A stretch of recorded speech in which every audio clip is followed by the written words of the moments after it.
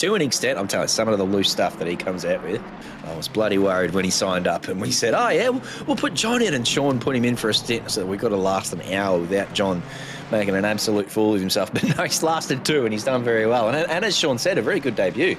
Couple of chats, very happy with the Americanized kind of accent that he brings to the box, and then he started reeling off what sort of engines are in the cars. He's very knowledgeable as well. So yeah, very good addition. Very much so. I think we'll hear a lot more of John in the future. Make no mistake. As we are looking at the battle for the lead at the moment, Lucas Keys, I mean, just driving out of his skin at the moment, and he just sounded the way he was talking as well.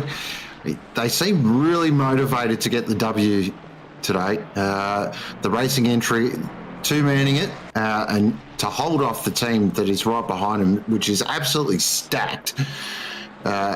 This is a huge drive and one of the best I've seen in OOR for a very long time, but unfortunately, there's still 6 hours to go, so plenty to play out. The track is pretty much dry. There is not much water out there at all, and that rain is actually, it's coming, but it's sort of tapered off. So it was going to look like medium rain, but it's now tapered off to light rain, so we could get a bit of dry running here, relatively speaking. Yeah, relatively speaking, a lot of people, I'm sure, are holding out for some dry running. Me personally, I'd love to see some more rain. I'm sure we will later on.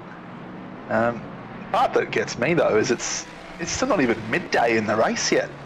Feels like we've been going forever. Yeah. Yeah, it really has been that kind of race, both outside and inside the cars. So with a lot of connection issues and a few hardware issues, and the Kuno servers being down, and of course the weather as well. When you're inside the car, it just feels like every lap is such a battle. So yeah, I can imagine that the first 6 hours of the race, we are past halfway now. Oh, that's a mistake there from Lucas Keys into the dipper. Wow. Managed to avoid a great amount of damage, but that has given the lead of the race back to Benjamin Hignett. Just sneaks his way through there. So Lucas Keys, we've been talking about how skilled he has been, but he is still mortal. But it's made just a slight error there, Sean. He certainly has. I've been saying it all day. The mountain is biting hard today. She's really showing her teeth. And even operators of the skill of Lucas Keys, make no mistake, this is esports level driver, still making mistakes and still making errors that you just wouldn't see before. It just goes to prove this track is one of the hardest tracks. Oh, yeah, I thought he was going to feign to come in then. Hopefully the damage isn't too bad, and hopefully they can minimise the damage in the pit stop, but that's just going to shake a little bit. And I expect that, look, he just closed back up. That's really fired him up here. Yeah, depending on where the damage is, the Ford seems to handle damage pretty well too. Like any damage on the side of the Ford is basically non-existent in terms of performance. If it gets damage on the front, can lower the top speed a little bit, but the Ford obviously still with a very strong top speed. And if he gets into the slipstream of Hignett, it probably won't hurt him too much. Yeah, it's more just a brush of the wall than anything. Like you said, JC, bit of side panel, cosmetic damage maybe. I wouldn't expect any performance loss from it. Might have just wounded his ego a little bit, though. He kind of runs on confidence out of Lucas Keys, and he might have just said, hang on, or maybe I'm not as good as I think I am. No, like, he's misunderstood a little bit, Lucas, I think. He's actually, he tries to be humble, but he just comes across as, I think it's a bit of tall poppy, though. I don't think he actually comes across as arrogant as some people make him out to be. I actually really enjoy him as a person, and he tries his best to be humble. He just... every now and then he just really isn't. So here we go. We're going to get a replay here of the move. They did have both of them a slipstream on the blue flag. I think that's a Mercedes. But then, as you said, we'd come up the crest here, and he just had such nice drive out of the elbow that the slipstream kicked into gear. Oh, a little tickle of the grass there too on the outside, as you said, of Mull's manoeuvre. Deeper under brakes from Benjamin Hignett, but that ended up costing him a little bit. I don't think there was any contact there, and then it was, as we said, Benjamin Hignett just getting a little tickle of the grass on the outside of the chase. But that is so brave around the outside of Mull's manoeuvre. And that little tickle of the grass there as well. It could have ended in all sorts of drama, but he's managed to hang on to it. Made him, it put him up into the lead of the race, but then, yeah, now just circulating back here in P2. But what a move that it was. unbelievable move. That takes maximum commitment around there, and Lucas made it, well, let's be honest, relatively easy. Now, he's interesting here. So Hignet's really not chasing water as much as Lucas is.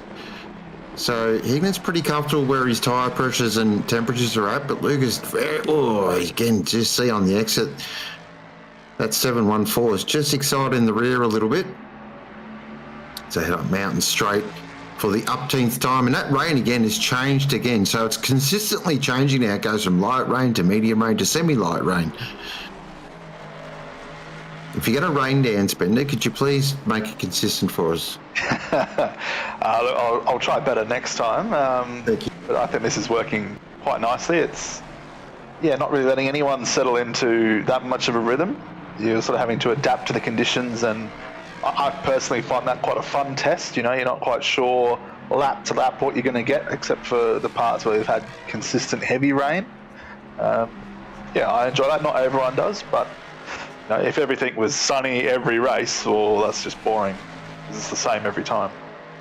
Yeah, couldn't agree with you more there, Bender. I love throwing the spanner in the works, making everyone think about what they're doing, because you can sort of just settle into a rhythm in a big, long 12-hour race. And personally, I think this is the best way to go about it, keeping everyone on their toes for 12 hours. That is proper endurance, just not getting a rest at all, and especially around this track. Tell you what this here reminds me of. We were watching an hour or so ago, Brady Adderton at the wheel, trying to fend off from Connor Hind, who just looked like he had an extra tenth or two of pace. Now, this is exactly the same, but the roles are reversed. Lucas Keys now threatening the back of the 69 Arena Open Sports entry, Ben Hignet behind the wheel. And again with the run down here, he's going to go exactly the same move again. Sean, call us through it. Here he goes, Lucas Keys, absolutely threw it around the outside of Mull's manoeuvre. He's pulled the manoeuvre there. No, he hasn't.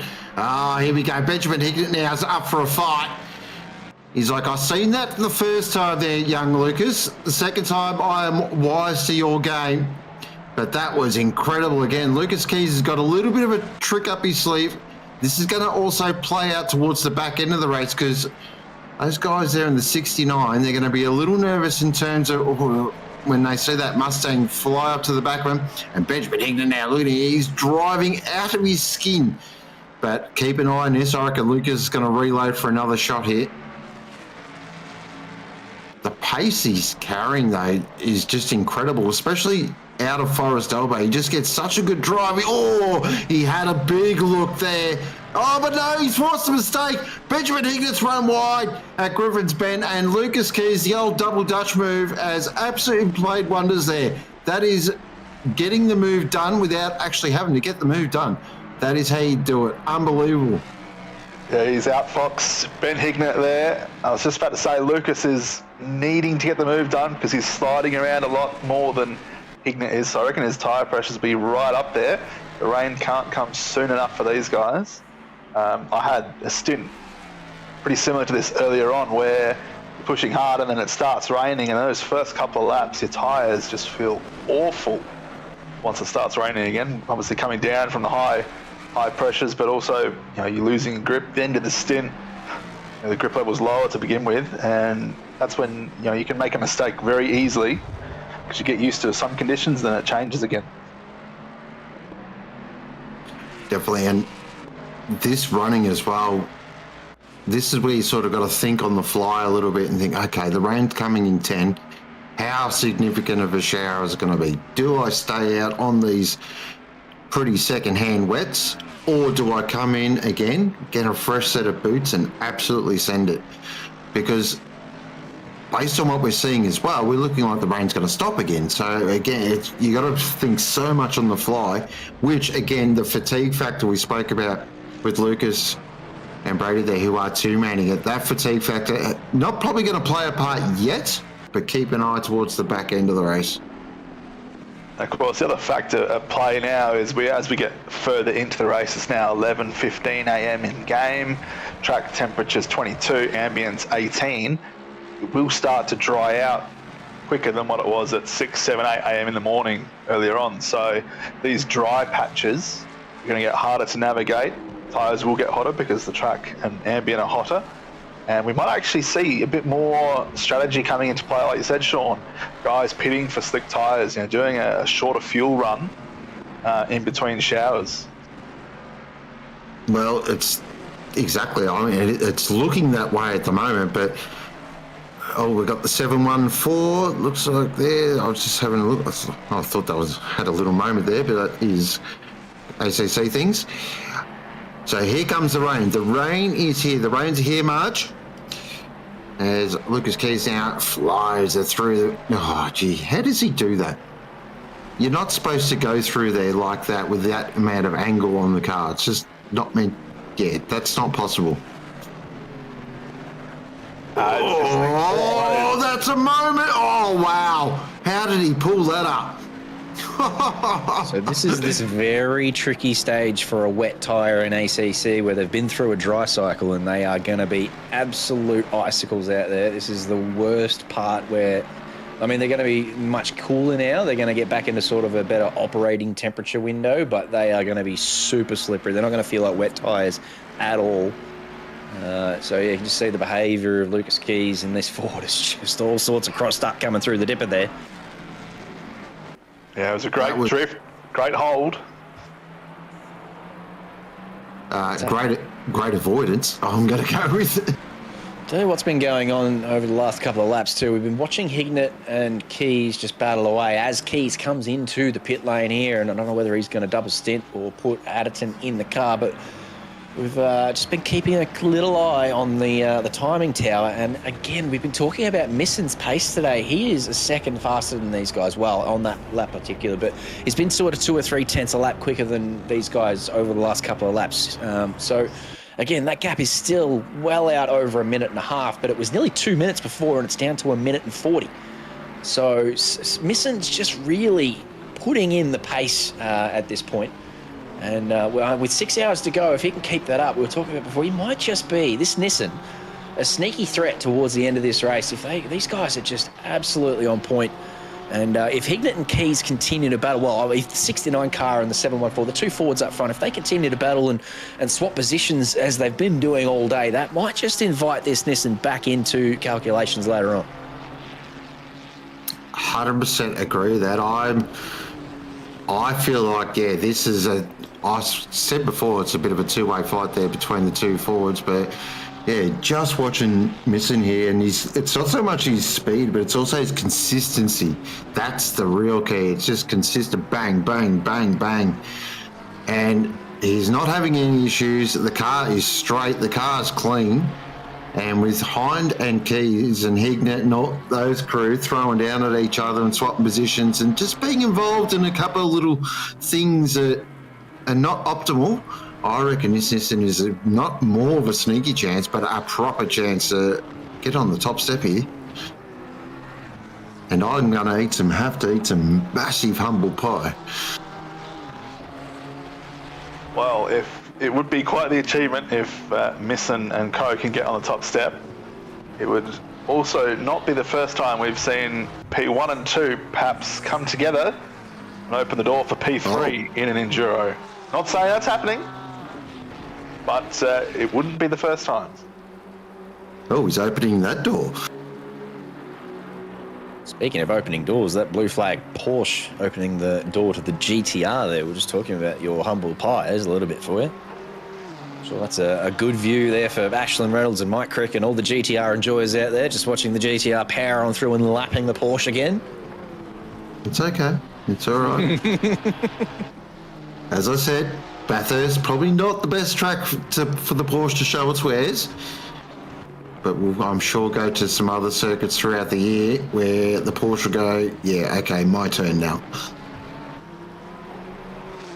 Such a decisive thing, Nissan fans and Porsche fans. They're very much opposites.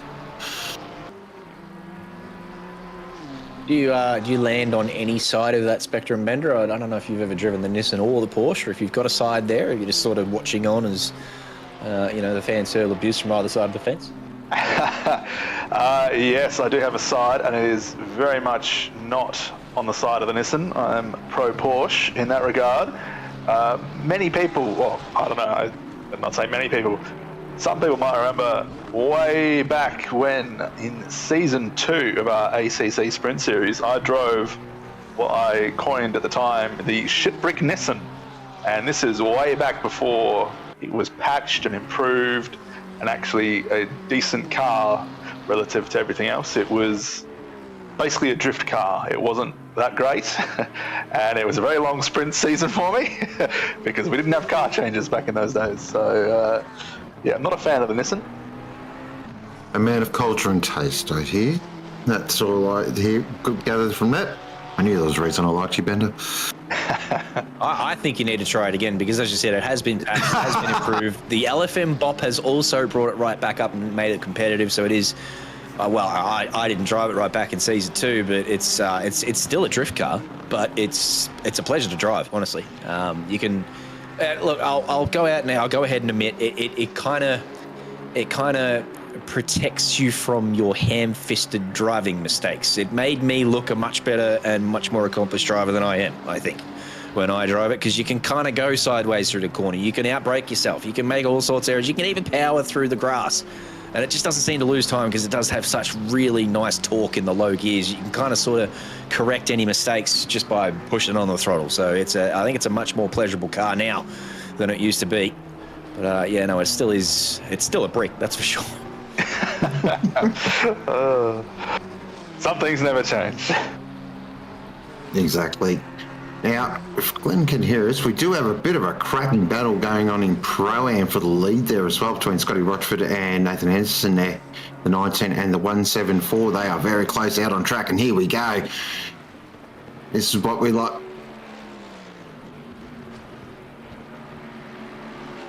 Oh dear. Oh. Hopefully we won't need the fire extinguisher. Scotty Rochford is under a proper examination here from Henderson. These two have actually been going at it for the last 4 or 5 laps. And, of course, Scotty, and he, as best known, bit of a hero of mine. He provides a Twitch stream with all the live timing as well, which is an absolute godsend on days like today. Gives us all the raw numbers that we can just grab it, and it is, he puts that up every enduro, so big shout out. But he's got his work cut out here because Henderson is looking very quick in that move because they head up mountain straight now. Rochford goes very defensive. Henderson's going to try and do the Craig Lowndes around the outside. That's bold, there's no grip out there. And he's going to have to tuck the nose back in and sit behind and try and prepare for round 2. I reckon he'll have a sneaky look if he is going to have a look at Hull Corner, if he can get a really good run through the chase, because he's definitely not going to catch the Mustang down the straight, but if he can get a good run through the chase and maybe just pop the nose up the inside at Hull Corner, that's his opportunity. But Scotty Rochford doing a great job, and you can see the Merc, the attitude of the Merc, really quick across the top. But just got to keep it in a straight line. Little bit of a bounce there from the Mustang. It does that weird kinky thing. Oh, that's it. Came out wrong.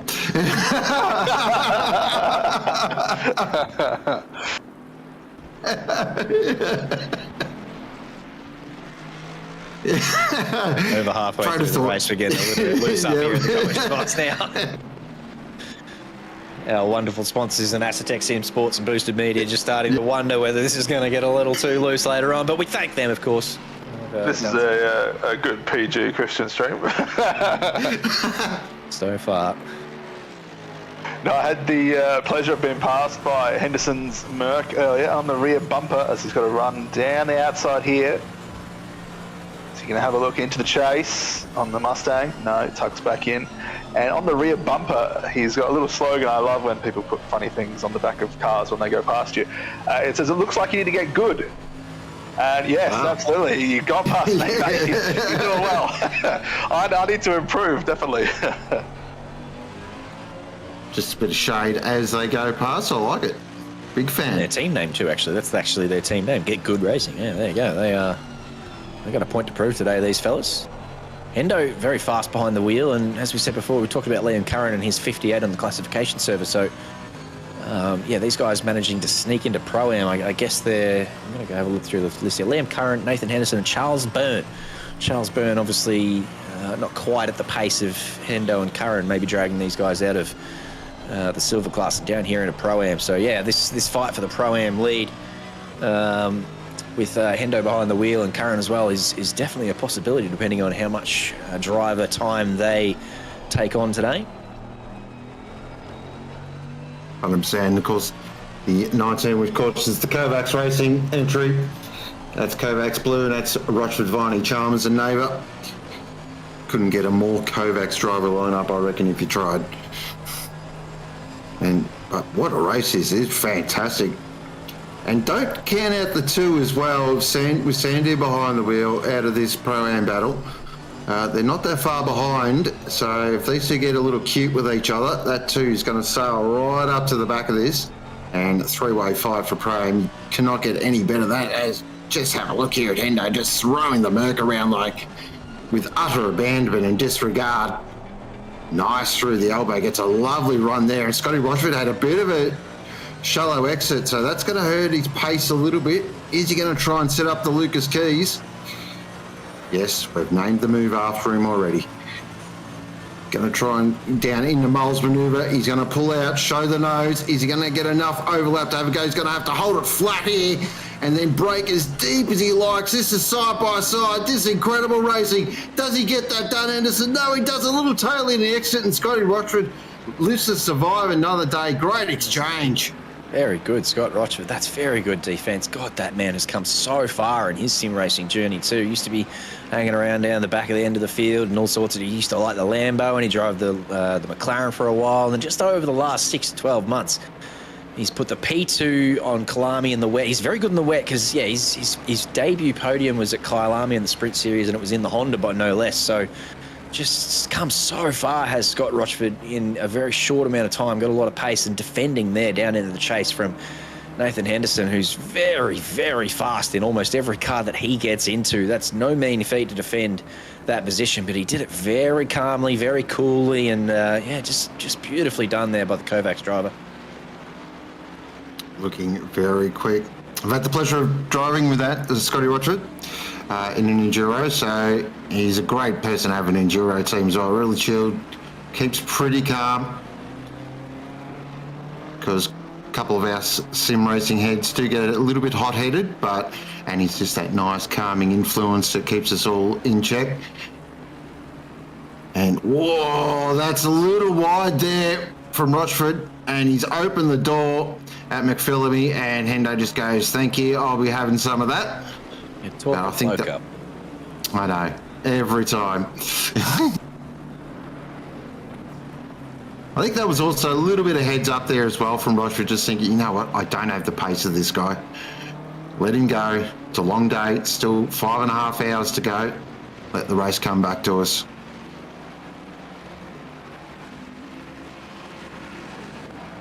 So 5.5 hours to go. Jeez, feels like... You don't want to say the word drag, because it's the wrong kind of word, but you know what I'm saying. It feels like it's really long today with the change of conditions. You can't... There we go, it's raining. So yeah, as you were saying there, Ben, it just cannot get into a flow or rhythm at all at the moment.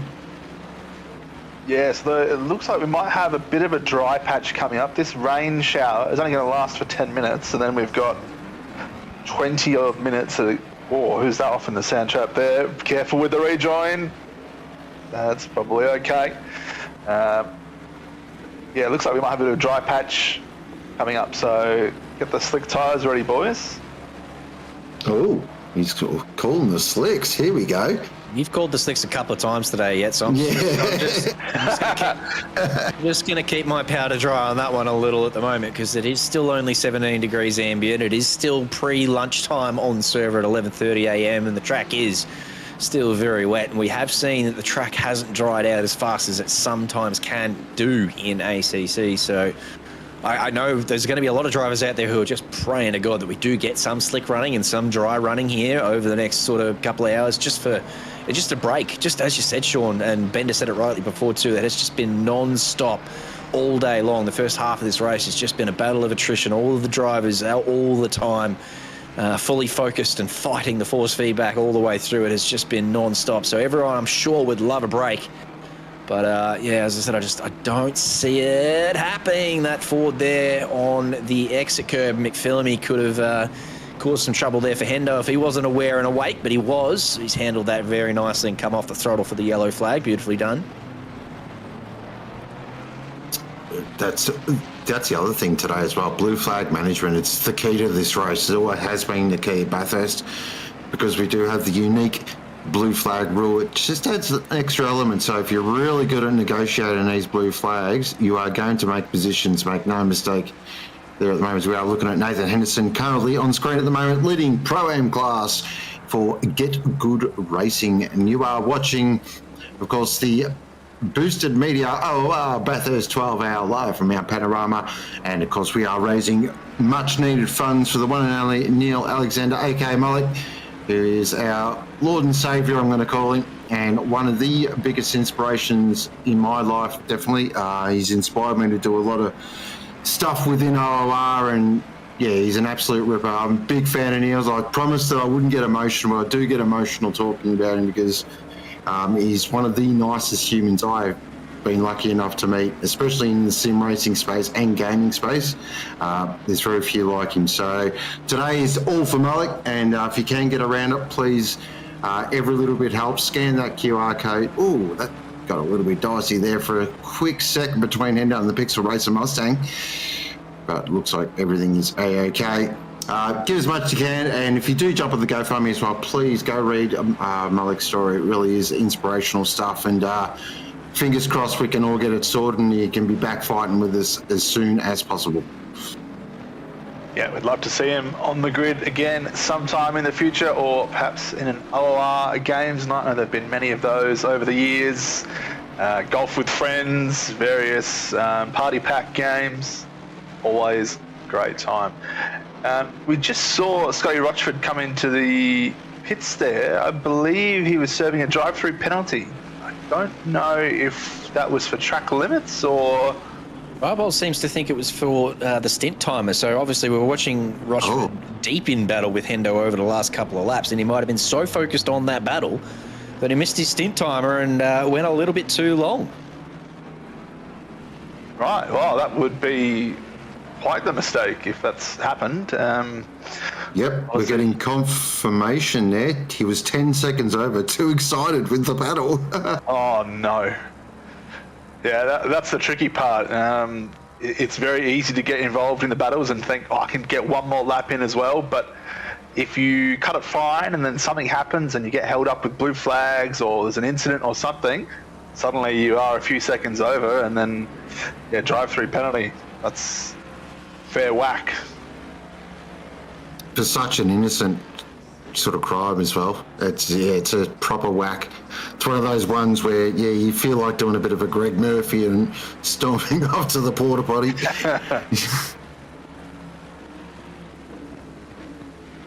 So we are at that time of the day that Bathurst does this weird sort of lull period, and I feel we're in that period right now. This is where it's sort of, everything just settles down a little bit. We've just seen the weather now.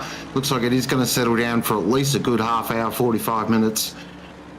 And hopefully we can get it just a little bit of it in a rhythm and just a bit cruisy, and then no doubt the rain will come and spice things up again.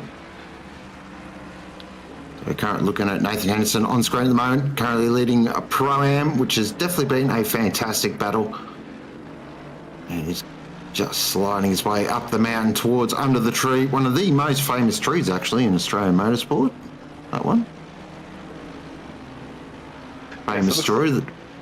Oh, I was just going to say, there's that famous story that all the drivers basically go and water it, and there's, yeah, they make sure that it's looked after by Bathurst City Council, and because it's basically a turning point. So, especially in the 1000 with the super taxis, basically that is your turning point. So it's a very famous tree, but also a very important tree. Things you learn. Yes, that drive-through that Scotty Rochford has promoted car number 2, Raj Sandhu, up to P2 in the Pro-Am, and he's 18 seconds behind Henderson. Rochford just under 9 seconds behind Sandhu now, so A nice little battle there for 1, 2, 3 in the Pro-Am. The 15, 16 and 17 on track. It'll definitely be worth watching how that develops over the second half of this race. Well, what's cool with this battle as well, we've got so two stalwart teams, Kovacs Racing Blue and of course Team Last Name, who've been around forever, against a relatively new team that are just a couple little upstarts have just come in to mess up the apple cart a little bit. And I reckon, yeah, this one's going to go down to the wire for sure. We're back with our leader, currently Benjamin Hignett. 42 seconds to the good over Lucas Keys at the moment. And looking very comfortable out there, but it's going to be a long old back end of this race. And make no mistake, there is plenty to play out here. Yes, there must be quite a significant pit offset between the 69 and the 714 cars. And Lucas pitted, it would have been 10, maybe 15 minutes ago now. And it looks like Ben Hignett, the race leader, is in the lane. So be interesting to see how that plays out with the weather conditions later on, whether anyone gets a free pit stop that lines up with their stint timers or when they need to change tyres. So what do you do here tyres wise? Well, this is the first time I've seen clear skies for the next half an hour, and it's already damp too, so I think we might finally get some slicks out, but it's still damp. Like, this is going to be really treacherous for the 69 Arena Open Sports car. If they go out here on slicks, it's going to be an absolute dice chop for the next 10, 15 minutes until it actually really does get a dry line forming.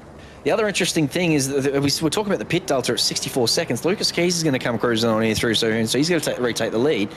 But I think Sam Misson might also pinch it too. No, that delta's just disappeared. Never mind. I think the live timing board's playing a bit of funny buggers. I thought Sam Misson might just insert himself into the battle for P1, P2 here, but I think he's too far behind. I think you'd have to go on. If you're pitting now, as is Vintner in P5 and the Nissan, I think it's got to be slicks. Josh Holmes in the car now, coming out onto track. I think it's got to be slicks, but if it is, it's going to be really slippery on a damp track that's only sort of 23 degrees. It is going to dry line. It is going to get better as he gets into his stint for Joshua, but it's going to be really treacherous. Yeah, definitely. I would agree with that. But we actually got someone in chat that we might know what they're talking about. Pip said splash and dash. Yeah, it's a very good shout too from Pip. As Philippa Paquita, obviously the fastest driver we're bloody aware of in the Oceanic region. She knows exactly what she's talking about, and that's actually a very good shout because the stint timers, they're all up the crap anyway with the rain, and we're not really sort of trying to stick to the 65-minute stint timers. That if it was a true dry race the whole way through, a lot of them really trying to stretch out that 65 minutes to the point and save a pit stop. But that's all gone out the window. So none of them really worried about that at this point. So a splash dash absolutely might be the play. Joshua Holmes might have just gone out here on the same tyres that Ben Hignett was on, those wet tyres, and just chuck some fuel in. And he's 17 seconds behind Lucas Keys. I reckon it's a full pit stop. So because the driver change has occurred, it is still the full pit stop. So they might as well have changed onto fresh wets, but it might just be a splash of fuel, as Pip suggests, and just try and get it through to Greasy. I reckon slicks might be the play here. I feel like, a quick stint on slicks can really get you some time, because I reckon his tracker will go greasy, 100%, and it could go green or it'll probably go straight to optimum because ACC, does ACC things. But I feel like slicks is the play here. I think Bender got this one right. Keep throwing darts at the dartboard, you're going to hit one. Eventually, but I wasn't going to go. It was overcast a moment ago, and now it's light cloud or partly cloudy. If you look at the little sun poking through the clouds on the little weather thing. Yeah, for sure. No, this is the first time today I think we've seen for the next half an hour it's going to be dry. But what I've just seen from Josh Holmes there, that behaviour, he's over on the pit wall there looking for moisture. So I think he's still on wet tyres. I think Pip's right. He's gone for the splash dash. He's on the same wet tyres that he was on, or he's on fresh wets. One of the two. But I think he's on wets. I think he was searching for. If he's already searching for water, though, does that mean that he's on the same wets? No, he's probably just trying to keep the new ones cool. He's definitely on wet tyres because lovely cameraman Glenn flicked through the little HUD settings and showed us he's on the wet tyres. So, yeah, whether it's new wets or old wets, only hunting for water. I mean, if you're doing a driver swap, you might as well change the tyres. Yeah. Tell you what, if you've got a scheduled pit stop right about maybe in the next 5 minutes, you've got to smile like a Cheshire cat. Because, jeez, wow. Josh just gave the little, it came out of McPhillamy, and then as he moved over to the left to enter Skyline, he gave the wall a kiss there. And then, as you said, Sean, we just got a little bit tense as he came down through the dipper as well. So this car not sort of behaving the way Joshua Holmes would like it to at this point. He's really searching for water here. So he's definitely on wets. This is probably, definitely a splash dash. I think you're right. I think, I don't know. As I said, I'm glad I broke my arm. I don't want anything to do with this.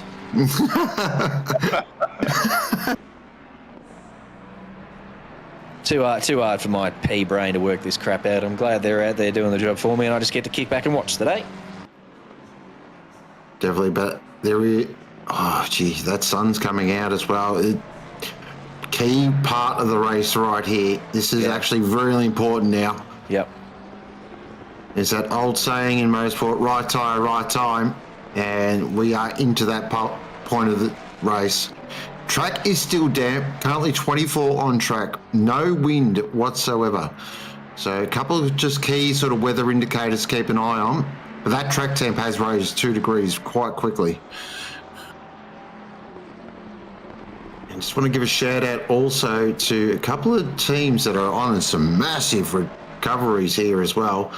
The 150 is in the top 10, that's huge.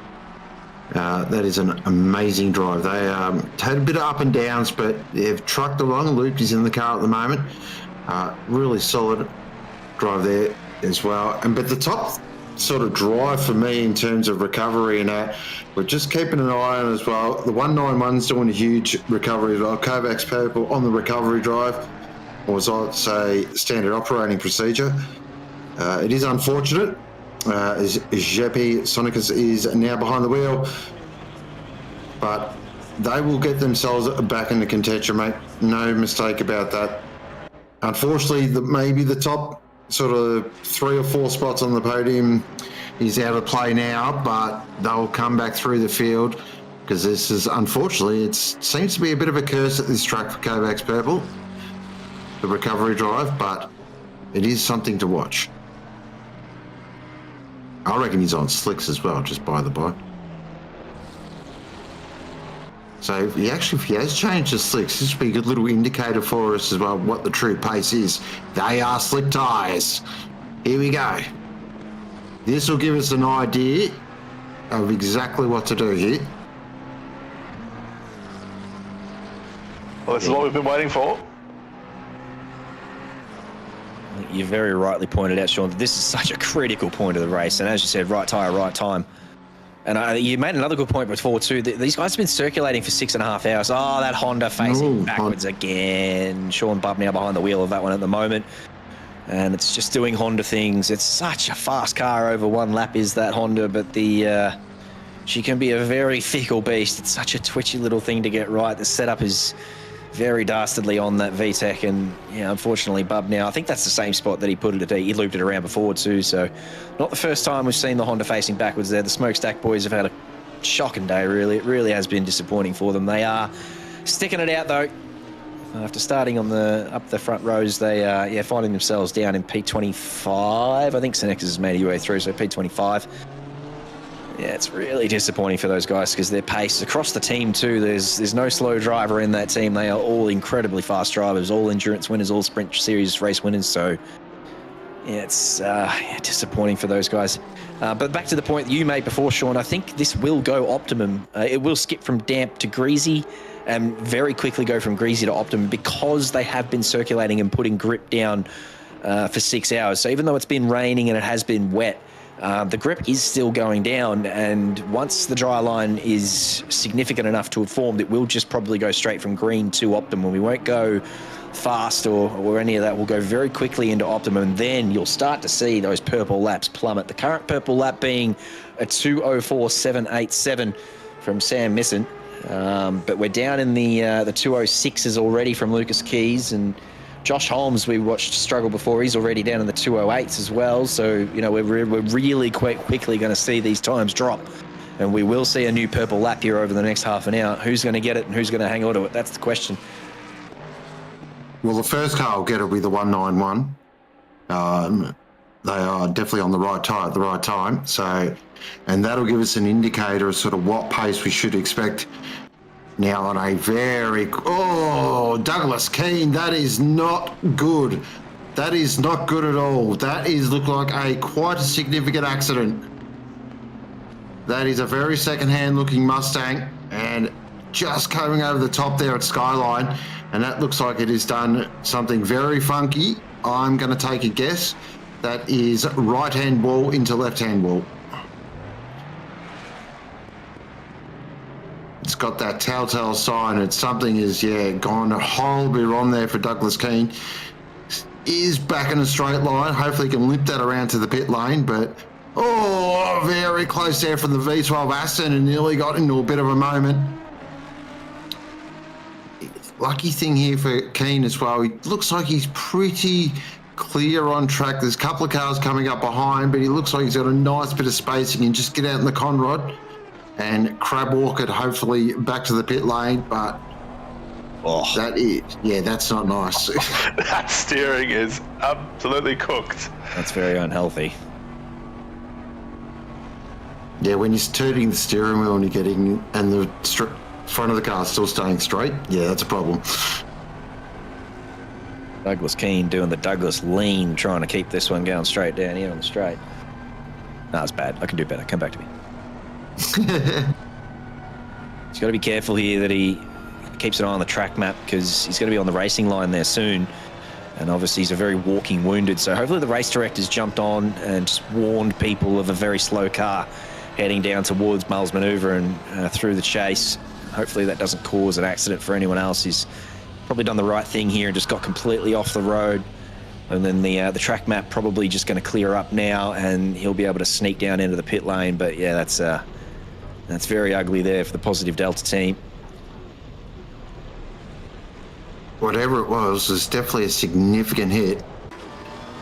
To do that much damage to a Mustang, definitely a big hit, as we are riding on board here with Brock Godfrey in the 230 for Blue Flag Express. Love that team name. As the Smokestack Honda flies on by. They haven't really spoken much about the 230 today. They've been just plodding along, doing their thing. Lambo is a wow, Brock Godfrey just showing us a bit of car control skill there. That was Lambo right out sideways, but held on to it. He must have checked himself on stream there, surely. Bit of me time, I like it.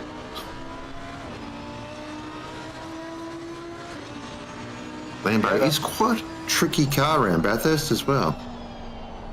If the tyres weren't warm before, they'll be warm now, that's for sure.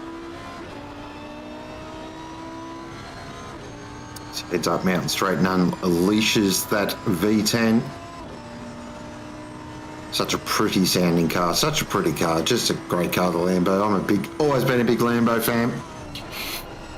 Just unfortunate that they did have to drop out of WEC, but hopefully we'll see him back in some capacity very soon. The Octane Ferrari just slides on by. 5 hours 16 remaining, 11:51 in the server at the moment. It's currently 4:51 in Melbourne town, and the weather has been absolutely terrible down here today, just to let you know. It's cold, it's wet, it's windy. Been a bit the same as the weather on track, Sean. It has been, it's very similar. I went out for a walk before, walked outside and went, ooh, I need a jumper, I better go back inside and grab myself one. Oi, Brock, where are we going? Hang on to it. Get Oh. on the anchors, come down the gears. Yeah, he's saved that pretty well. It's always game time doing that, but no, that could be much worse. Going down there through that escape road. It's probably much easier in real life than it is in this sim because the suspension doesn't like it going through there, and you've got to be very calm and you try not to jam on the brakes. You lock the tyres up going down there and it can spin you around, and if you're still on the throttle going down there, you're in all sorts of trouble. So he's managed that very well, Brock. Yeah, not a very pleasant experience going the escape road through Skyline. Speaking of the track, it is now greasy, and to answer some of the questions that we had before about tyres, I know there's a bit of a difference in pace, but my man Robert Wenzel has just done his best lap of the race. He's on the slicks now, 2 minutes 6. So time's coming down. I imagine the guys at the front will be doing a little bit faster than that if they were to pit now. So I think it's definitely time for the slicks. Definitely time for the... Now, just having a look here at the timing now. It looks like Brunel has popped in a 2:05.5. That's the quickest lap I'm seeing currently. No, the 88 now at 2:05.5. So times are coming down all the time here. We are looking at Matthew Spinanzi for the Bin Chicken Racing Mustang. Might have turned invoking a bit of Larko there. Great livery. Oh, it really is. It's my favourite. Classic, iconic. And of course, we all love Larko. And his whiteboard. And probably the greatest Bathurst intro ever produced by a mainstream television organisation. And just trucking along nicely here, the Bin Chicken boys. Is very solid. Haven't really seen them much on stream as well, which is, again, another sign that they're just having a good solid day. Just outside the 10 at the moment. And they're currently 5th in silver class. Haven't been without their drama today. I was checking out the Discord before, and Babby apparently got a penalty for killing someone that he was, well... Impressed with? He said it was worth, so I can't remember who it was, but it's, yeah, clearly something. They had some issues earlier on, and so they've done well to hang on to just outside the top 10, these guys, and whilst they're not quite fighting for the lead in silver class, they're certainly not out of it yet either with 5.5 hours to go. No, definitely not. They're going to be... I still reckon they're a chance for the top 10. Yeah, as I said, plenty to play out here. 5 hours remaining around this place with the weather we've seen it today. Yeah, definitely don't want to count your chickens here at the moment.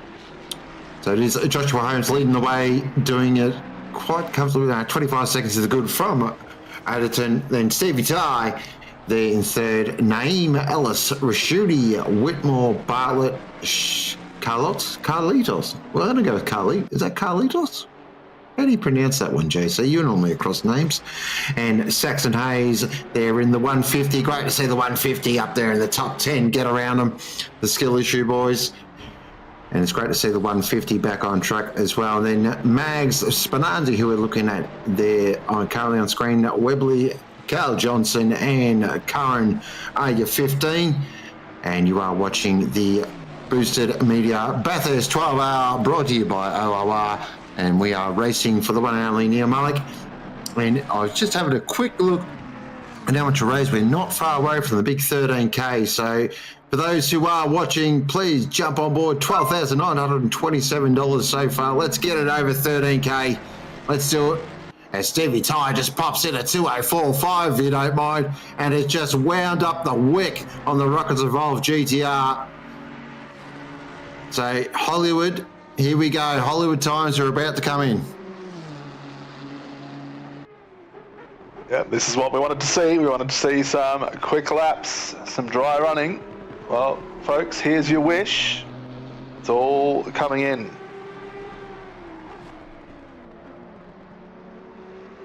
Coming up, purple.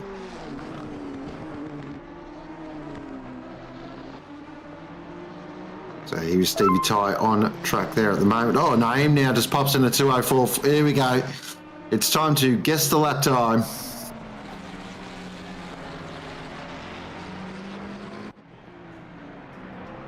I reckon we'll see a 2:01 as the fastest lap. Fastest lap of the day. Yeah. Wow. No, if it stays like this for any more, like we still haven't got rain on the radar for the next half hour. I'd be very confident we dip into the flats.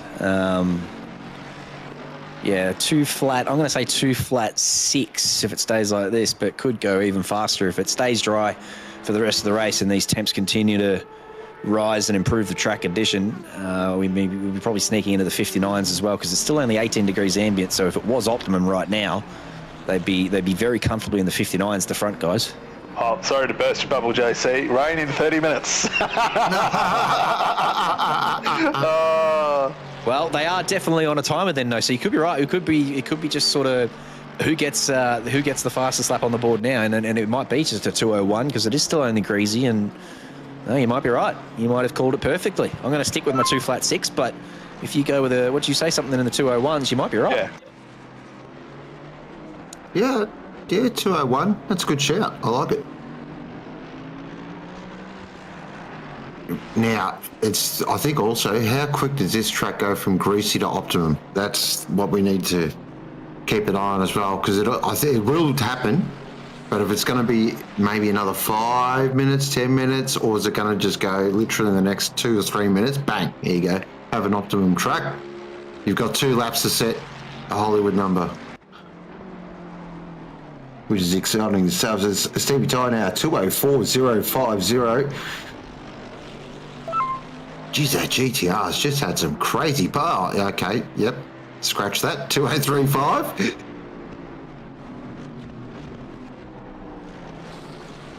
47 cars still circulating too, so every single car that we started with continuing to circulate, other than that one car, the Mercedes that was disqualified earlier on, just building up too many penalties for the stewards to keep them on track. They decided that they had to get rid of them for the safety of the other 47 competitors, so the Mercedes has been disqualified. But other than that, even through the atrocious race that we've had, it's everyone just sticking it out. So really good effort from everyone to continue to power on through all the disconnects and the hardware issues and everything else that's come up.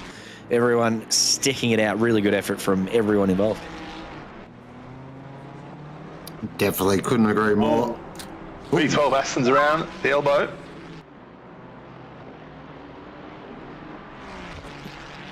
Not the V12, no.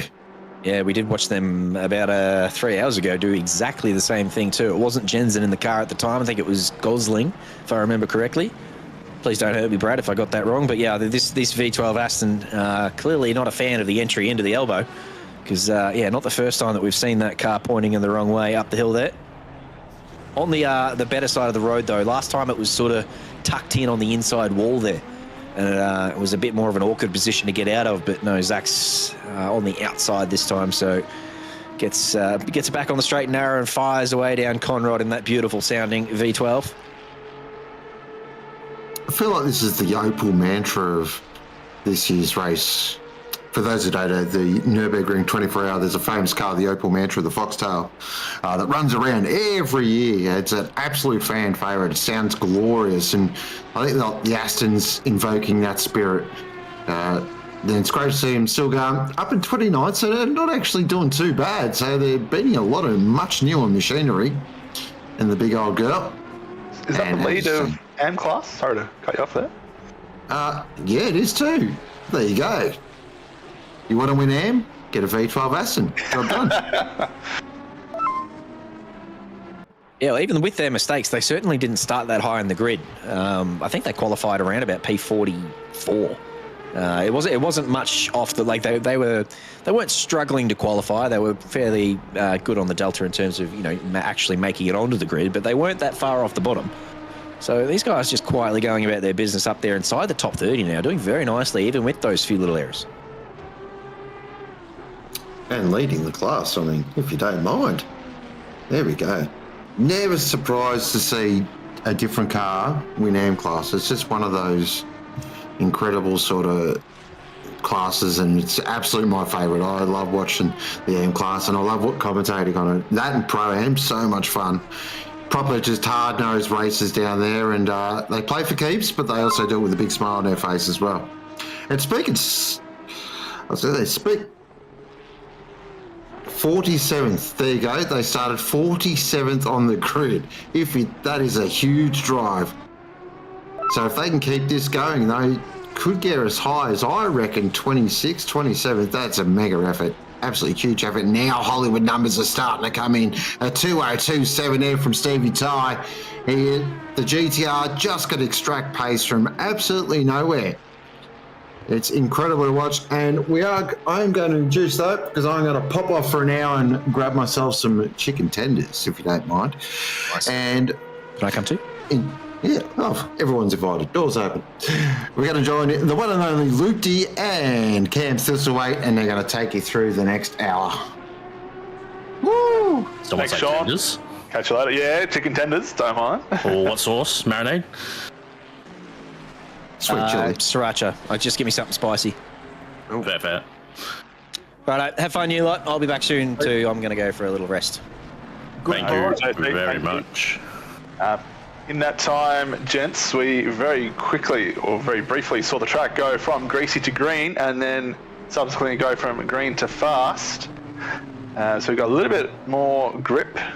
I think it will definitely see optimum and a couple more quick laps before this rain shower hits. Cameron, we'll go to you first. What's been your highlight of the race so far? Oh, sorry, I got tenders on the brain, frankly, now. Thanks very much, Sean, for that. That'd be my highlight. But, if anything, that could be like, GTR on screen, best thing about the race, ha ha ha. But honestly, it's been absolutely wild, to be honest. Like we thought we were going to get a dry period. Oh no! As Stephen Ty is into the 47 Mustang, as they both found the same moment here at Muller's maneuver. Oh, that is... Oh dear. I don't know what really happened there. We'll have to have a replay if we can, and if not, it's definitely going to the steward's box, that's for sure. But yeah, what can we expect? I don't know. Yeah, I don't know what to say to that. Take over, Luke-D, please. All right, I'll take over. This race all around has been really great. From the very start of the race being very, very clean in that dark and wet conditions, which would have been very, very difficult. Glad I didn't have to do it. And yeah, it's been good to see how clean it is. The strategies seem to be differing for a lot of people. We've hit a point where pretty much most of the field is either on a completely different strategy to each other, and I believe there's a couple who are starting to get back in line again, but no safety cars yet, so we're holding on strong with that. There's still 5 hours left, so plenty of time for fun. Oh yes, plenty of time for fun. Still 5 hours left, as you said. Long way still to go. Of course, a lot more rain coming as well. Never seems to disappoint. Yeah, it did start out with the light indication on the display for the rain, but now going up to the medium as fastest lap now goes for Brady Adderton. Sorry, I can't say what time it was. It's quickly gone away with I believe, a penalty for Brandon Wedley there in the 420 Lamborghini. But yeah, the times are tumbling right now. Get them in now, because who knows if we'll see these, not even an optimum track right now, or a fast track ever again for the remaining 5 hours. There we go. We're down to a 2:02.150 from Connor Hind. We're approaching the mark that I thought we might see, a 2:01. What do you guys think we'll see as the fastest lap of the race? I'm thinking if we're looking at where Adderton currently is, there is a chance of a sneaky 59 sneaking in. But that is if the track does get to optimum, which at the moment it doesn't look like it's going to. So before this next batch of rain? Yeah, look, it's not going to get to that optimum, so probably a 2 flat, maybe sticking with the 201s, just because of how it's not going to get there. But what we are going to see is way too many cars coming into the pits at once. That is going to be absolute chaos. I'm excited for that. Absolutely. And the steering tires getting on it with the GTR right now. He's going really quick. 210s up already. Yeah, I dare say, yeah, 201s. I think one of the boys before called a 2:06. I think, it really depends, like, what the fuel load's right now, how the tire conditions, like, generally, you do go quickest towards the end of the stint. Bathurst, kind of isn't really that dependent on tires. I mean, tires are important, but I feel like because most the general average speed of most of the corners, you're relying on a downforce more than a tire grip. So it's when the fuel burns off, that's when the lap times really start to tumble. I'm not sure where these guys are relative to their strategies, but it's also whether we get a clear run for any of these drivers. A 2:01.4 for the Mustang of Brady Adderton, now current leader, though. Very, very impressive. Well, this could be the lap to do it, like you said, Cam. The traffic also plays a role. Brady's got a lot of, relatively clear track in front of him. It's probably about 5, 6, maybe 10 seconds at most. I think it's the car number 623 ahead. So if this is a quick lap, this could be his quickest one before the rain comes. Well, it's still showing 30 minutes. I think it's a lot closer than that now. Probably that 15-minute range, I'd say.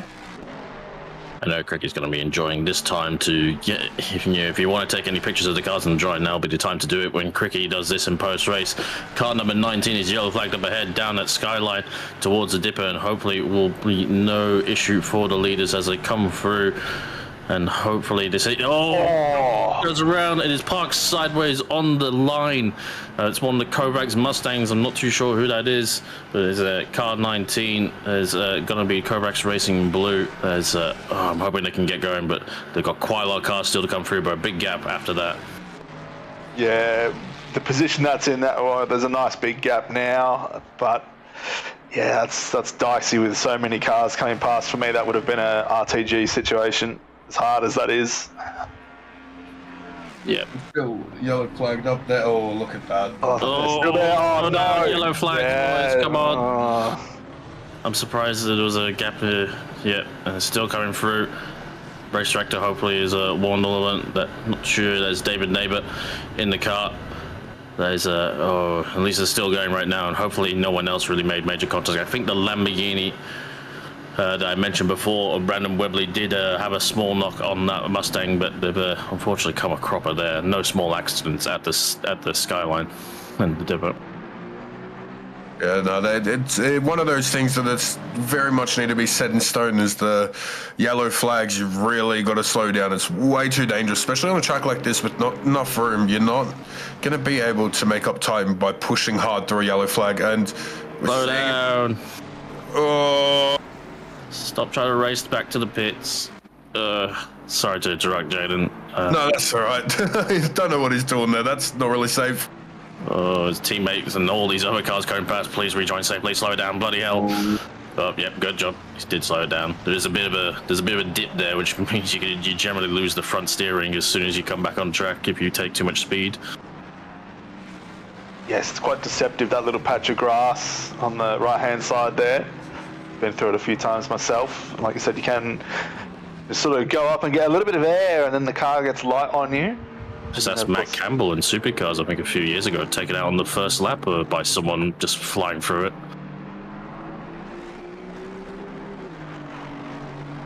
And these Astons are doing a lot better than I thought. I thought the Aston Martin wasn't supposed to be that great at Bathurst, but they're flying along really well. Yep, the Skylar Lover, a very quick operator from the States as well. And of course, the Aston Martin we're familiar with, the Doge Aston of Chris Kuehler he's making with Charitos, who's really kind of shown his merit. Been a bit of a, we said that he's come from an academy, but done a really good job here on track. And had a few little moments here and there, but considering the people he was racing, he's done a very, very good job. Certainly a fast driver out there, and that's impressive, especially from an academy driver. I think he'd be getting a tap on the shoulder for sprint soon with this pace. Yeah, surely, imminently. We are halfway through our sprint season. Looking forward to getting back on it. As Brady Adderton does a 2:01.165 in the Mustang. I've seen some of the times Brady Adderton can do around here. It is, goalpost moving, put it that way. We're still on a fast track, still rain coming in that 30 minutes. I'm going to guess it's probably closer to 25 now. So it'll be interesting to see what the strategy is and how quickly people do come into pit, because that pit stop, again, is going to be very full. It's going to be hard to find your pit. Yeah, particularly if you're in the second. Is it the first half of the pit lane or the second half? Whichever half has the cars stacking on top of each other, that will be quite tricky.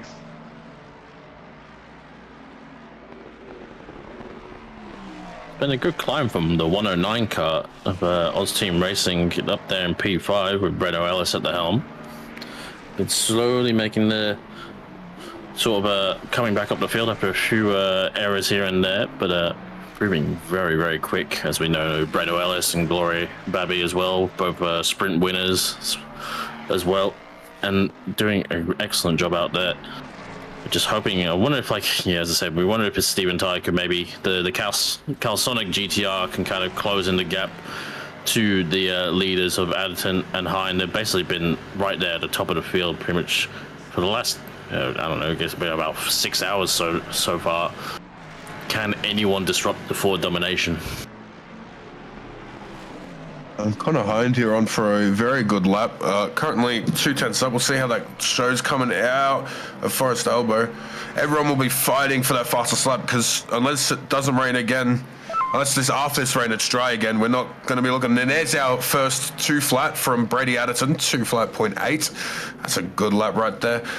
So Connor Hind's going to be pushing for that. But yeah, a lot of these drivers are probably going to be wanting to get that fastest lap out of the way now. Bragging rights. Yep. Oh, absolutely.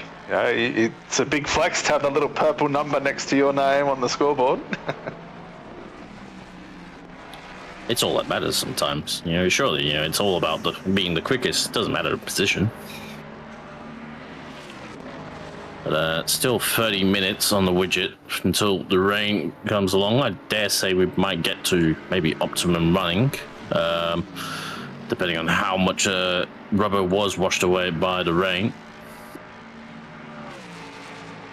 And I know some of these drivers came out while the track was still damp, so a lot of them will be running on slightly degraded dry tires. Dry tire slicks. While others were very lucky and were able to come out just as it was becoming greasy. So it's a bit of a an if. Where? We've had another donation from who? What? It's bloody Jaden Rondinella has put us over the 13k mark for Neale's fund. Oh, we can get your reaction, mate. Thank you very much. I had to put it in there. I saw the 999 and I couldn't do it. You only had to put $1 in. Yeah, nah, make it more. Tell you what. Ooh, there's a car stop there. Oh no, another broken Mustang. On the inside, it's hadn't not seen one on the inside for a while. Normally on the other side of the wall. So, Brady Adderton, Connor Hine just scuppered a little bit here by a lap car, but is what it is. I believe that Mustang is back on the move. Hopefully, if done safely.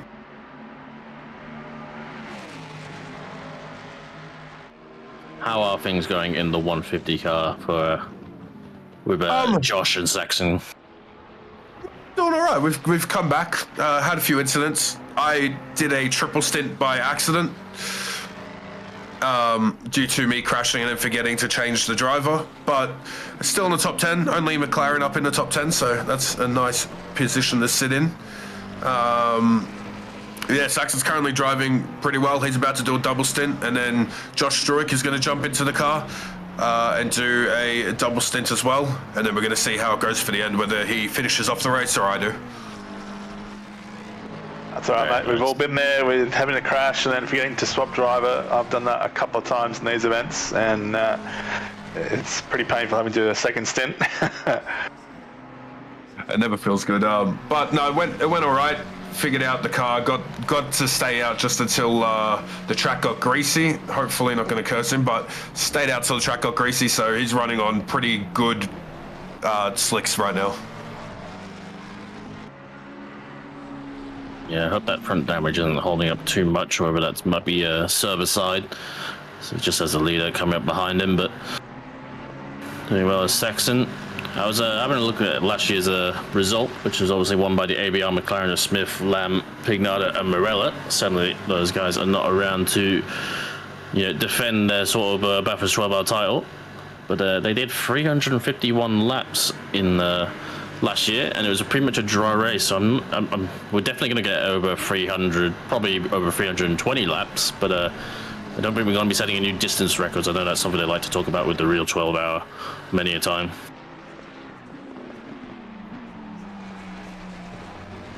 Yeah, well, getting very close to that 200 lap mark, which is still a huge mark. Of course, it's been going on now for, what are we at now? 7 hours almost? My maths isn't mathing right now. Yeah. But we're going strong, and I think that the race has done very well for how many people are out on that track and how hard everyone's fighting for position. Still got 47 cars in the race. We've only lost one, I believe, maybe two, but great to see everyone still sticking it out here. Yeah, it's very, very strong, and I'm loving it. It's a good vibe. Yeah, like, I haven't done enduro for a while, but I always like, no matter what, it doesn't matter how bad the race can go, I want to make it to the end. I want to. If I'm going to commit a day, I'm gonna get my money's worth. I don't really like quitting a enduro. You got to make it to the end because, to be honest, half the time it's not really about the result. It's just like the journey you generally have with the mates, not to get all soppy and everything like that. But it's always, just having fun, like having that team dynamic. You're not just racing by yourself. It's a really cool feeling, in my opinion. It's not really something you get anywhere else. And as I said, the driver's done really well. We got Addison currently in first, and they're pushing on very strong. That team has been fighting some uphill battles today, but they have got that car together, and I'd be willing to say is some of the quickest drivers out in this track. Absolutely. Saxon just makes way for the Oz team racing Ferrari. I think that is the Breno Ellis car I mentioned before in P5. Got a white flag up ahead. There's been an incident, but the car's going again. It's entering the box. But yeah, thank you everyone who's been still watching the stream, still plugging along, driving, helping out. Thank you for hitting the like button as well on the second part of the stream. We appreciate all and every one of you. Obviously, big shout out to our sponsors as well, simrigs.com, Azteca Esports, and SimSports, I apologize, and Boosted Media as well, for all our partners and title sponsors. Been a massive help keeping things all well and kosher here. But and obviously we're here for one reason as well. We're here to race, but we're also here to raise money for Neale, Mullock, Neale Alexander, and we wish him all the best. And as I said, like, thank you for donating what you can. Obviously it's all a bit of crunch time right now. People like this tough times, cost of living. If we're gonna say if you're like Jamie Conboy's about to have another kid as well. There's all sorts going on right now. So much on your plate as well. Like just adding things that it's always great to help those in need, help those, and as I said, Neil's done. We are literally all here because of Neale Alexander as well. With this fantastic community that he's put together, and we appreciate every one of you.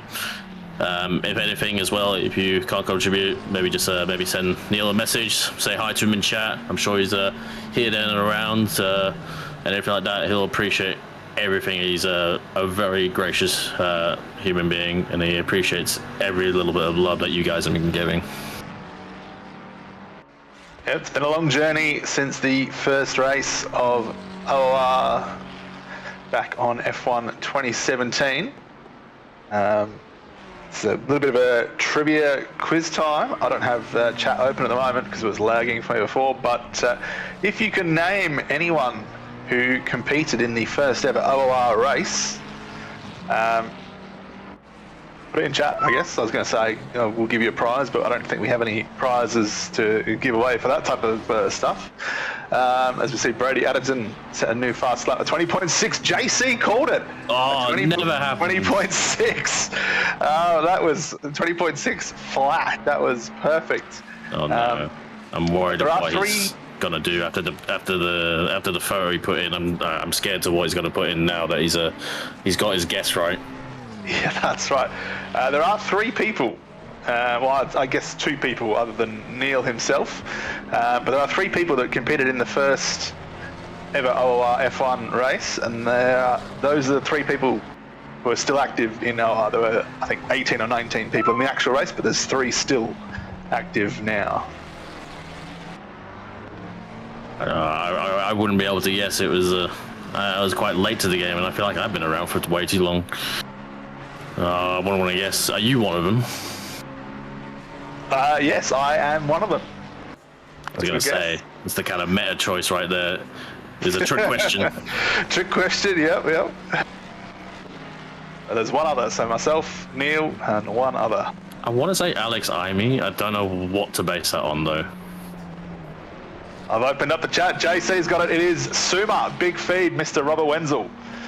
He is the other. And of course, he's got the infamous, unbreakable record of being the first driver to ever DNF in an OOR F1 event. He was taken out on lap 1 of the first ever OOR race. Forever with the crown. Yep, that's one crown you never lose. For those out there keeping score, the podium in OOR's first ever race, it was F1 race 2017, Bahrain. It was Hell Banana first, Mullock second, me third. Mullock passed me a couple of laps right before the end. 4 turns separated myself and Mullock at the finish line. So got him back a few races later though, so that was all good. It is crazy. Like, I don't know about anyone else, but I still remember my first races, and it's just like there's still just the people who are around in those races. There's still a big percentage of them are still around now, still cooking, still active as well, still racing.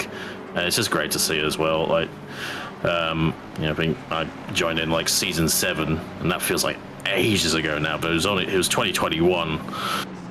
But it was such a good time back before we had custom liveries. I remember before we had a fixed set of cars, we only had like free drivers to a car. There was only we had a set. We didn't have active car choices back then as well. Like, it was a wild different time. Original 488, old M6 days. You had to nominate a couple of different car choices, and you got what you were given. Yeah. So I joined in the good time then, when it's all the choices available. Since I joined, it's still improved a lot, and like they're doing everything they can to keep the community getting better. It's been a great community from the start, so I'm having a good time being here. It's important to highlight, like, a lot of communities come and go. Like, I'm not gonna say it doesn't take much to start a community, but everyone can create a community. But keeping it maintained and active for years on year on year on year, keeping it alive, and it's not something that happens too often. And it's like it's a lot of hard work behind the scenes from a lot of different people, and it's really important to remember that, and to thank those people as well along the journey. Oh, absolutely. I was part of 3 or 4 different F1 communities dating back to 2012 to 2016 before I met Neale, and we were racing together in another league, which shortly after, I guess died off, and then changed into something else, and then changed again. And it was sort of his vision that, hey, let's create something better, let's create something different. And it's a huge testament to the thousands of hours of work that he's put in behind the scenes, that it hasn't just stuck around, but it's flourished and turned into this magnificent place that a lot of people enjoy being part of today.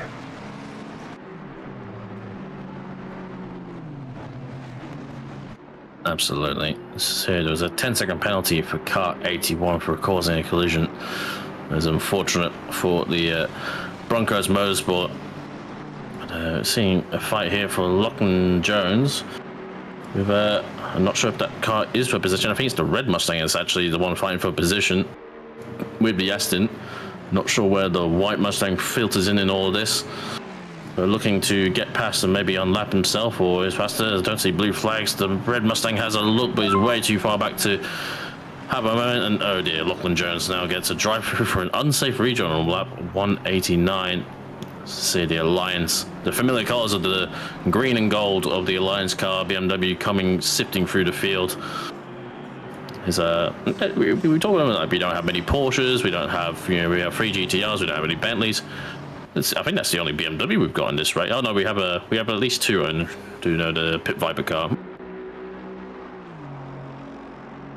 It's always interesting looking back year on year. Like I look back at 2024's last year's 12 hours. We had half the field was McLaren's because McLaren was just so fast, so good. It's been pegged back a little bit as the rain has fallen again. Bender McNulty, what have you done? This is dangerous. So some cars just starting a lap, so they're going to miss the opportunity to pit now. But it is becoming dry again in 30. People are probably best to still take the wet tires because knowing what we've had today, it will go back to wet after. Maybe, we'll see. But no, now's the time for cars to probably come in and get those pits done because you're going to be sitting there way under speed otherwise. So guys, I'm going to have to love you and leave you. I'm about to jump in out of the rains here.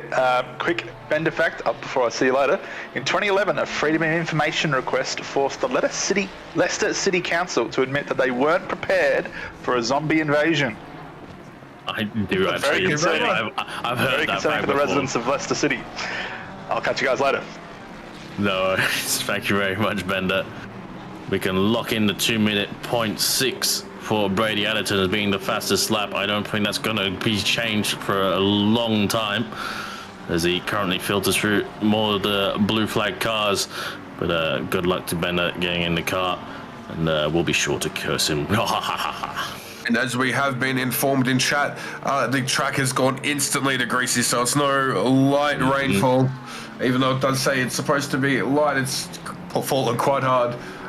So we will see how well this turns out, and we do have a long line. I'm wondering if they're all coming in. There is a decent sized line coming into the pits right now, but it looks like Brady Adderton's going to stay out probably until the track does actually properly get wet, which we will see how long that does take.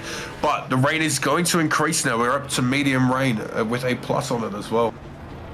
Stephen Ty in the GTR LP3 man. Jumping in, getting the box done. Yeah, I think it wouldn't have been a bad option to come in this lap. Granted, there's a lot of people in the lane. Thankfully, like real life, it doesn't really hinder you. You can just ghost and drive through people. Whereas, like when there's a lot of people in the lane, in real life, it becomes quite a bit of a scramble. You lose time. But there's still quite a lot of traffic for 714 to get through. Gibbo in the Pixel Races Mustang boxes, everyone here to get the wet tires. It's too much, medium rain plus right now as well. Already damp conditions, medium rain right now. It's no matter how short you might think it is too much for the slick tire to handle. And you can see Brady Adderton there going around, maybe just a little bit more gingerly, just get it round.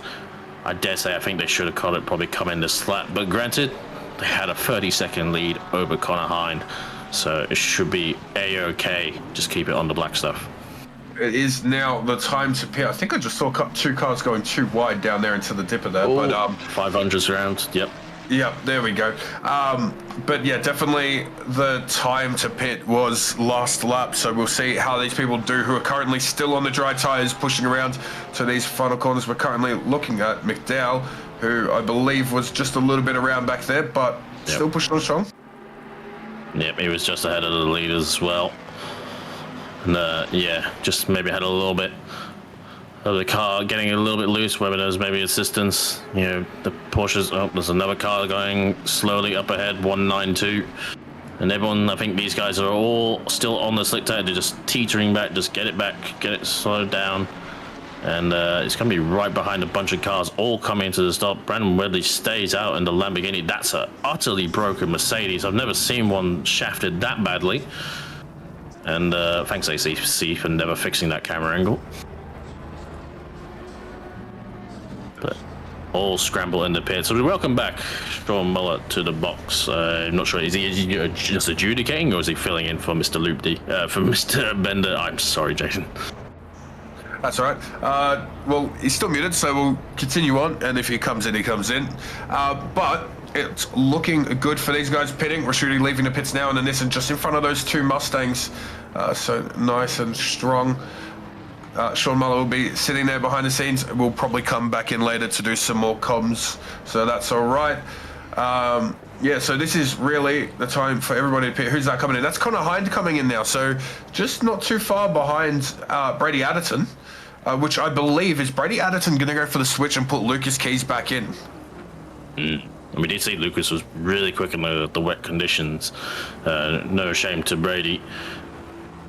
And tender update, they're amazing from Sean. Thank you very much. I'm salivating at the thought of it. But it'd be interesting to see how much Stephen Ty gains on the two lead Mustangs as Connor filters into the box just up ahead. I think I just saw Brady Adderton's car actually. I think it must have just dropped, and yeah, he's going again as well. Pulls out alongside the Pixel Racers Mustang, and no issue there as well. Probably lost some time overall to Stephen Ty having come in a lap earlier, but they had the gap. They should be fine. Harsh Kumar, talk about how quick Harsh Kumar is at Bathurst. My God, that man can pedal the Ferrari here. Oh, that's really sideways from Stephen Ty. I apologize for the microphone, but I want to see a replay of that because he was fully out, left hand down on the entry to the Forest elbow, coming from the right-hander before. That was wild as hell, even from the helicam. Yeah, and just back onto that Harsh Kumar thing, sorry. He's been very, very strong, but so is his teammates. Kafil Slade is something else in the wet, it seems, as well. Because every time I've seen him on the track, he is flying along. So they've got a very, very quick side, especially for I think they're just on the edge of silver and pro. They like almost were pro, it seems like, because they have a very fast side. Yeah. Slady is very quick. So he should, stop driving that god-awful Audi. But yes, I do like the Audi, but even I know it's not worth it anymore. But anyway, Harsh Kumar, very quick. I'd be fascinated to see how that car goes up the field. I'm not sure if we have seen Harsh so far. I don't recall seeing him in any of when I was watching, but I'd be interested to see how he goes. That said, though, I've seen him very quick here in the dry. I wonder how he goes in the wet. It's not always chalk and cheese. From what I've seen him just a little bit today, so he's driven quite well already. So on for a very strong finish from that team in 10th currently, the silver car. So they're holding on very strong. There's quite a few silvers who've made it up into the top 10 as well. With who is that? D King leading the silvers charge in 6th place. It's crossed it all. A few cars spread across the field as well. Some Pro-Am sneaking up. 14th, who is first for the Pro-Ams, is the car 174 with Al Curran. So it's some good racing from those guys as well.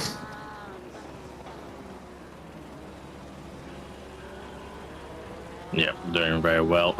Quite a bit of a depressing thing, I have to admit. If you're 711 name in the Ferrari, a depressing sight is seeing the leader, the next car behind you on track, only just a little bit behind him as they come through the cutting now and going up to Reed Park. Yeah, it's when we don't have safety cars, and this is implemented why the real life organizers kind of like implemented like waiver rounds, so the classes kind of keep nice and close with no real big gaps kind of on for come up. It's I think everyone, you either like it or you don't like it. It keeps people on the lead lap, good for competition, but it does mean you get very long caution periods in real life. But something we don't deal with. Oh, a little bit skatey there on the X of Harsh Kumar coming through, and that we did have a dry track. You wouldn't believe it if you saw it now. It looks like it's been raining all day out here with this level of wetness already. It seems at the mountain for what we've got, the track just gets instantly very, very wet. So very nice. But do want to mention a few more donations from Miles Johnston, Jared Barrage, I'm going to say, and Damtha. That's a very great name. That meant to be Damiano Fercolini. I would say that is likely. But yeah, thank you for the donations. We're now up to $13,149 donated to this great cause for Mullock. Again, the man himself within OOR. Absolutely. We'll sing and song the praises all day, every day, until we have him right here, calling the 12 meters as he normally does. And I have to say, like, Mull's maneuver, the little kink before the chase, has that always been the name of that corner, or is that something? Is that meant to be a reference to Mullock and something I've not gotten? I've never actually realized that that corner had a name. I believe that is a reference, but I think I like it. I like it, yeah. Stick with it. It works.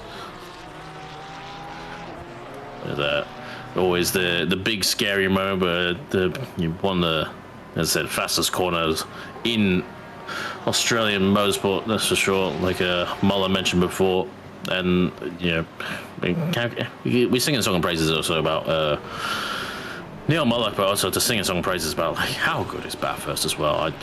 Have you been, Jaden? You're probably from another state, so I imagine it's not too easy. I have sadly not been to Bathurst in real life. It is one of the goals, so that's something I'll hopefully be doing next year or whatever.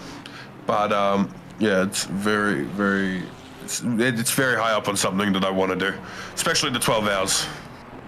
It makes it worth visiting. It's worth visiting New South Wales for. That's the only thing, really. That's the only thing. Yeah, who would visit New South Wales for any other reason? Yeah, to be honest. But yeah, it's obviously it's so good and gay. But it's when you go there in real life, it's just like you don't want to leave. I don't know. It's honestly like one of the happiest like moments of like just being there watching the race. Like just you kind of just forget everything. It's utterly fantastic. Those sounds as well of the cars for 12 hours straight would be so good. I love that. It's just GT3s are just the perfect volume where they're like not too loud that you have to have tinnitus on the way back from the race, but not too quiet that you turn it up or anything like that. It's the perfect volume GT3, I think. Yeah, no, that's exactly what you want. But we are looking currently, I'm just going to go through the leaderboard again, just so everyone knows what's going on. Lucas Keys is currently in the lead. Their car has been pushing on for a while in first. I think the last two stints they've been first. Coming across onto fourth place. So first is about to lap fourth place, which is considerably fast. I'd say that time in the drive very much helped him out with those two flats from Brady Addison. Connor Hind in second, only I believe 20 seconds behind Lucas Keys there, but he is also very strong in that Mustang, so we'll catch up maybe, possibly. We'll see what happens. 30 seconds behind now, never mind.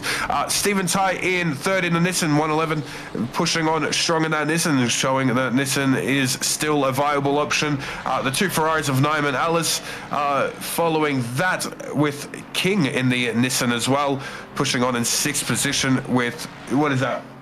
Whitmore in the Ferrari, which is seventh. Carpenter in eighth. Albert in ninth in the Aston. That's two Astons in a row. And Harsh Kumar taking the top 10 with the Ferrari, which is kicking my 150 out of the top 10. Ooh, oh no. Long ways to go. Still a third of the race and some to go, but very well summed up there by Jaden as Nine gets a little bit squirrely on exit. Thankfully, the yellow flag car ahead of him did get out of the way, and surely now the gap is close enough that they will have to concede to Lucas in the Mustang. It's wet enough that you've seen there's quite a lot of movement from some of these drivers, even the ones that are kind of comfortable in the wet, and the indicator on right there to the right, Naim doing the right job, will gradually back out a little bit. It will just be enough for the Mustang to sail on by, but minimize the overall time loss. And do a good job. I did have a look also, a little bit wide, as he didn't have the best real entry, having been offline for Mull's maneuver.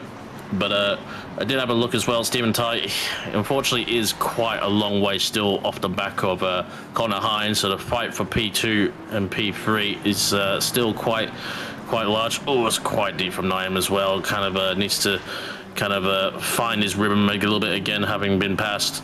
But doing a good job so far to keep it on the island. But just to continue, Stephen Tai still about over a sector and a half behind Connor Hine right now. So you're probably looking at a 40-50 second gap still. Yeah, that's a very increasingly bad gap, but again, still 4.5 hours left, just under. So plenty of time for mistakes to be made and for good racing to continue. I believe that we do have some... I'm trying to think of what I was about to say. No, okay, they're gone. Never mind. I thought there were some yellow flags, but they have disappeared. I'm guessing that they have sorted themselves out quickly. And yeah, so I'm very excited by how well this race has gone today so far for everybody. In terms of it's just been generally clean. Yeah, it's for the most part. For basically what's been a pretty much, I don't think we've had we've had half an hour of dry running, considering things. We've still got 47 cars on track, still a lot of cars in very difficult conditions at one of the scariest tracks in the world. Yeah, pretty good, like overall pretty clean. Like there's a lot can go wrong. And it's some great driving overall, and yeah, maybe that's just because I had to do some daily lobbies last night in the LMU, so I got to saw the horrendous state of public lobbies. But this is practically clinically completely cleaned with a nice sheen on it in comparison to that. But great driving by everyone. Look at that, 3 Ferraris together, the 2 Fords together. Just put the 2 Nissans together, and the top 10 might almost have every single one of those brands in the top 10 just together. Yeah, just disqualify those 3 Ferraris, get them out of here. Boring car. Yeah.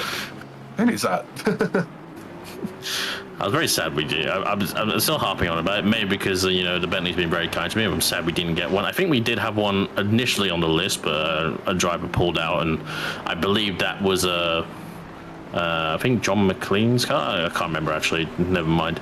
But yeah, unfortunately, there was a Bentley, and it was no longer on the list anymore due to pulling out. But yeah, so everyone says Bentley's OP at Bathurst. We didn't get a single one sign up.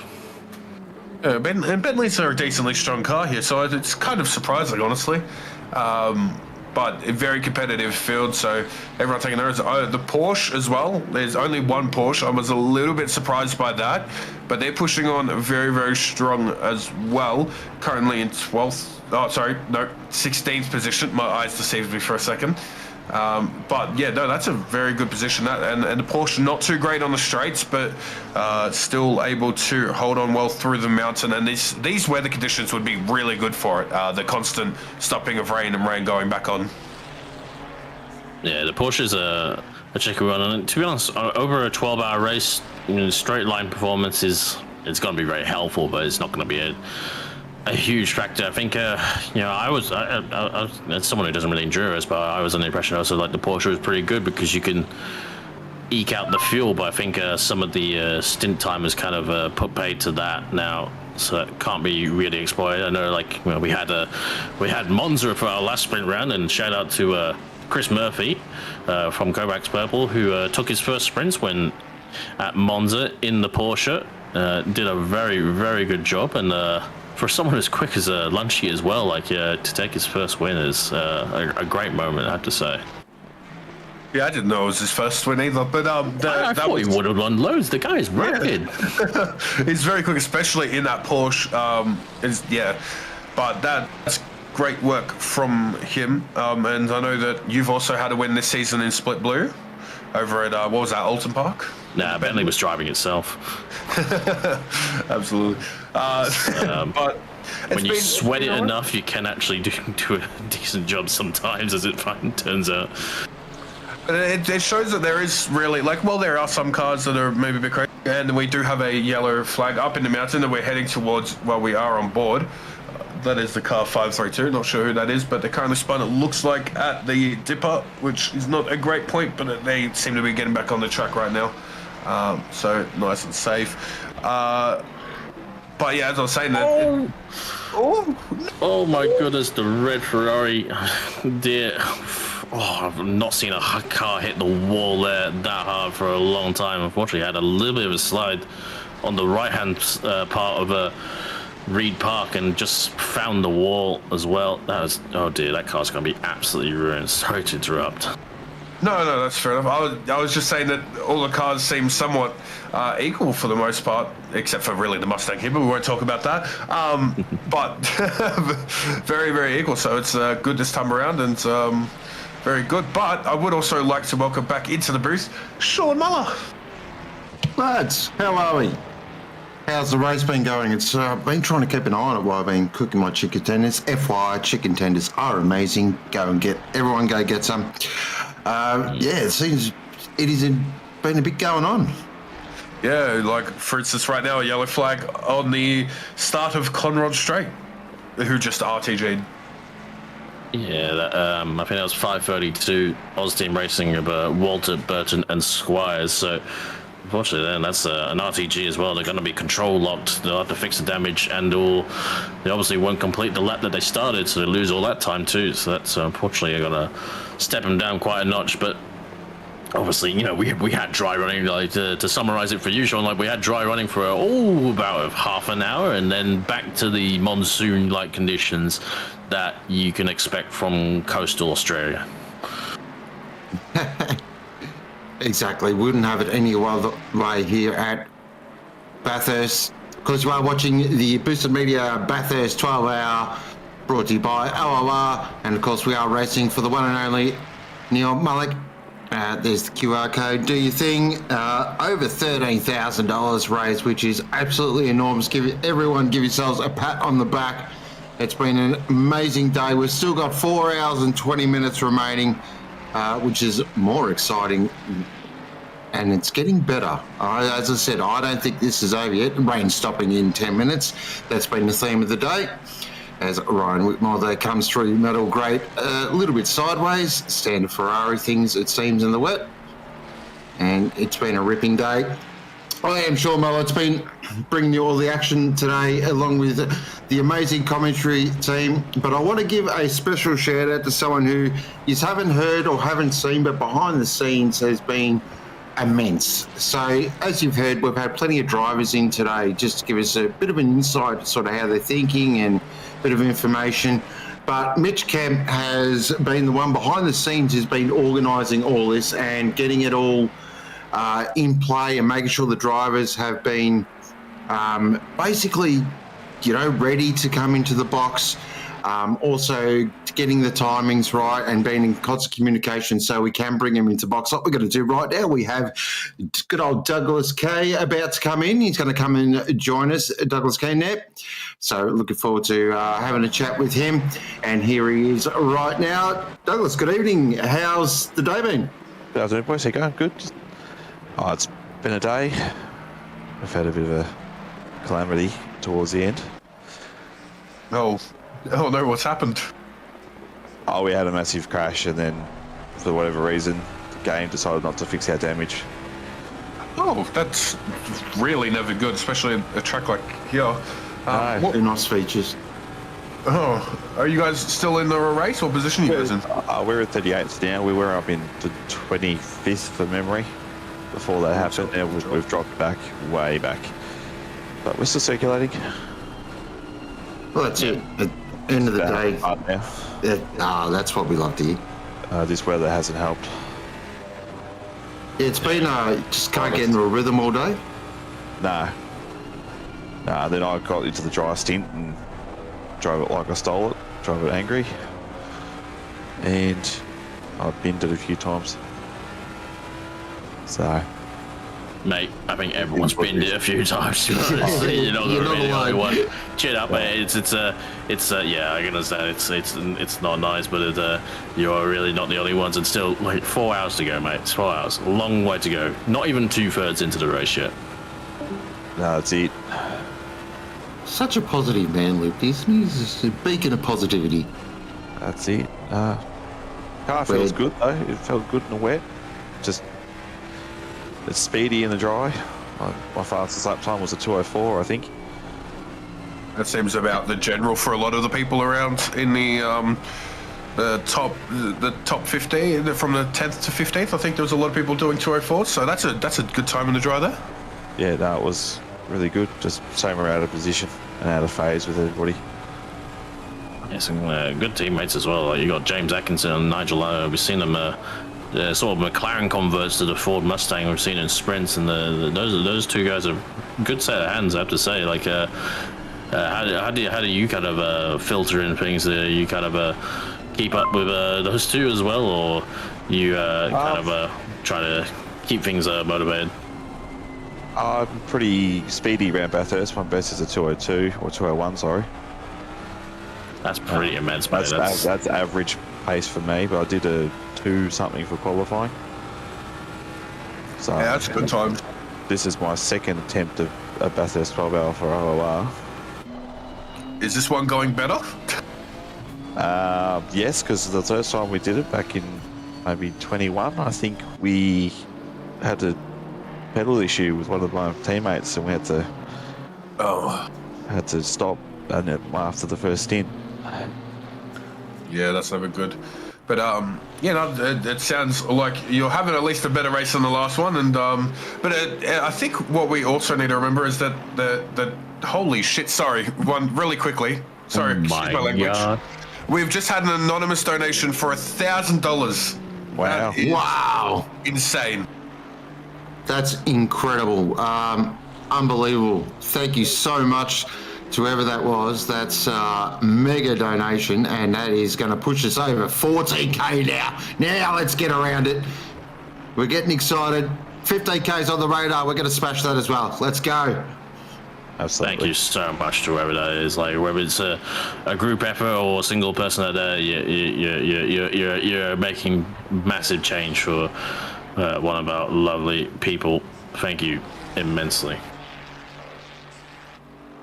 Thanks to all the supporters and all the stewards today, putting on a great show. And of course, I hope Mel gets better. Good. Thank you for coming in and racing with all the drivers. Lads. We couldn't do it without all the drivers as well, so thank you for being here.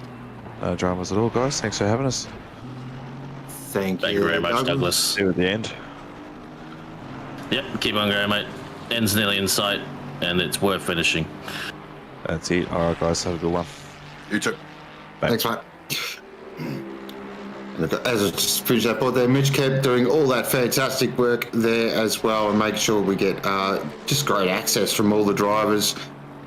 It can be tense out there, but yeah, they've all just played a significant part of the coverage today, and it's been a really good day. And Mitch Kemp, once again, thank you so much, and yeah, it's made it just that little bit extra that makes OOR broadcast just that little bit special. It's been... Sorry to echo something as well about Mitch Kemp as well, but I just want to point out he kind of got clouded up a bit there by the $1,000 from the anonymous, but $200 from Giga Races as well. Thank you. Just came in just before the $1,000 from the anonymous. Thank you very much to those people as well. $200. That's a lot of money, mate. I apologise. I didn't see that. But yeah, no, that's, again, Giga donations. Anything, any small amount will help, especially towards that goal that Mullock needs. So if you have the spare money that you can do it, feel free to donate to the link. It is linked and it is pinned in the YouTube chat, and I believe also in the Twitch chat. So yeah, if you have that spare money that you can do it, please donate to this great cause for Mullock. Here. Couldn't agree more. 4 hours and 12 minutes remaining in the Boosted Media Bathurst 12-hour brought to you by OOR. And we have got a cracking race just starting to bubble away here and unfold. It is Lucas Keys leading the way from Connor Steve Ty, Naeem, and the car we are looking at on track at the moment, the 109 Ferrari, which is, of course, the Oz Team Racing with Breno Ellis behind the wheel, I believe, at the moment. And that is Babby and Zoo. And currently in 5th spot, they're just doing a nice job at the moment, just trucking along beautifully. Anytime you can finish the top 5 in an OOR Enduro, you are having a beautiful day out. And hopefully they can keep on trucking and see if they can nab that 4th off Naeem. Bit of an inter-Ferrari battle here. With Whitmore there in 6th spot as well. So bit of bragging rights to top Ferrari. Just we've seen today though, the Mustang and that GTR have just had a bit of a pace advantage all day, really. that straight power cannot be bopped like the power these cars have on those straights. It's just really, again, it's unboppable. You can't have these cars going so fast without with that much weight, but they managed to do it. So certainly. And speaking of drivers that are pretty well known around the traps, we have the one and only Octane Neale. Good evening, good sir. How's the day been?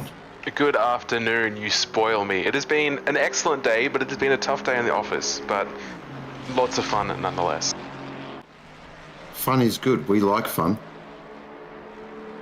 Yeah, it's been a lot of fun with these mixing conditions. I prefer it over the hot lapping, but boy, has it been a challenge.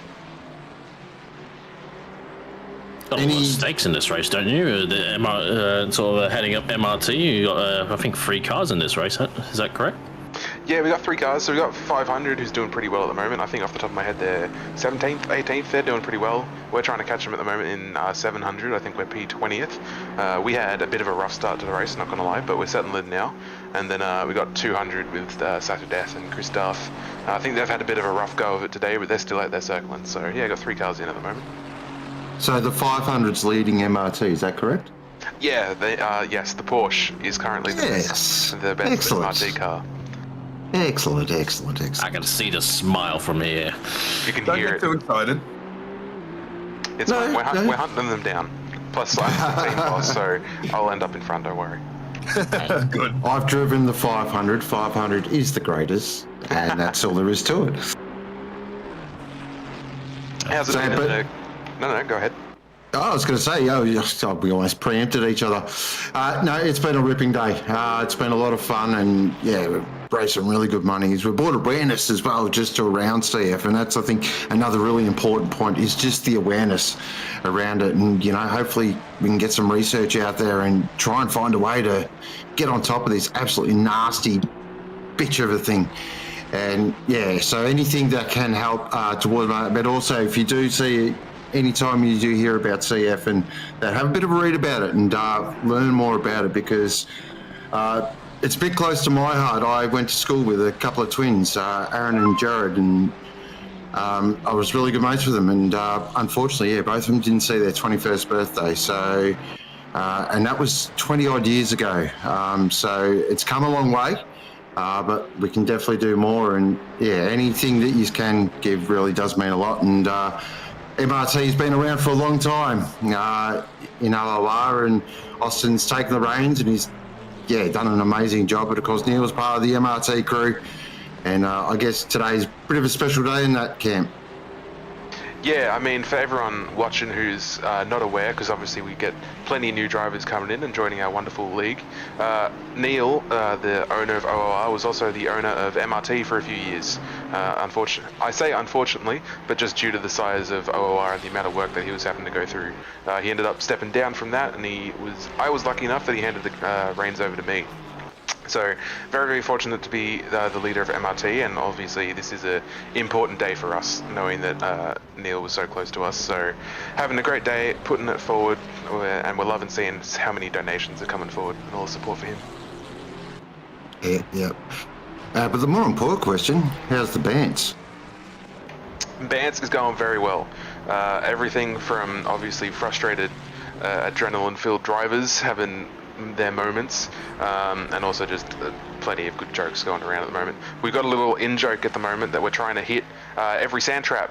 Currently, the only ones we haven't hit are the pit entry and the final corner sand traps. So we're bets on if we hit them. Challenge accepted. Is it bad if I say I believe in you? Actually, we haven't done the one on the exit of what is it today? Mulls, what is it? Kink? Mulls Maneuver. Mulls Maneuver. We haven't hit the one on the outside of there yet either. But we're looking forward to it. It's wet. We'll put slicks on. We'll probably hit them at some point. We believe in you. Right. That's a game I've not heard before. Every sand trap. Well, it wasn't on purpose, but we realised it was happening, and we're like, fuck it, let's see what happens. Oh, dear. How have we not hit the sand trap? That's a big one out at Mulls Maneuver. That's the old Fabian Coulthard sand trap. Yeah, it's the biggest sand trap on the track. So the fact that you haven't hit it, it's kind of impressive in a way. Yeah, I don't know. The car through there seems planted enough, but everywhere else it's just been, I don't know, just a bit too late on the brakes and the ABS kicks in during the wet or whatever else weird little things happen, you know, just loss of concentration. But through there, at the fastest corner, it seems to be fine. So I've also had enough attempts at trying to get into the camping spots at the top of the hill here, hitting the fence a couple of times, but... Camping spots you're familiar with, having gone and attended this year's 12-hour. Yeah, I was here a couple of weeks ago watching the IRL 12-hour, and that was a lot of fun. Caught up with a couple of the guys from the OOR crew. Caught up with Matty Powell, being one of them. That was really, really cool. It was nice to catch up with those guys. And obviously seeing the race in person is always awesome. Being able to walk up and down the top of the hill here and see this was a great experience. Highly recommend it to anyone who can make it, even just for the day. It's a lot of fun. Yeah, I couldn't echo the sentiment anymore as well. It's a fantastic day. Like, it gets busier and busier each year, as I will say, and can't wait till I go back as well. But it was great to see little group photos at OOR all there, and it was a bit of a definitely not as wild as our 12-hour this year's race, but we put on the better one, surely. Oh, 100%. I mean, this has been an absolute drama from start to finish. Still got 4 hours to go. Can you stick around for a little bit, Os? Let me have I think so. I think we're fine because as you might have noticed, we brought Matt back out of the coffin again. So he's around to fill in any stints. So yeah, I can hang around for a bit. Awesome. So I think it's good to keep us around for a bit just because of the whole history and everything. And yes, he was talking about the one and only Matt Nippers, who, as you're saying, basically, stays in a coffin, and come Enduro time, they roll him out, plug him in, and it's just what impresses me so much is the speed of which he gets up to pace. It's scarily good. Like down under stick, you just unpack the box and just get in the car. Yeah, pretty bad. Yeah, it's been great having Matt in the team. Obviously, Matt, Chad, and I have been racing together as a team. I'd say nearly 2 years. I don't know exactly when we first did it as a trio, but it's been a long time. Like, we did the entire Italian series together. I think we did a couple of races beforehand. There's been one or two races where one of us had to miss, but yeah, we've just got a lot of experience working and driving a car together at the moment. So yeah, it's a lot of fun. And you're right, Matt just jumps in the car and then is just quick. So yeah, it's been great having him on. I wonder what it feels like to have a skill like that. I'll have to ask, because I certainly don't. Yeah, I got no idea. Just a touch base as well. I think we a while back now, 532 had a bit of a moment, was yellow flagged an RTG down the straight, but that was actually due to a wheel disconnect. Not the first one that they've had this race. That was reported by one of their drivers, Aiden Squires, in chat. So that's what happened there, if anyone remembers. But yeah, great to have things back. I've been shown the door. Glenn has got, he's ready to eject me, having my earlier comments, and ready to slot in Mitch Hobbs as a replacement. You can try and live up to my name, but I don't think you can. How could I ever? How could you ever? How could you ever? But anyway, I'm sure more than capable hands of Mr. Loopty, Mr. Ronanella, Muller, and of course Mr. McNeil as well. I've got all the M's in here. But thank you very much, and that's all me done for the day. And you gents can finish her off. That was not a great thing to end on. Bye. Wow. Yeah, we'll just recover from that one. That's fine. Oh, don't know. Can we recover from that? I don't know. That was, yeah. It was something. Yes. Yeah. No. You're right. It was something. But a big thank you to Cam. Always great to have him in the box on Enduro days. He brings a lot of knowledge, watches a lot of GT3 racing like myself, listens to a lot of Radio Le Mans like myself. We're kind of sad like that. But yeah, get along real well, top bloke. So big thank you to Cam.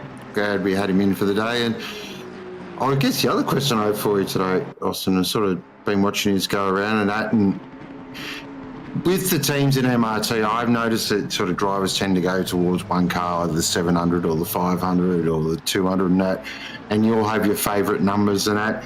Is there one, though, that's more prestigious than other to drive for? So say if the 500 offers you a drive, is that the one you really want? Look, the political answer is no, of course not. Everybody has their Come team on. number. But obviously the answer is 700, because I'm in it. So everyone wants to be in the 700 car. We're clearly the best.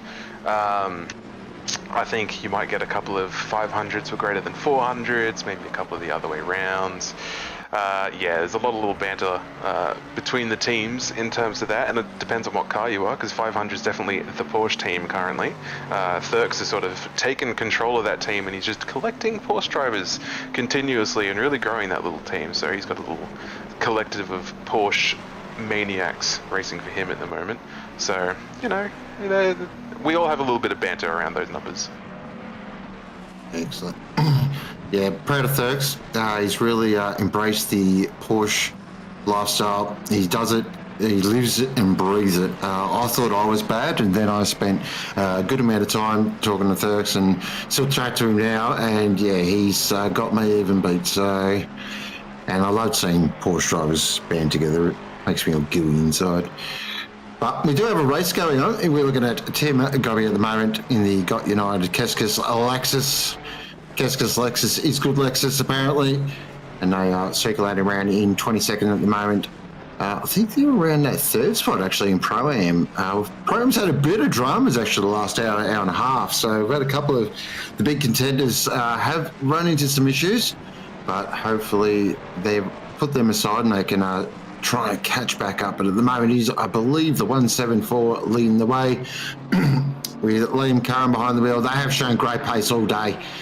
Been really strong, and they are looking quite comfortable out there in front at the moment with the number 2 with Anderson behind the wheel. Currently they're in second position. They're doing a great job, and then the car we did see previously on screen there going in the 153 Lexus, currently in third position in Pro-Am. And then down there in AM class, this car, one of my personal favourites, the 375. It's the V12 Aston. It is leading AM class. Get around it. What a performance this has been. And then we've got Chris Brooker there, I believe, in the 959. And that's the Brutamotor Spin. An absolute another stalwart here at OOR. They always turn up for the Enduros. One of the AM class stalwarts. It's great to see him on the podium at the moment. And then it is Joshy there in the 81 McLaren for Broncos Motorsport. Now currently circulating there in third in class at the moment, doing a great job, 35th overall. And that is your Pro-Am and Am update. And it is currently, look at that, it's 10 past 6 here in Melbourne. It's been a cracking day. You are watching the Boost Media Bathurst 12 Hour. And we have got Austin McNeil, Mitch Hobbs, and Loopty in the box. And, well, Loopty, I want to get your final thoughts there, because you are going to bid us adieu, I believe, very soon. But what are you feeling? Oh, well, look, the race is going well. The V12 Aston sounds very nice. The weather seems to be playing around again. Looks like it's going to go back to raining, so excited for that. A bit nervous. We're fighting for our first ever top 10 Enduro finish, so it's been a decently long journey to get down there, especially from all the other endurance races I've had recently where it has not gone that direction. So yeah, but everyone seems to be getting onto a sort of rhythm where the track is starting to even out with the pace, and people are finding their focus. So I think we're in a good stage right now. Excellent. We've got a nomination actually in chat for Austin here. The 500 Honda with JC, Yoda and Gibbo. Yeah, that's right. That's from a while ago, but I think possibly even before my time. But yeah, there was definitely, I think, I can't speak specifically on the 500 Honda, but I do remember I did an Imola Enduro with JC a long time ago, and he was incredibly helpful. I think that was in the 800 car. But yeah, so there's been quite a few members of OOR have sort of come through the MRT ranks and done a couple of races for us, so I'd like to think we're a well thought upon team in this league. Yeah, royalty, I believe the word is you're looking for. Looking here at Dylan King and the Sofa King Slow, I tell you what, this has been a super impressive performance from the Sofa King Slow team. They have just trucked along magnificently and leading silver class and in the top 10 overall as well. Another team that always rocks up on Enduro Day, always puts together a really strong outfit, and they always put it in a good performance. But at the moment, they are looking super strong in silver class. But the 676 with Austin Carpenter is currently there. Convos and Colonials, another stalwart team. So we've got a proper slugfest here between. Oh, that was a little dicey. We're okay. Yep, moving on. They're currently running their second in silver in the 676. And again, another team that just turns up on Enduros, plugs in a couple of drivers, and off they go. And then finally, the 777 with who's at the wheel at the moment? It's Chris Alp on the wheel at the moment. And they are, again, a team doing really well. I said they'd finish in the top 10. I was confident. And they've got to plug in a certain Chris Cooley towards the back end of this race. So keep an eye on them as well. This silver class battle, I don't reckon's over just yet. Yeah, the pace today, as someone on track, is just absolutely ridiculous, to be honest. It always is with Bathurst. I believe, honestly, it feels like this league's favourite track, probably because we're from Australia, so everyone just drives this track every single hour of every single day. But the pace has been absolutely wild today, and racing's been good as well, actually. It's been a lot of fun out there.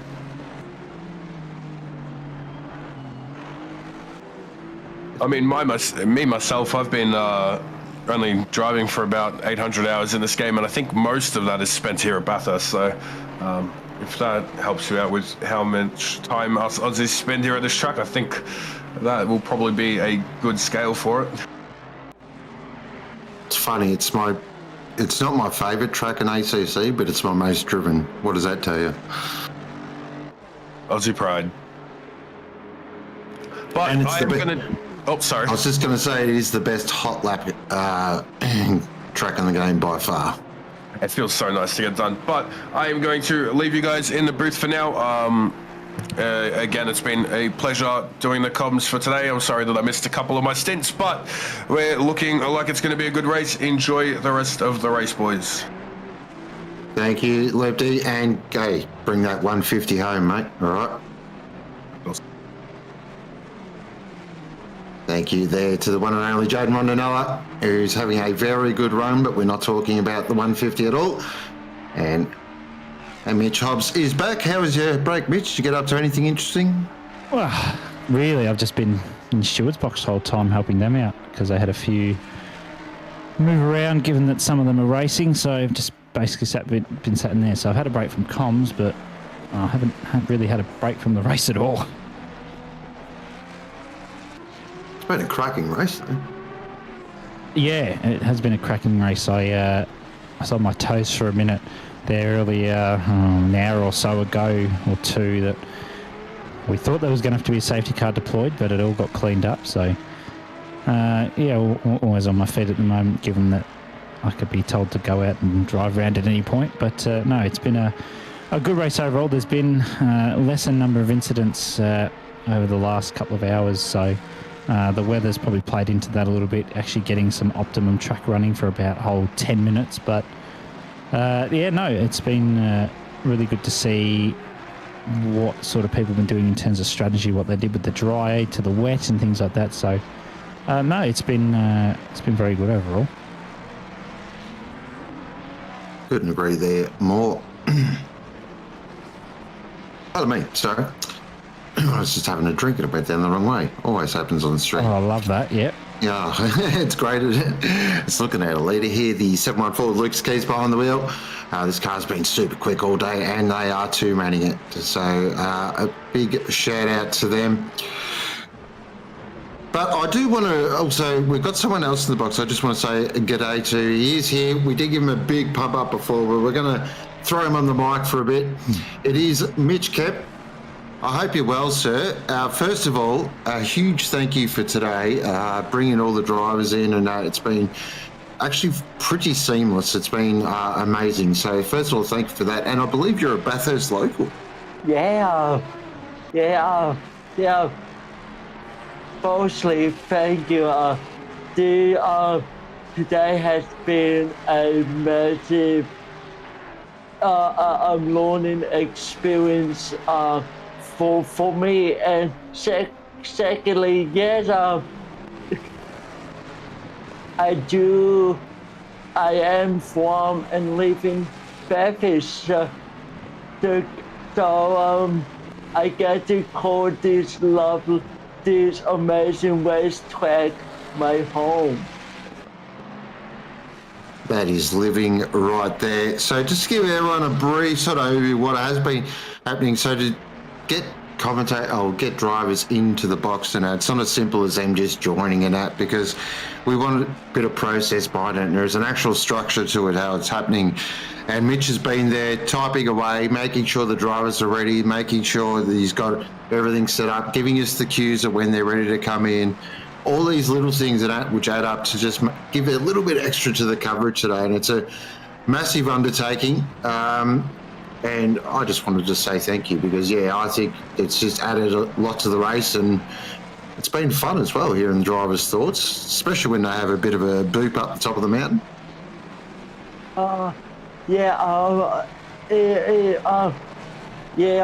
And I'm happy to help out, because Mullock was a big help on getting me started here in OOR. So to have a small part in the event that we are raising money for him, it's a massive opportunity.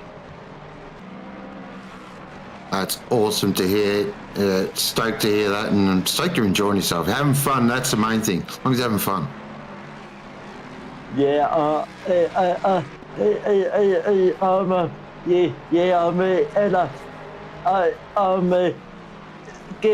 And also when I heard that Will was the tattoo sponsor, it wanted me to help out, because Will was one of the reasons why I wanted to pursue sim racing content to begin with. So to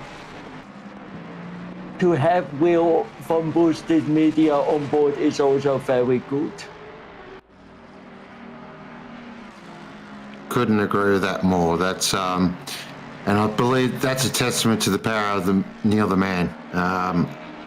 And right there, you're hearing it first-hand accounts of just the influence and just the amount of people that Neale's had an influence of, and just even little chats here and there. It's made such a massive difference to a lot of people's lives. So I'm glad we can give back, and thank you so much, Mitch, as well. I really do appreciate what you've done today, and let's keep it rolling, I reckon.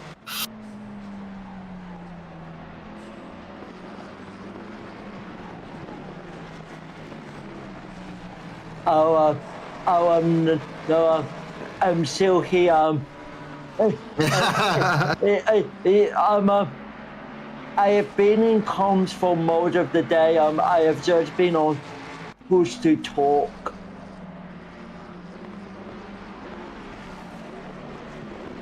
Hey, you've worked out push to talk a lot better than most of the experienced drivers in here, so. Actually, speaking of push to talk, fun fact, I drove out of the pits for my first stint this morning, went to hit the push to talk, and my car turned off. So nice. turned out I had my push to talk bound to my ignition, so that was a fun one.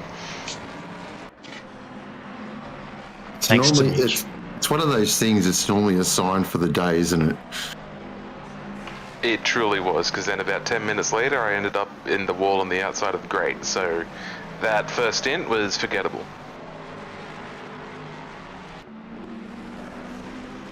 So, race lead, Lucas Keys, completed 227 laps at the moment, 3 hours and 46 remaining. It's 1:20 in the afternoon at Bathurst. The sun is out.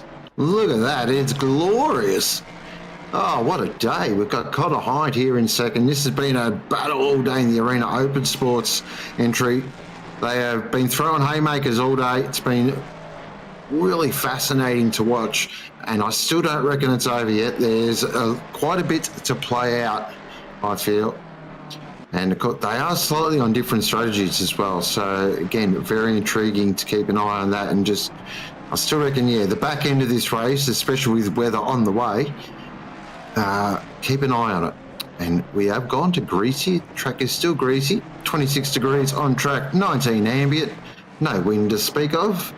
You are watching the Boosted Media Bathurst 12 Hour, brought to you by LOR, and we are racing for the one and only Neale Alexander, aka Mullock. And there is the 111 with Steve Tarr behind the wheel. Oh, God, I could watch this bloke drive around here all day.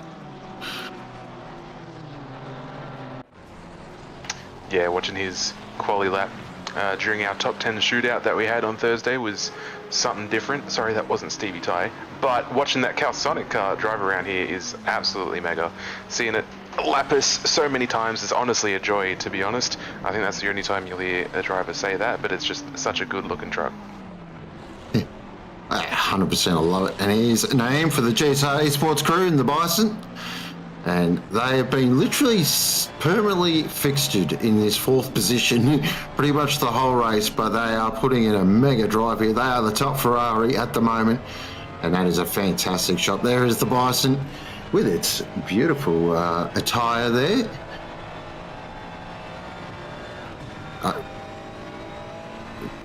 Yeah, I know. Bloody wall getting in the way. And look at that, it's even wearing it on the rear. Now, if you do want, I wouldn't recommend it, but if you do jump in the endurance track in the OOR Discord, there is something that is a feast for the eyes. Let's just put it that way.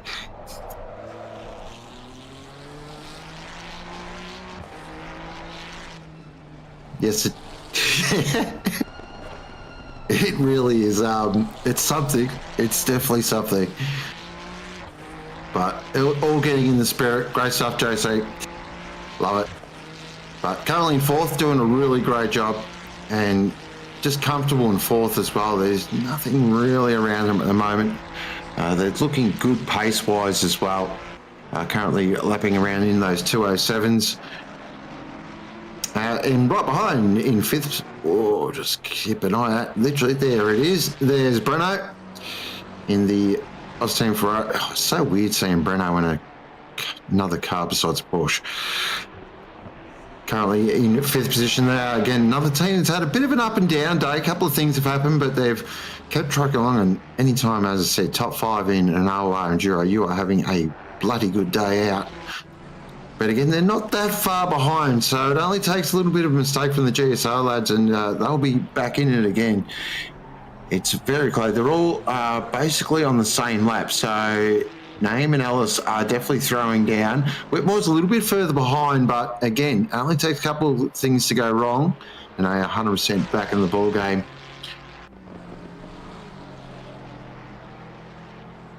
And that is, there we go. So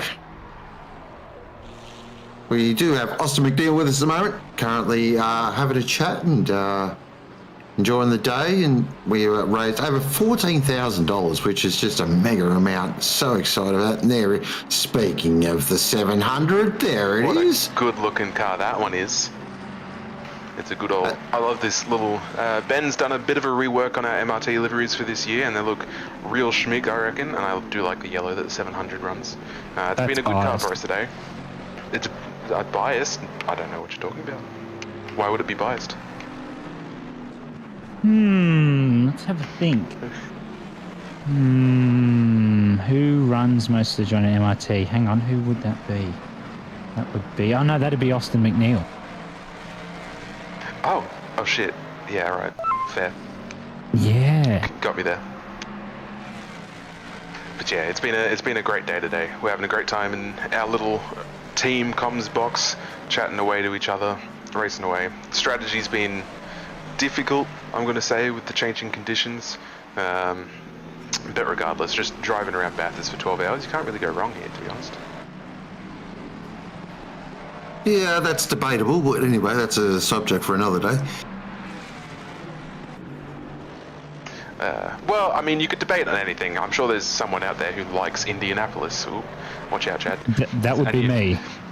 There you go. See, and that's inherently wrong. So It's just not, though. No, it is, Hobbsy. I'm sorry. I'm with Austin on this one. So good. No. Look, I overreact. To be honest, I don't dislike any track. I think some are better, but there's no. Well, I don't know. I'm a bit of a fan. Hang on. Just hang on. Let's just hold that for a second. There's no tracks you dislike. There's some tracks that I despise in this game. Yeah, Senator, I'm looking at you. Nah, that's good. Yeah. It's not my. I don't despise it, but it's definitely not my favourite. It's Zandvoort, on the other hand, though, yeah. Hey, hang on. That can go in the bin. Sandyvort's amazing. No, it's just like Coda in the bin as well. Like, Coda's one of the best tracks in the game. What do you want about? That's just wrong. No, the best track in the game is Kyalami. Austin, get it right. That is a great track as well. I do enjoy Kyalami. I mean, you're both wrong. The best track in the game is Brands Hatch, and it's not even bloody close. That's just so wrong. That's so correct. I'm sorry. You're it just is. Full of crap. You are full of crap. And the second best track of the game is Alton Park, and the third best track in the game to drive is Silverstone. It's a clean sweep for good old Britannia, and that's just the way it is. I don't mind Alton, but just not Brands. Brands just no. Oh, let's all agree Valencia is shite. That's an opinion there from the one and only Cam Thistlethwaite. Cam Thistlethwaite. Ah, yes, I agree. Valencia is pretty shite. Hard to disagree. That's a great track. No, it's a bike track. You're wrong. It's a bike track. Come on. Like, there's a big bloody picture of Valentino Rossi on the grandstand for crying out loud. Yeah, who's a GT3 driver. Oh! Here we go. Captain Smartass is here. Here he is. Stirring the pot a little bit. Can we move on to a less, dramatic, held views about tracks, and maybe just take something simpler like pineapple on pizza? Wow. I don't know if the stream heard what you said there, Glenn. Were yeah, you they unmuted did. to them? Oh, for God's sake. Here we go. That's a Okay. kettle of worms. I got away with it earlier by saying that pineapple doesn't belong on pizza, and then it was left. Let's just leave it at that. Let's just... No. Look, it's a subject that I've tried to avoid because I simply don't like talking about it. But my philosophy is pretty simple. Pineapple's a fruit. Fruit belongs in desserts. Yeah. Pineapple should not be anywhere near excuse my French, fucking pizza in its life. So that is my opinion. I am sticking to it, and I will die on this bloody hill. That's okay. You're allowed to swear. We're getting into the back end of the race. You're right, though. Pineapple doesn't belong. But Sam O'Brien says Silverstone's a goat. He's actually wrong on that. Yeah, that's a very incorrect opinion. That is incorrect. I don't mind Silverstone's not the goat. There you go. Matt Powell pointing out. I was talking to them about this in the stewards box earlier. The classic ACC green, greasy green fast optimum in about 30 seconds. Yeah, it's a great way to plan a strat. It is. It's really good. Because now they'll all be running on wets, and what they will do, and I know this for a fact, is that they'll wait for the rain and then pit for new sets of wets. Yeah, that looks, by what I'm knowing from before I left the box with Chad driving, is that's exactly what we're doing, driving through this dry patch and just putting on a new set of wets when we get there. So yeah, it's the only thing you can do, really. Like you might risk a puncture, yes, but surely the rain. The rain does actually look a little bit far away at the moment.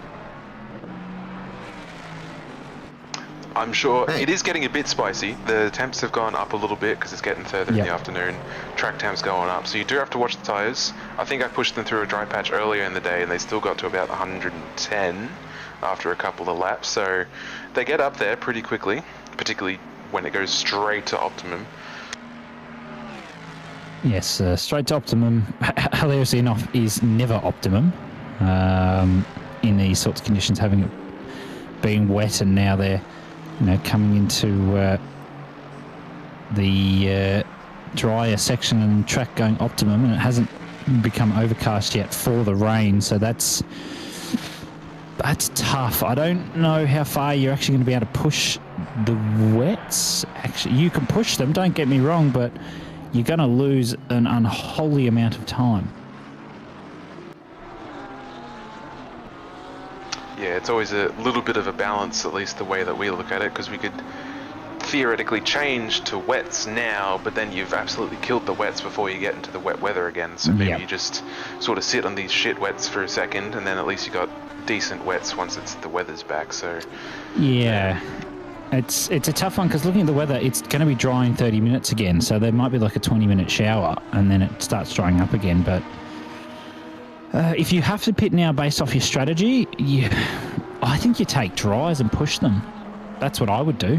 Actually, yeah, looking at it now with dry in 30, I would be tempted to just try and survive. But there is medium rain involved, so it probably means the track's going to go wet.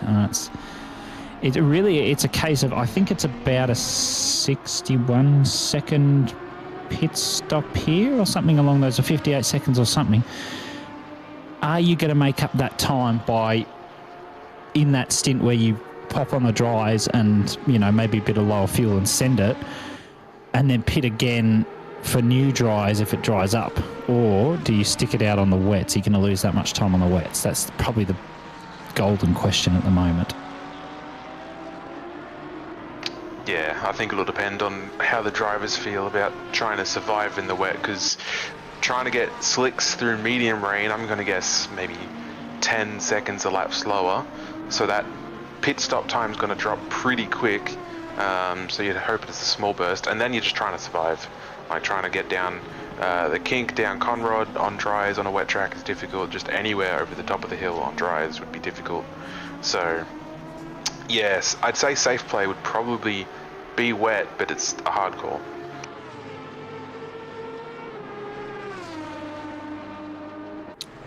It's educated guessing. It's not beat around the bush here. I was just listening to you to go back and forth. I'm like, geez, every time we talk about strategy, it really is educated guessing. It is. It's a lot of educated guessing or whatever's going to benefit your team. So now the cloud's coming in, but there's still no rain yet. So it's tricky. It is. It's one of those things that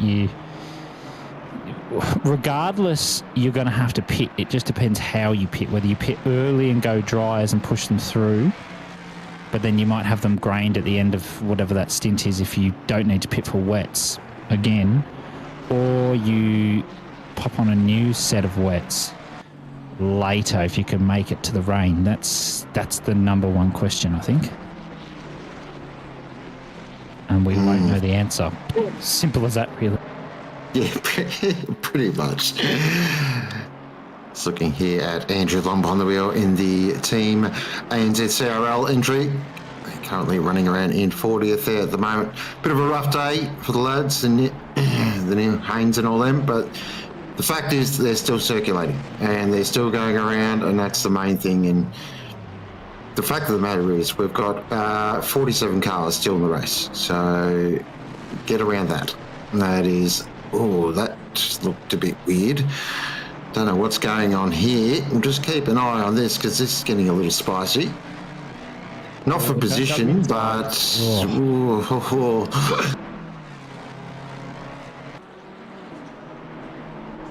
Yeah, just going to quickly shout out that point that you made there, Sean. I think it seems to be a trend that started with our Nords endurance race last year, and it seems to have continued here, is we still have a very healthy field over 8 hours into this race, which is just absolutely great to see. And it's almost difficult because you look at the trap map and there's just almost no free air. So it's really, really good to see.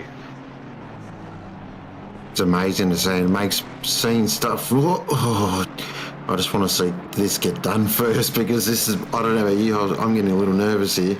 Yep, I am, but I know that Mustang's going to pull that M4 on the straight. So if you just wait for about here, the Mustang will start pulling at top end speed, and Yeah, the BMW backs out. That's the wise decision. Oh, only just backs out too. Let's see how the brakes go. Mustang's got better brakes too. So really, the Mustang should be a superior car in that situation, and it is. So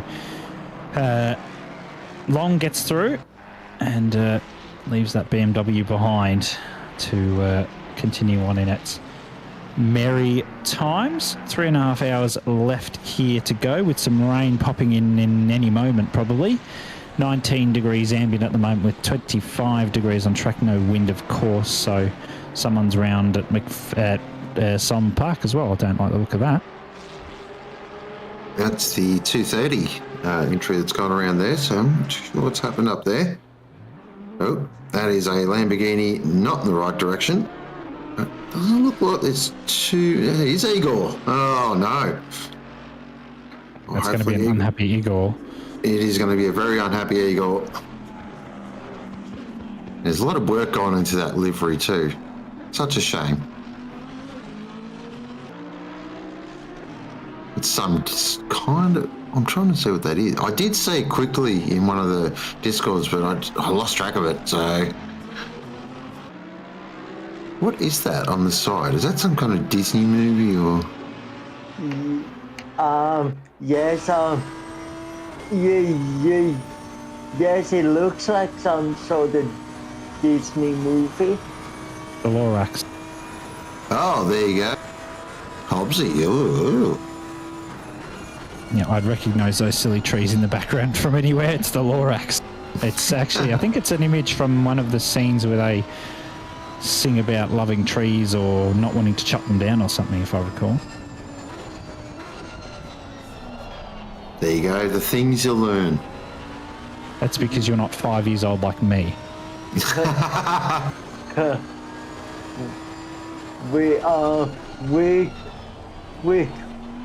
Something tells me, Hoxie, we are still all mentally a child. Yes, we are still mentally children. Here comes the rain. Here comes the rain. Just saw it pop up on my screen. This is going to be interesting. So those that have waited out on the wets have been rewarded. They should jump in for a new set of wets. It's already on a fast track now after about 10 seconds. Now we're already at green now, so that's going well.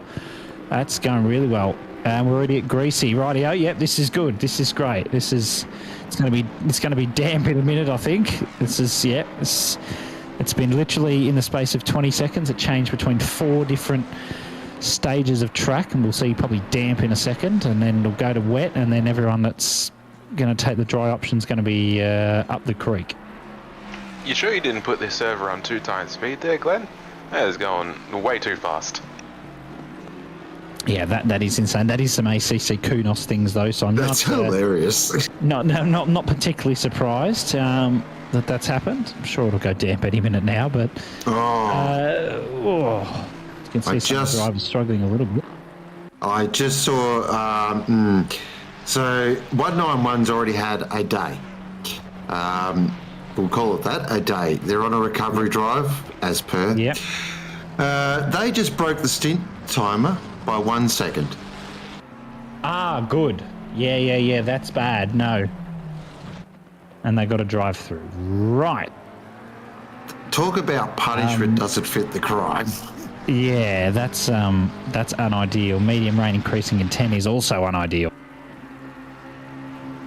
And it's JP behind the wheel. I'm sure that he's highly amused about that as well. Oh yes, that's exactly the word I'd use, Sean. Highly amused. I thought it wouldn't be. I thought the stint time. Honestly, I didn't think it'd be. We'd have to bring it up at all. It's just normally something. Break it. Yeah, but that's what I'm saying. Like, but we've done so many enduros now. I just thought, it wasn't a thing. But today, for some reason. Yeah, you got to be real careful. We've already had a couple of real close calls. I remember one. I think we got around to our last lap and we had 230, 240 left. So that's fine until we spin it at the dipper and there's no spot to spin your car back because there's so many cars on track. We ended up getting back into the pits with about 2 seconds left. So got to be real careful. Yeah, that's rough. We had a similar thing a couple of years ago in an old Kyle Army 9 hour. Actually, we crossed the line with about minute 59 left or something, and there was a car in front of us that had spun, and I had to slam the brakes, and we crossed the line with about 12 seconds left for the finish of the race. So just be careful, kids. Get your stint timing right. That's or the you moral of don't the be a story. sweaty tryhard and just stay right under it. No, but what's the fun in that? I was waiting for someone to answer that. Yes. Yeah, you might not see any fun in that, but when you're up the top end with likes of Lucas Keys, Connor Hind, GSR car, Rockets Evolved, they're going to be pushing it. Whether it's for fun or for strategy, I don't know, but either way. Oh, imagine being good at sim racing. I don't know. Oh, someone's just... Oh, this has got a to Peter's sense of humour. A lot of good. Wow, that was a moment. It was funny. I have the stream on one screen and I have my game on the other in case I need to jump back in the safety car, and I saw it both at the same time and I didn't know where to look. It was, a potential amount of crashing going to be involved there. Not, unfortunately, not the day to be 191. They're usually pretty good in the endurances. They usually have pretty good luck, but today's is not one of those days. Interestingly, I think that might be the McLaren that actually they hit 9 hours ago. Oh, dear. I think it might be, actually. Down over at Solomon Park, almost. I think that's the McLaren that they hit, unfortunately. Oh, that's really going to... okay. Yeah. I've recognised that livery. I think that's who it was. And yes, Cam, that was P2 also. They're just almost getting involved in that little unfortunate potential incident there, but they've made their way out of it, which is fantastico. And... looking forward to... Hopefully they can have a bit of recovery drive further if they can. They're currently P23 with JP in the cart, and they're a couple of seconds behind P22 up the road, the 695, who started on pole and have had a pretty unlucky day as well. So these two will be battling for who's unluckiest. I don't want to see who wins that battle. No, it's not a battle. Yay, Kunos servers are down. Woo! Let's have a party. Second time today. Let's go. Thank you, Kunos. I was about to make a joke there, but we're not here to make jokes. This is very serious. Yes. Serious business. And joining us in the box as well, he's just popped in for a quick chat, and he's got a stint coming up, but we'll sort of bring him in a bit early because he's a lovely man to talk to. It is the one and only David Marsh. Top of the afternoon or start of the evening. How are you, good friend? Not too bad in yourself. Everybody in the comms chat, yeah. She's a day, isn't it? I don't know if it's a good one, but it's a day.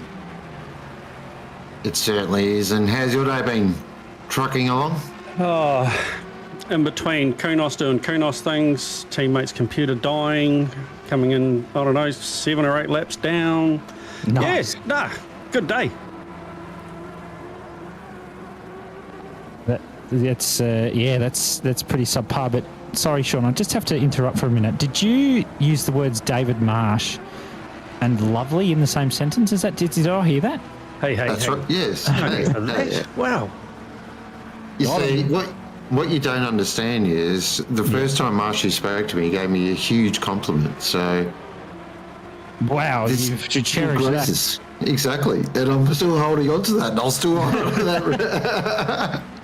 See, Hobbsy, I can be nice. Well, you can, but it's rare. Yeah, just not for you, mate, you know. Wow. Yeah. You don't want to see our DMs, trust me. Hell no. No, but that's all the FBI open up. But what a race it's been, Marshy. I tell you, I've seen your car throughout the day, and you've had some pretty suboptimal luck, needless to say. But you're still pushing through, which is great to see.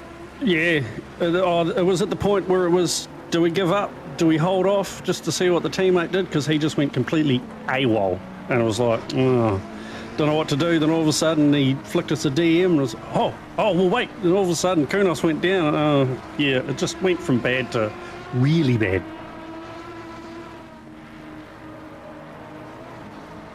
When it rains, it pours with these kinds of things, right? Like, it's just one thing goes wrong, and then because everything's out of sync, it just a million other things go wrong at the same time. So,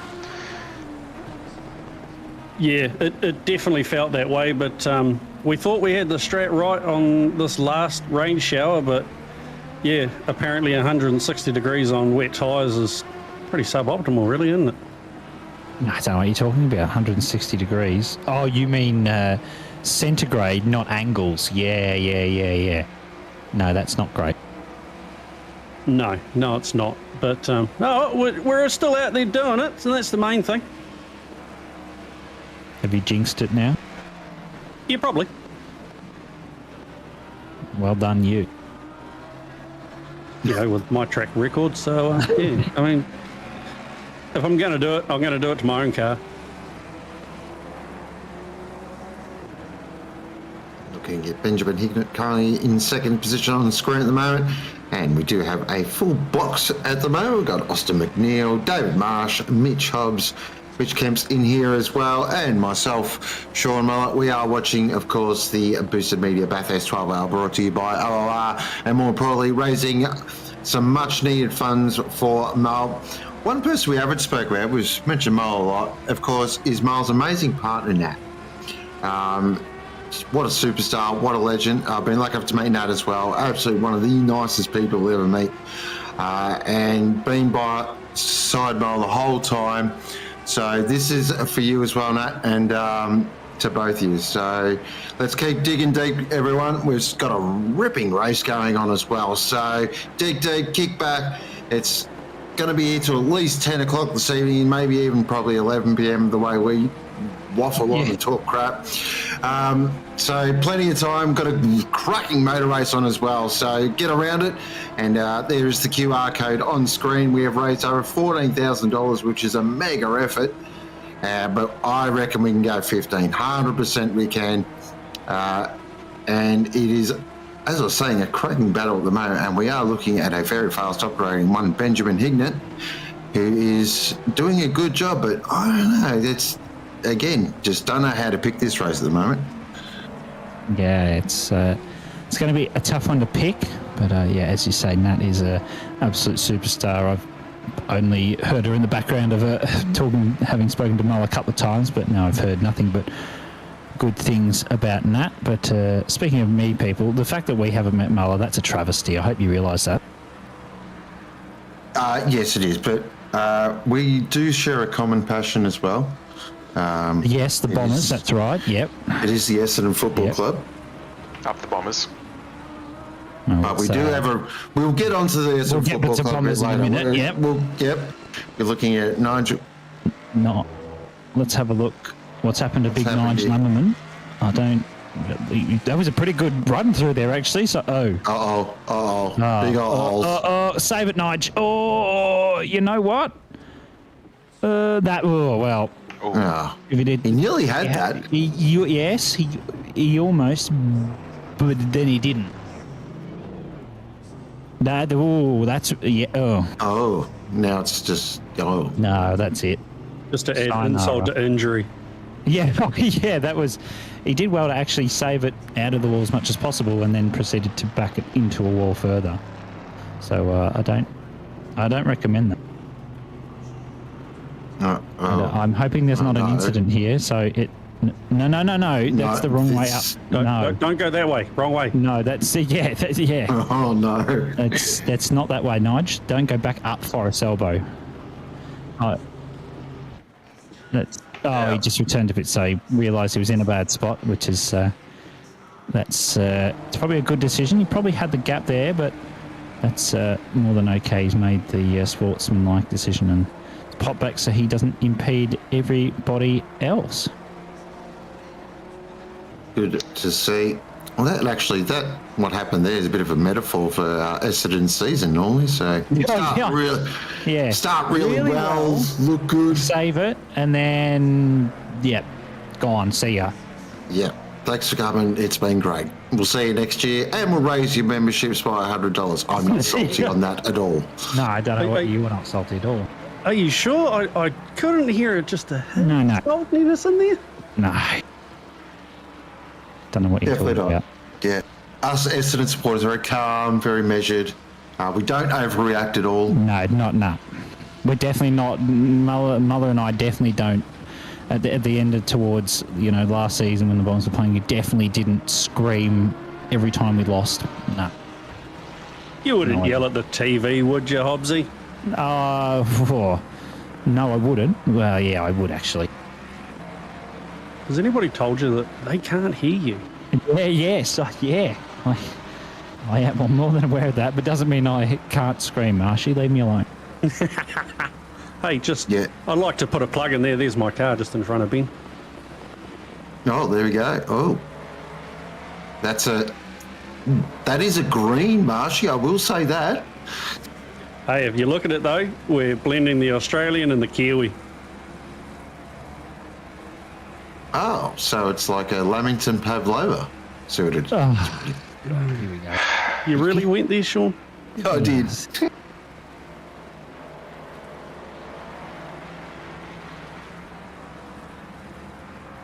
Wow. Just catching my breath. Yeah, so we did a lot of talking there. That was... We did? Yeah. Just I'll go and talk to my best friend, Austin McNeil, then. What's going on, Austin? I mean, same thing as always, to be honest. We're just going round in circles at this point. I feel this part of the race always... Sorry to interrupt. The 109 has got a stop go 30. Oh, that is big. That's suboptimal. That's what I call that. Suboptimal. Yes, that will have a dramatic effect here, actually, on the race. Flag at turn 1. There was a yellow flag at turn 1, and now it's gone. Because they were running top 5 and looking very comfortable as well. So, here we go. Just when the race looked like it was just settling down a little bit. No. Bathurst never fails to disappoint.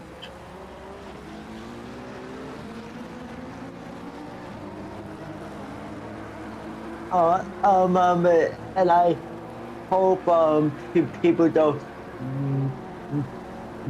man, but I just want to point out the Ferrari of Will Hayes,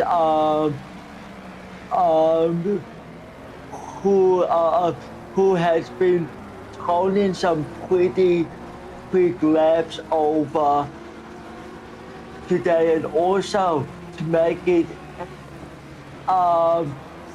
into the top 10 was pretty incredible. Certainly was an amazing performance, really.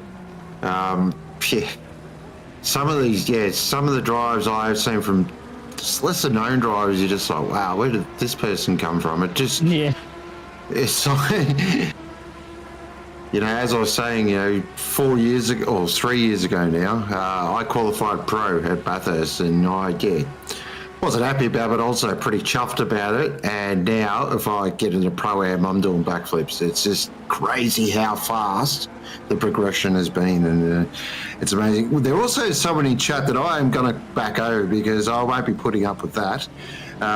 Do you still have teeth? And then underneath it says the Essendon supporters. We are Essendon supporters, Kamaris, not Collingwood supporters. For all things Collingwood related, jump into OOR Discord and just tag Loopty. Loopty, I was going to say, talk to Loopty and he'll tell you about the No Teeth Gang, as we call them. We didn't want to go there because it is Mullock's Day. We didn't want to go there. We didn't really want to cover that. Yeah, no. You don't kill Baby, Glenn. There are a lot of people watching this wouldn't know this, but Will Hayes actually races go-karts on the weekend. Really?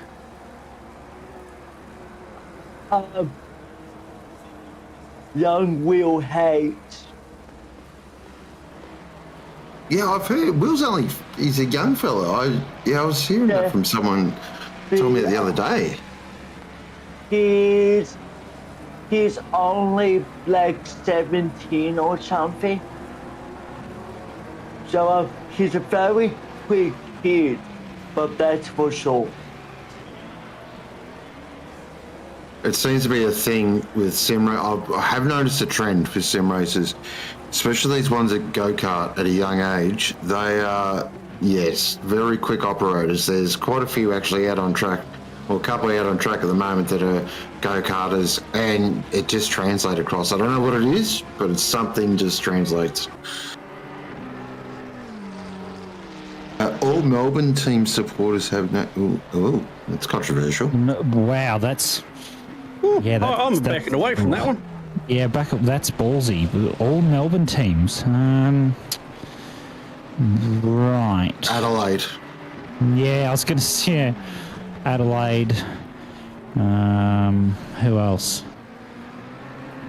I'm not a big fan of the Freo supporters. Sydney Swan supporters can go away. Don't like them very much. So, I don't agree with that. No. No, I'm not buying that at all. No. Collingwood definitely don't have teeth. I know that for certain. There's certain points that I'm glad that I'm in New Zealand. I have no idea what you're talking about. Australian rules football, Marshy. Oh, right. Yeah, no. Yep. Okay. I'll let you guys go. Yeah. No, that's okay. Also known as Aussie rules, mate. Aussie rules. Aussie rules. Well, I mean, we could talk about doing the haka if that's what you're interested in talking about, but, you know. I'm more interested in what's going on ahead of me. What is going on ahead of you? Car racing, mate. Oh, exciting. Fucking Captain Obvious over here. Do you want a medal? Would you give me one? No. Then no. Okay, right. Well, you can say yes, but I'm not giving you one. Oh, that's okay. You can have one, Sean. It's all right. Oh, thank you. I appreciate it. He deserves one. After all the hard work he's been putting in over the last few weeks, he definitely deserves one. But on the back, it's going to say, "We're poor Bombers supporters." Just in little writing, just so that you can just read it. It'll say, "OOR's biggest." Oh, don't know what words I'd put on the front, but then I'd make sure on the back that it says, "Unfortunately, a Bombers supporter," just to really, give you that energy for the year. Yeah, exactly. Yeah, Just look at the delivery of this car. Sorry, I haven't seen this car. That is... Oh, that's the wall! It's Pickers, he's fine. It didn't look fine. No. Of course, this man does own, well, I've yet to see a rig better, the best rig in OOR. It is a monstrosity of a thing. The fact that and I say it all the time, when it comes with its own fire extinguisher, that's pretty impressive. Yeah, it's insane. He's got, is it triples he's got? And then it's just, the rig itself is just ginormous. He's got fans and, accessories with keyboards and a motion rig and all this stuff. And I think he could switch it to VR as well. That's just insane. It's ridiculous. I don't have that much time on my hands. Or money. Or more money, yeah. That pesky money thing gets in the way of all their hobbies, doesn't it? But it is a sight to behold. It is almost a job, yeah. Yeah, what do you like that job, Marsh? What's that? Sorry, Hobbsy? Would you like that job? Oh, nah. It sounds too worky for me. Ah, right. I'll just see in the chat somebody wants to see you do the haka there, Hobbsy. That could be interesting. Who wants me to do that? It's not happening. Make it a donation goal. There you go. No. Donation goal. There you go. If we get a donation goal, there you go. How much would it cost to see? Do you do the haka there, Hobbsy? Come on, put a number on it. Oh.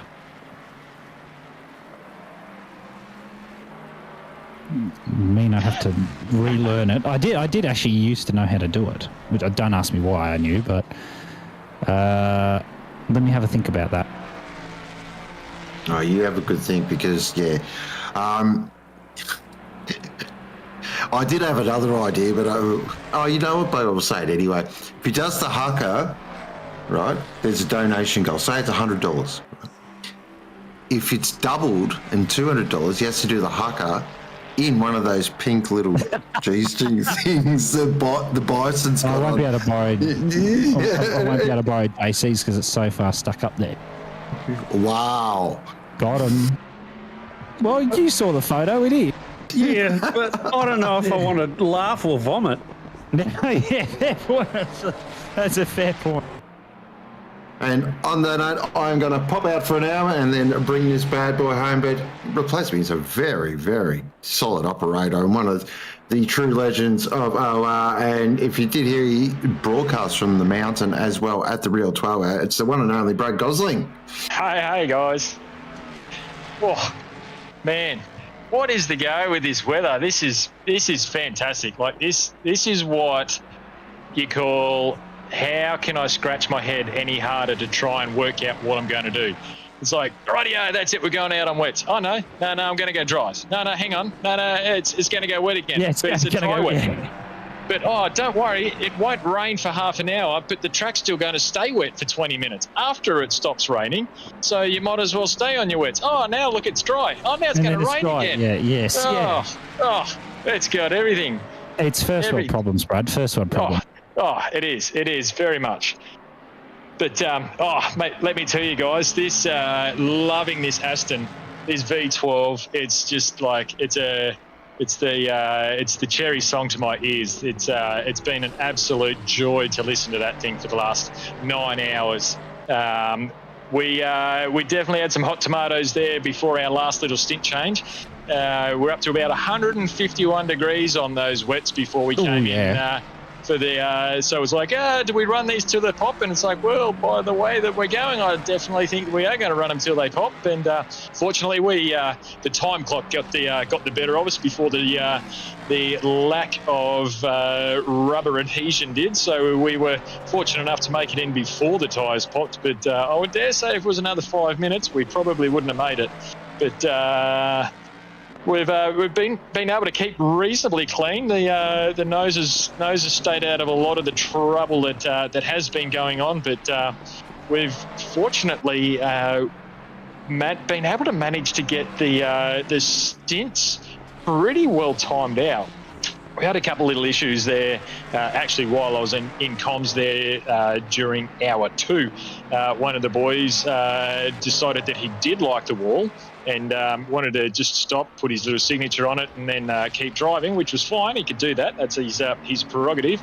Did cost us a few seconds to do that, though, and ended up, by the time he had to come into pits, he did like one of those kind of stint and a half kind of sessions and just worked out absolutely perfectly for us every time we needed to come into pits. It was just about to start raining again. The wet tyres were cooked and we're like, sweet, thank you very much. Let's go get a fresh set of rubber as the rain comes down. So we've been very fortunate that we've been able to make the most of this weather. So I've been absolutely stoked on that side of things. Boys have been working really hard, but mate, the racing up and down this whole day has been fantastic. It's you can really see a lot of the battles kind of coming in the rear mirror. Well, for us, it's definitely coming in the rear mirror. Not too many battles that we kind of catch up on the back of, and it's so cool to be able to see a lot of guys really battling out there.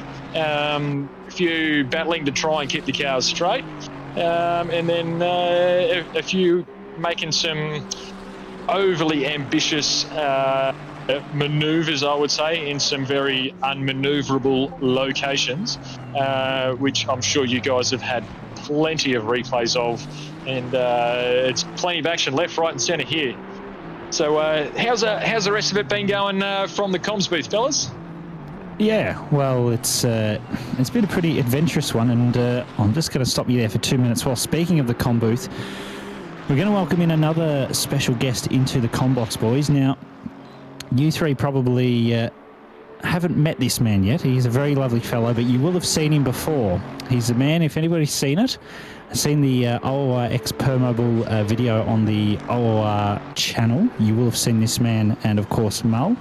Arta Lechicki, excuse me, I'll get it right eventually, is in the box with us from Permobile. Welcome, Arta. I don't know if you've seen much of the race as of this far, but we're very, very happy to have you in the box here for this very fantastic race. Better check, mate. I think he might have a mute one on him there. Arta does. Oh, there we go. That's better. Now he can try talk to it.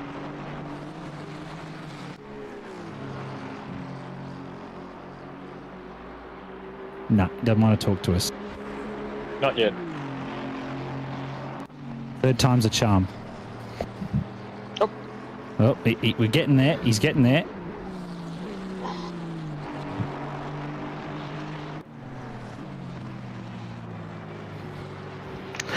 Thank you. Thanks for the warm welcome. Yes. Yeah, better? Can you hear me? Yeah, we're all good. Yeah, we can hear you. It's all good. Yeah. Got you now, mate. Yes, I have been checking it out all morning. I got up at 6 and been following it, so... Oh, shit. Hang on. Alright. Is that better? Yeah, we've got you still. Yeah? You're all good. We can hear you. Yeah. Okay. Hang on. Let me try something else. I don't think he can hear. Can you hear us? It's all right. You can hear. It's technical difficulties, people. Don't worry. I'm just going to quickly take this pause. You know what? Let me just switch computers. Audio. Oh, good. Oh, boy. Whatever works. I'm going to quickly jump off. I think my stint's coming up soon. It's been an absolute pleasure to be here in the box. It's been a lot of fun. Cheers, Austin. All the best, mate. Thank you, Cancer. Have a good one, lads. Don't drink too much once the race is done. Or do. I'm not your dad. Or your mother. Either way, mate. All good. We'll see this one out. Yep, he's back, but he's still muted. Couple of, well, I suppose. Yeah. There we go. All right. Is that better? Back. Fantastic, mate. Oh, awesome. Well, it's it seems my PC broke down, so we're on the Mac instead. I hope that will work. Working well for now, mate. Working well for now. Great to have you on board, mate. Thank you. So yes, I have been watching a little bit. I got up this morning and checked it out, like while doing my workout. So super cool. I'm so glad that we're all doing this. So how has the race been so far? Exciting? Oh, it's go Marshy. Oh, I was just about to say, from my point of view, exciting's a way to put it. Yeah, technical issues, computer failures. Yeah, a few other failures, and now we're at the back of the pack, but we're still out here doing it. Well, that's what counts, right? Just you gotta churn out the hours and grind out all the stuff. It's that's it, isn't it? Yeah. It's been a very strategic race in terms of, you know, the weather being in and out with rain, no rain, but then the track doesn't quite dry, then it rains again. Then almost dries, but then rains again. Then it does dry for 10 minutes, then it rains again. So it's been a pretty up and down race in terms of the weather. You can see it's sunny at the moment, still a wet track. Rain again, medium in 30 minutes, probably with some light rain in there. So yes, there's a lot to have taken in. But with the 3-hour mark coming up, I'm going to love you and leave you, gentlemen. But I can tell you that Shane McClaws from the number 42 car is going to come in and talk to you momentarily. So I hope you got some questions for him, and I'm sure, Arta, if you've got some questions about how the race is going, feel free to ask him, because we've been having some drivers coming in and out of the comms box, so we can just ask them a few questions. So if you've got some, feel free to ask him. Absolutely. Well, I'll leave you gentlemen to it, and I will be back in an hour or so to take you to the end. So have fun, people. Awesome. Go practice that hucker. Yeah. Cheers, Hobbsy. Thanks, mate. Yeah, so Arthur, yes, it has been quite an event, mate. So 9 hours has definitely turned it on. So the last couple of years that we've had, it has been pretty well just a full dry 12-hour race. And obviously, ACC does whatever ACC wants to do. However, the QNOS I's and O's want to play out the weather. It's been kept pretty well the same as what it has the last couple of years, but it's really turned itself on for us today, mate. Strategy has pretty well gone out the window because, as the guys were saying earlier, you'll go along and you might get a little 20-minute shower mid-session. So it's always the gamble. Do you try and skate the ice on the dry tyres and work your way through, or there's a little bit of a kiss on the wall there from Lovelink. But yeah, mate, it's a case of, do you try and thread the needle with some dry tyres, knowing that it's going to clear up and the sun's going to come out, or is it do you try and not blow up a set of wets in the little bit of dry stints in between? And it's been great to see, because there's so many cars that are on a lot of the different strategies, and especially now the back half of this race, the last kind of 2-3 hours, really have played into that, where it's been quite tricky in the way the weather has gone. It hasn't necessarily been as kind of consistent as it was. We actually had our first full dry session. Well, I'd say a full dry session was about 45 minutes worth of dry, which, for us is pretty close to a full dry session. But outside of that, it's been really quite unpredictable, which has really made the entertainment value kind of go through the roof, because it's great to see someone trying to come up hard on a set of wets when you've got someone on the set of dries. And as we can see, all the guys at the moment scrambling for a bit of water there to try and appease the heat that is getting generated in these wet weather tyres as it does start to dry out a bit. But as Hobbsy was saying too, like, we're looking, sorry. Yeah, take a breath. I should do that. Oh, it's been so exciting to watch and be a part of. So how, from your side, Arthur, looking from the outside in, mate, what's any kind of things that have really kind of stood out for you? I mean, it will be the wet stuff. It's it really is a challenge, and whether you're racing live or online, it's always very, very unpredictable. It always makes a great race to watch. And it's like you mentioned, just the strategies and what the cars are doing. I'm just constantly, as a very, very amateur driver myself, constantly in awe that, the guys actually managed to keep it on the track. I would be skidding like a Bambi all over. Oh, yeah, I feel your sentiment there, mate. Arto, I stepped out for a moment and came back to find you in the box. Welcome, it's Glenn here. We've been communicating. Thank you for joining us. Much appreciated. Well, thank you for inviting me. And how's the world of Permobile? Do you pronounce it Permobile or Permobile? You know what? We do have an official pronouncing of it. I think it's Permobile. Permobile? I always pronounce it as Permobile myself, and then during the recording of an ad, we had to redo all the voice casting because I kept instructing the actors wrong. Oh. Into a bit of an expensive thing, and then somebody was like, well, we have like this official document on how to pronounce it in English, and we're like, but I'm Swedish. So I ruined that whole thing. We had to reshoot. So yeah, I think it's Permobile, but if you want to say Permobile, I hereby give you official. You're not going to fight me. Yeah. No, we're all good. As you know, we did a lot of sim sponsoring, and for like a good year or so. Yep. Personally, I wished we would have done more of it and sort of like taken it to the next level. Temporarily, we had to pivot out of sim sponsorships and sort of that sort of thing. Sort of pivot the brand more into getting back into the tech stuff. Because we know there's a lot of our competition are just sort of hammering us on innovation and sort of wanting to catch up to all the great R&D that we're doing. So really just try to reiterate the market position, and there's a lot of technology that we put into these chairs so people can live good everyday lives. So we sort of had to pivot a little bit, but we do still keep track of some of the stuff that we've initiated and been a part of, and we're still interested, so we're not ruling anything out.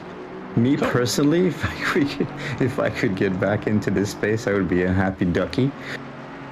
Oh well, we really. But yeah, we're doing well. Thanks for asking. We really enjoyed the time that we had with you a couple of seasons back, and we found it valuable in our own learnings. And we hope that maybe one day we might do a full 360, and we might do something else together. Well, that is certainly what I'm hoping for as well. I think that we did learn lots of stuff together. I know it was very appreciated in our company, the races that we did, and sort of a lot of people were watching them and rooting for the drivers and all that stuff. So it was very new. I mean, like, our entire industry is so traditional. It's not digital first. So I think it was a little bit of a shock action, possibly. But yeah, it was super fun, and it's a great case for what you can do together and across industries and across interests. So yeah, certainly there's more to explore. You dared to explore uncharted territories in the city rather than sticking with the traditional R&D. Absolutely. Yes. And besides, it's kind of funny. So do you remember that the last thing we did? I think that for one of the races, that the prizes were big blow-ups of the winning cars, I think. Yes, that's right. Yep, they were greatly appreciated by the winners. They raved about them when they received them. Oh, really? Okay. That's nice to hear. I never heard the feedback on that, but that's great to hear. So, like, one of the things that we did, I think we had the Promobile safety car, because there was one. That's right. And it was like at Spa, I think. Yes, that's right. 24 hours. After or before Eau Rouge. Yeah, so we had that one done, and we had it framed for our CEO. So now it's in his office. Excellent. Good to hear. That's cool. So still got a A place. reminder on where we should be going next in terms of advertising and sponsorships. It's right up there in the room. Well, we've got someone with us today. Who's got one of your chairs, I believe, or something of yours. Mitch, are you there, Mitch? Yes, I am. You were telling me the other day that you had something that had been created or was from Permobile? So I have a Permobile M5 powered wheelchair. Oh, there we go. There you Cool. go. So those things are great. Mitch has been working with us today. He's been bringing the drivers into the comms booth. He did all the background work to arrange all of the teams who would be the nominated spokesperson for all the teams, and has been a great assistance for us today. So that is awesome. Yeah. There's so much orientation that goes into doing these great races, and there's just I think that when I used to talk about OOR and Permobile and what you guys are doing, just explaining the meticulous level of planning and unpredictability of the races and all that sort of. It's a really impressive organization. So I gotta say, you guys still impress me, and it's just great to see that you're doing it. Yeah, we love it, so that makes it easy. The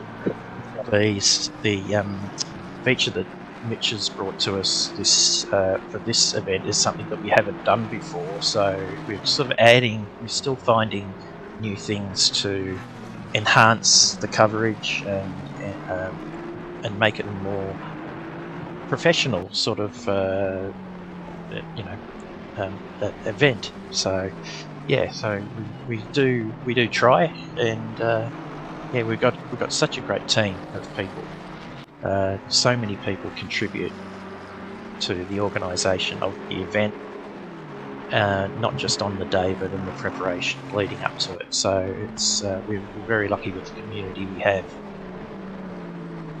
Yes, absolutely. I think it's astounding, and I remember talking about this to Neale at some point. And motorsport really does belong to everyone, and OOR, and at least in my view, has always been the proof point of that you can make it work, and it's just great fun for so many people. Yep, for sure. And how's our friend Natalie?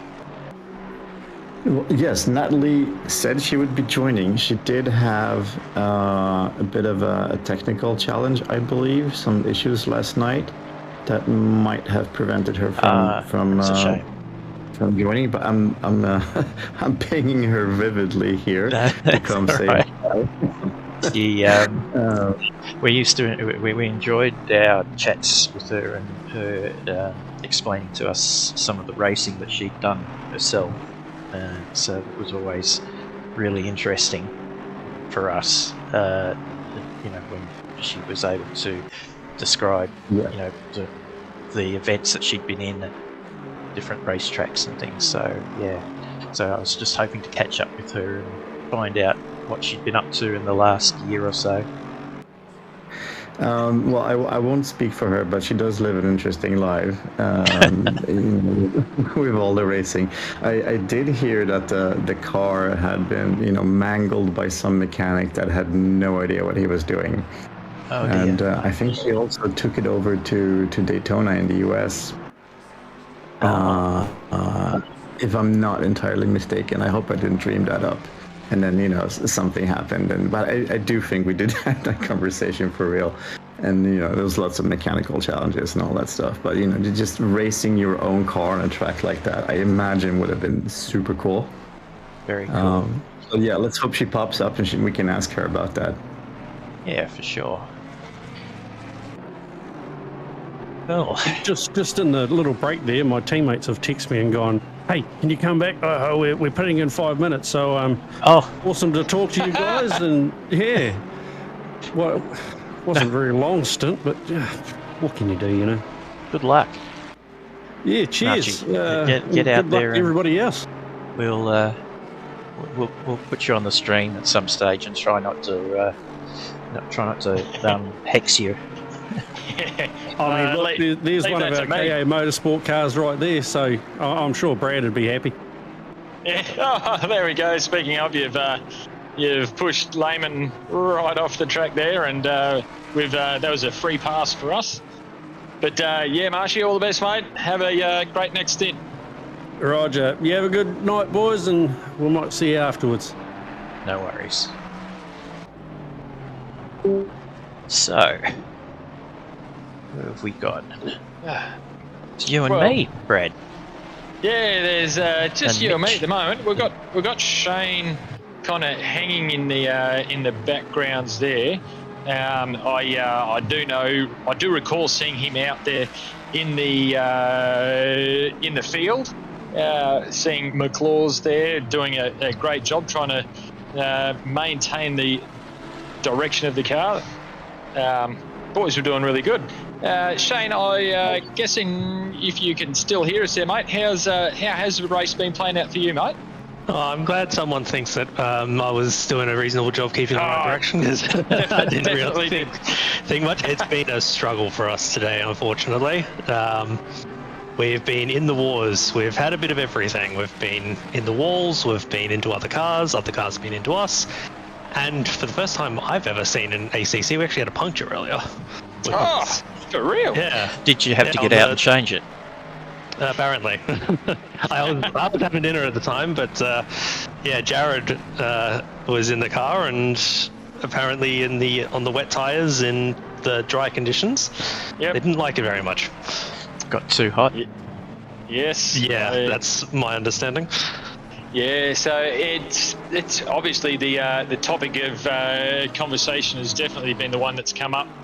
Is the one to do with this weather, and as we're talking about tyres that were popping, we're in the Aston behind you guys there, and currently sitting at about 110 degrees on the wet weather tyres, waiting for this next little bit of rain. How's that played into your guys' strategy? Have you just gone stuff it, we'll just take it as it rolls? Do you try and adjust on the fly as you go? Do you go, no, we're sticking to 65 minutes or 60 minutes no matter what? How's that kind of been playing out for you guys?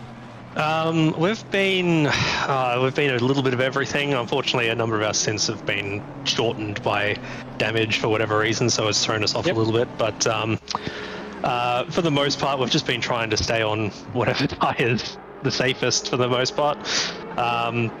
There's been a lot of running on the wet tyres and in the dry, because we're ready to pit, ready for dries, and then we see half an hour rain. All right, we're not going to bother pitting again. We'll just try and have these tyres last and see how it goes. It's mostly worked, but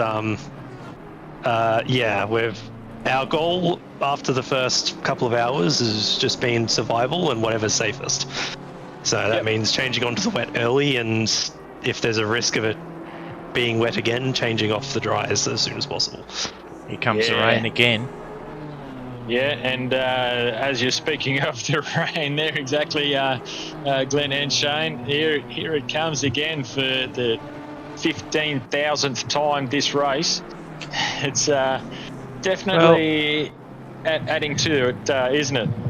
Yes. You guys all wanted a wet Bathurst, so you did. Who do I need to talk to about this? Because I didn't want that. Stellar job, Glenn. You couldn't have. Everybody kept saying to me, "Where rain? Where's the rain? Where's the rain?" Well, that's it. So yeah, it's a bit harsh. Yeah, the mixed conditions make it super difficult. Honestly, would have preferred a fully wet race. Probably would have been preferred by us, just so it's consistent throughout the day. Yeah. But we didn't. You got to deal with what you get. Yeah, we had no idea it was going to do this. It didn't do this in all of our testing. So Kunos things. That's it. Kunos does what Kunos does. That's it. It's yes, you get a bit that goes both ways, but it definitely adds to a little bit of the spiciness, and we're very much the same as you, Shane, in the sense that you kind of go out and then you're like, do you run the risk of trying to blow up a set of tyres, which unfortunately you guys ended up doing, to try and get on the strategy of the weather. That's the biggest part, isn't it? Trying to strategize to the weather. Yeah, definitely. The weather's our strategy going into it was we were going to work. Well, we probably. Let me try this again. Because of relatively early damage and having to pit, we ended up having to pit off sequence to a lot of people, which really hurt us in the long run, I think. There was one period where we had to pit halfway through due to damage, and then we had 20 minutes of running in the wet on wet tires, and then it dried out. Most people were able to change to dries or similar, and then we ended up stuck on halfway out of sync to everyone, even with the weather.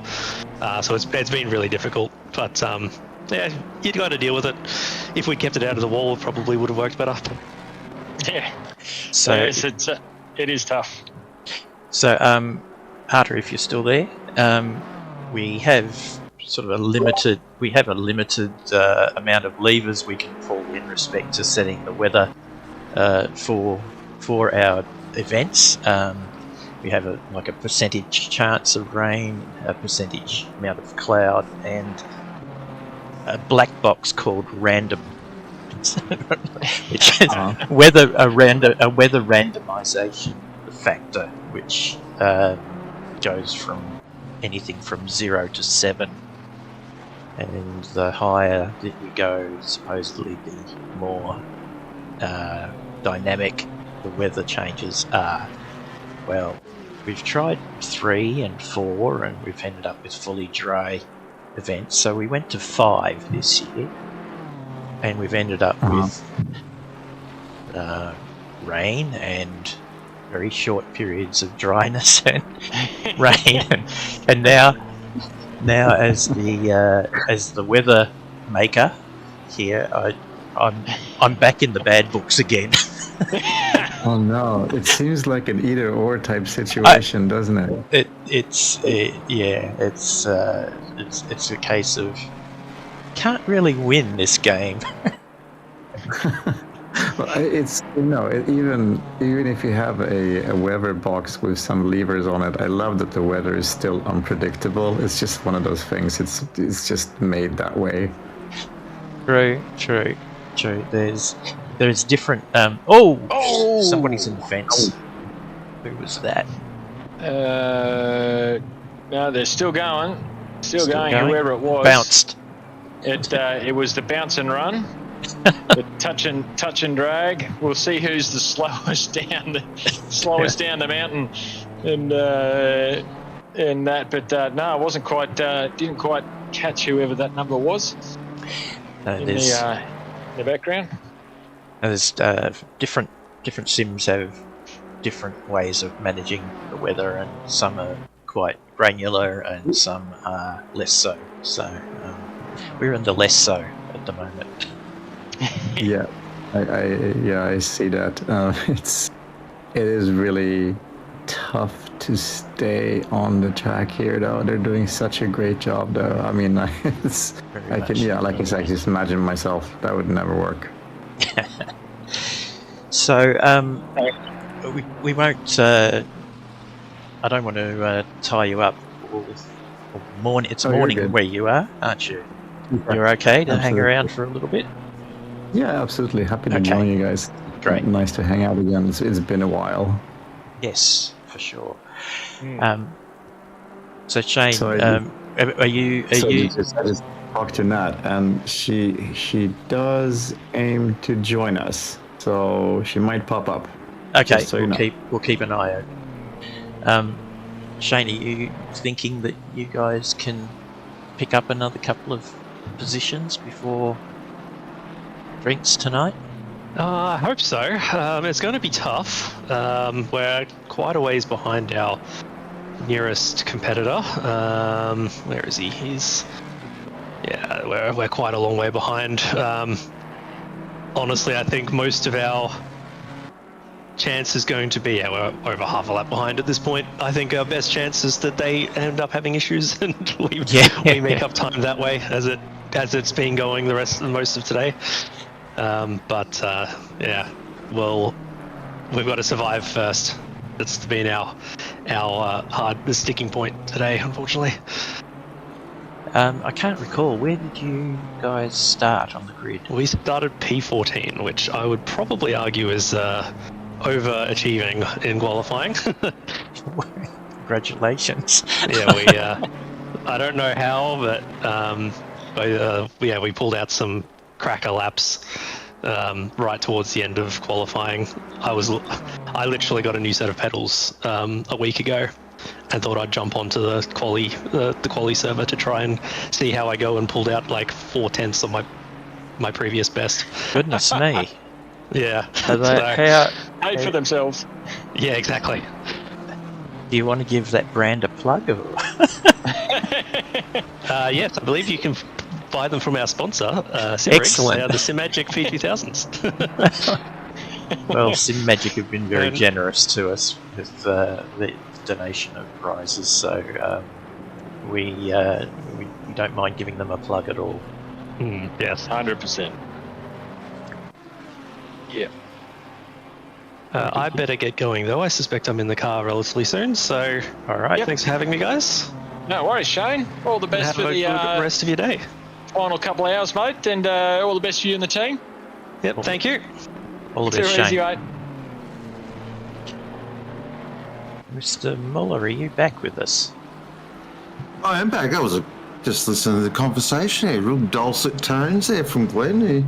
You missed your call. Oh, come back at the right time. No, that is a Mustang in the fence. And also, that is the Alliance Motorsport BMW. Oh, that'll make Shane really impressed. That'll do his sense of humour the world of good.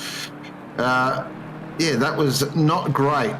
Hopefully, damage isn't too bad, but I don't know if that was blue flags or that was position. Could be a bit of blue flags there. I think it's definitely blue flags there, Sean. But hopefully it's all okay and they can truck on. Of course, the Alliance Motorsport crew are always welcome here at OOR. They do a great job. They're always in pretty much every enduro, sometimes one car, sometimes two cars. I've seen 3 at one stage. And of course, the McLaren in that green looks absolutely amazing as well. And they are running around currently in 27th. And it is Evan Richardson behind the wheel at the moment as the Mustang flies on by. Of course, you are watching the Boosted Media Bathurst 12-hour brought to you by OOR. And of course, we are racing for the one and only Mullock. We are just a tick under 15,000. We are going to get over 15,000. It's not a matter of if, it's a matter of when. So if you all can, make sure you do dig in and support a great cause, and more importantly, support a wonderful man and his amazing partner Nat as well. Every little bit helps. Molly's got a tough few months coming up, and yeah, he's got a whole community behind him. He's built something pretty special here, and I'm just proud. We're all just proud to play a small part, and most importantly, we're all having fun, and that's the most important thing. And we've got 2 hours 30 remaining. I'll tell you what, this has been some sort of afternoon. I must say, looking at the time there, Mull, it's actually, for me, it's gone past so fast because I think the weather has been so dynamic, and everything that you're doing is like in 20-minute increments. And it's just like, then it's another something that's 20 minutes, and then it's another something that's 20 minutes. And and so then all of a sudden you look and just go, wow, it's 2.5 hours to go. It's actually kind of almost getting to the point where it's really the pointy end of the race. Yeah, now they're just starting to think about what they're going to do in terms of strategy. So now they're starting to think backwards towards the end of the race. When can they have that last stop? When's that magic number when they can come in, put on their final set of boots, put on their final fuel, strap in their quickest driver and absolutely send it and see where they end up? Because with 2 hours 28 remaining, it's now starting to be a little bit as it's called go time. So this is where you start to buy your ticket and see where you're at, see if you got a pace advantage with those you're racing around you, and absolutely go for it, because it's nothing to lose out there. Yeah, that's it. It's been the grind time is now coming to an end. Like with a couple of the boys that have been in, it's just like, don't pull your head, like just pull your head back in, kind of thing. Don't do anything stupid. This is grind time. Like, let's just keep it clean. Let's just, it's all, as you're saying, it's the strategy. It's all about the placement. It's the position that you can keep and put your car in for those final couple hours where it really makes the difference. So this is definitely where we're going to start seeing, obviously with a bit of the rain coming through as well, really going to start seeing how these strategies are going to start playing out. Super exciting times ahead, mate. Super exciting. Exactly. Yeah, very keen to see how this one plays out. And just doing a couple of lap times, so just a bit of housekeeping on our race at the moment. So it is, of course, Brady Ashton leading the way in the 714 on screen in the Racing Mustang. Of course, that name is a lot of focus groups went into that name. They've really put a lot of effort into it. As you said, delivery, that's some work in that. No, that's about all I'll say about that. I just say, Sean, I did reach out and make sure that was right, that they hadn't forgotten to put a word in front of it, like, Star Racing or some sort of descriptor before it. But no, I was told no, it's just racing. Love it. But Brady's flying out there at the moment, looking pretty good, and they've got a nice gap over Minson in the Nissan. That's the 111 Rockets Evolved entry. What a fantastic performance this has been, and Minson has been so quick in his car all weekend, just lighting up the timesheets. His shootout lap was the stuff of OOR legend. He's having a bit of an issue. He's got the 700 Mustang all over him, cheap suit style. And that's blue flag as well. If I'm missing here, I'm just going to let that Mustang go, I reckon, and got a bigger fish to fry. In third position, the 69 is Josh Holmes. I'm not too sure what's happened there. So, because they were running in second, so I'm not sure if they're really off schedule or, yeah, something's gone, I don't know, a bit awry there, because they were definitely in second comfortably. So, I'll have to go back and have a bit of a look there. Hopefully Hobbsy or JC have been all over that, and I'll be able to provide us a bit of an update there as well. And they're currently running in third. In fourth position is Naeem for GSR Esports Elite, of course, running the Bison. And they are been running around in fourth, what it feels like all day, really. They've just been super consistent. Really haven't put a foot wrong. As a blue flag gets in the way, it makes me a little nervous. Cold sweats, but we'll truck along. But yeah, really solid day. They've, as I said, haven't put a foot wrong, been really strong. Here's Ryan Whitmore for Moorham Racing in the 333. Again, just consistent all day, been in that sort of fifth position. Did have a bit of a sniff there, a fourth at one stage, but it looks like they're pretty solid in fifth, and their lap times are actually really consistent as well. They're staying in that sort of 2:10 mark, which is great to see. Our leader of Silver Class and 6 overall is Benny Vittner behind the wheel of the Sofa King Slow GTR.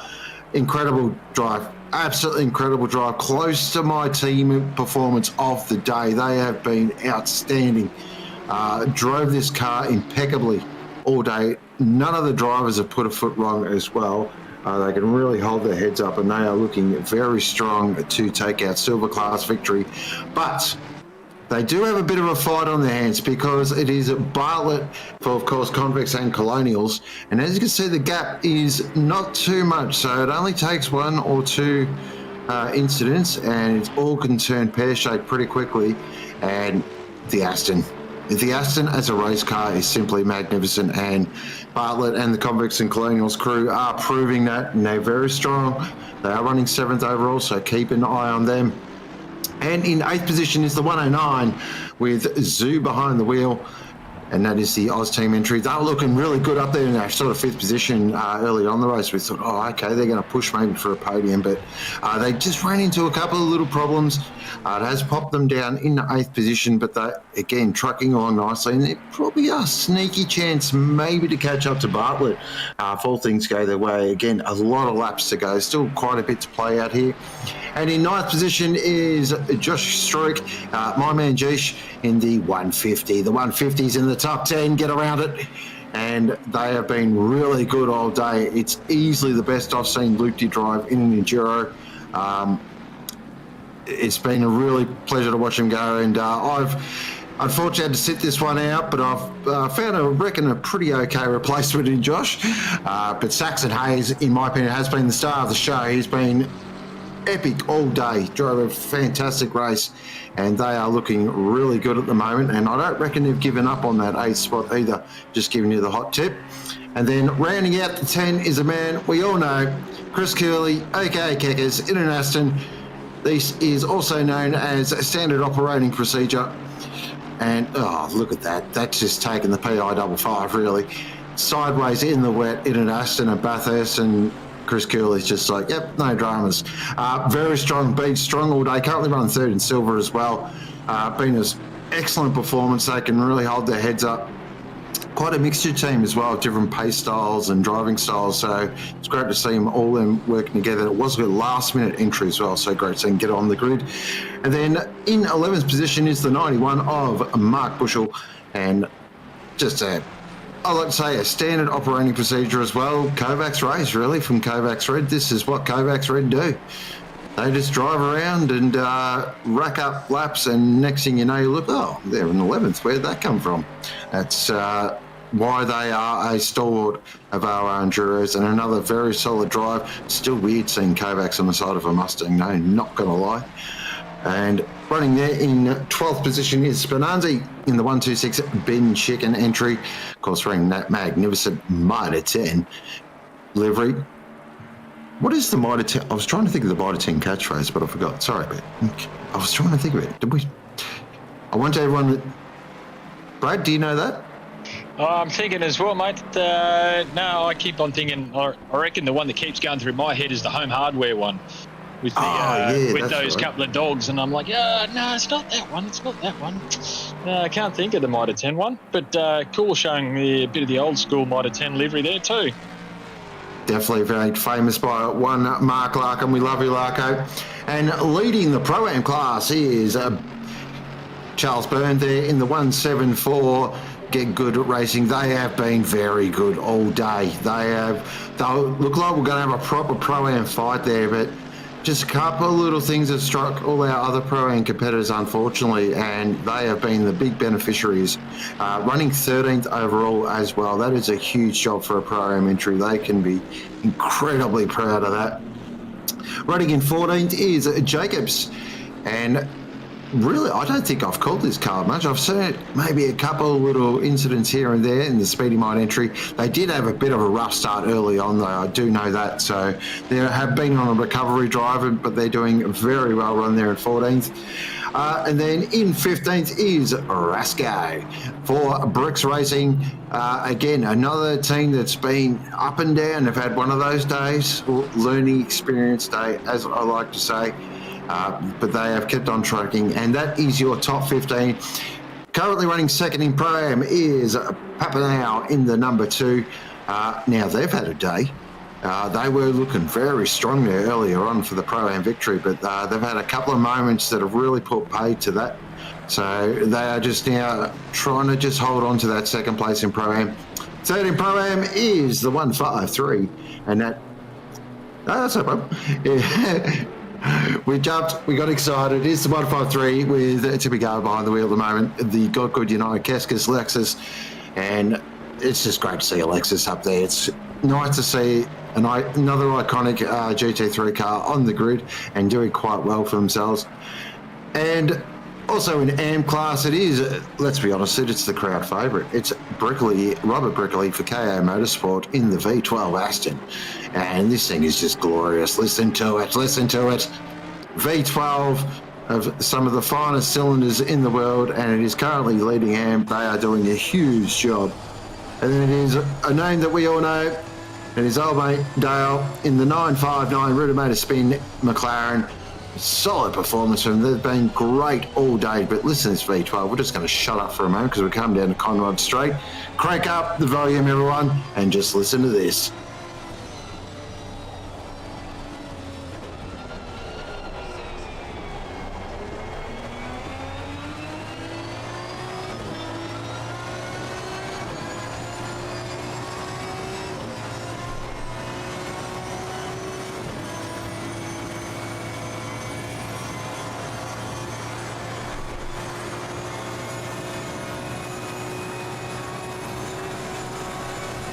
What a noise. What a noise. Oh, pull that up. Oh, that was very deep under the brakes there from Brickley. Oh, boy. I think I got a bit nervous. My heart certainly stopped there, mate. Oh, goodness. That's my car. It's like, stop. But very solid drive there. And it is Dale, as I was saying, currently running there in second in AM class, 34th overall. And then Logan rounding out the podium there in AM class. That is your race update. You are watching the Booster Media Bathurst 12 Hour, brought to you by OOR, the race from Mullock. And I do believe we're $49 away from the big 15K, or if we hit the 15K, I'm trying to go over chat. But we got to get there. It's going to be done. Make no mistake about that. And, well, what do we reckon? 2 hours, 18 remaining. Something's going to happen. I don't think this is over yet.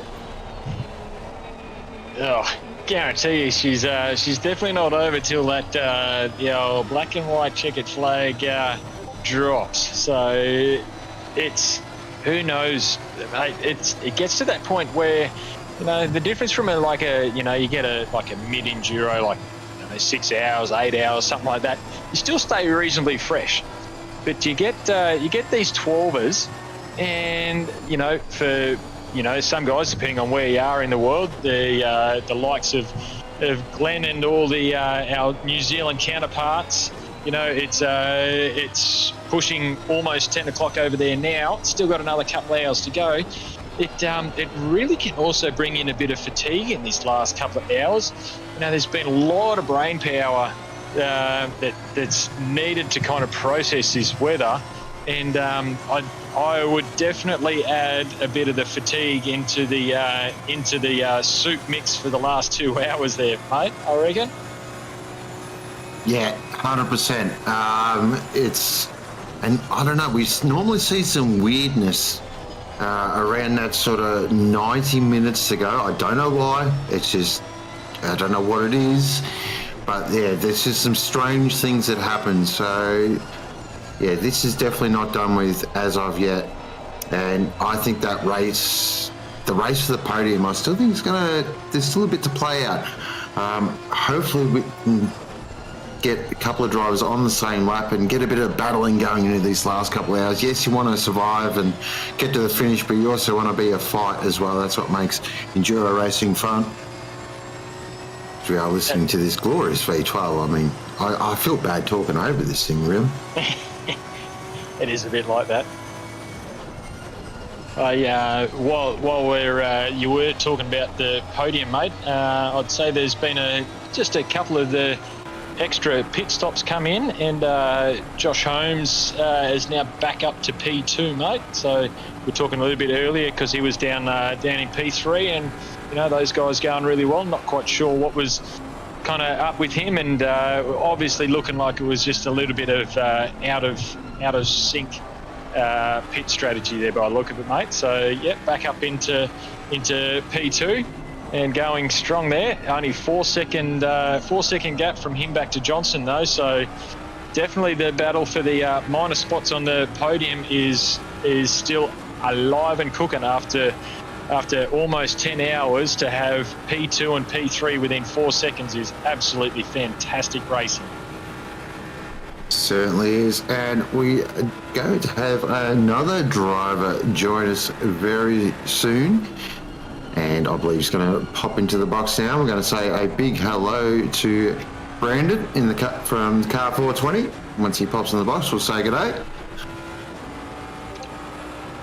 And just having a look here, currently, I just want to double check. Big thank you to Craig Ellis, Arthur, Nathan Leary, and Jeremy Talbot for their donations. And we're, as I was saying, $41 away from 15K. Come on, let's do this. 15K, let's go over that, and then we can start working towards 16K. Yep, huge big shout out to everyone involved, all those people that have over the last few days. You know, our special event there on Thursday before the top 10 shootout, starting from back then. You know, huge shout out to all you guys that have been able to support Mullock and his big fight, big battle in front of him. It's a huge thank you to every supporter that's been able to really give in here financially as well. So, big thank you. Here. Yeah, just standard Josh Holmes things there, really.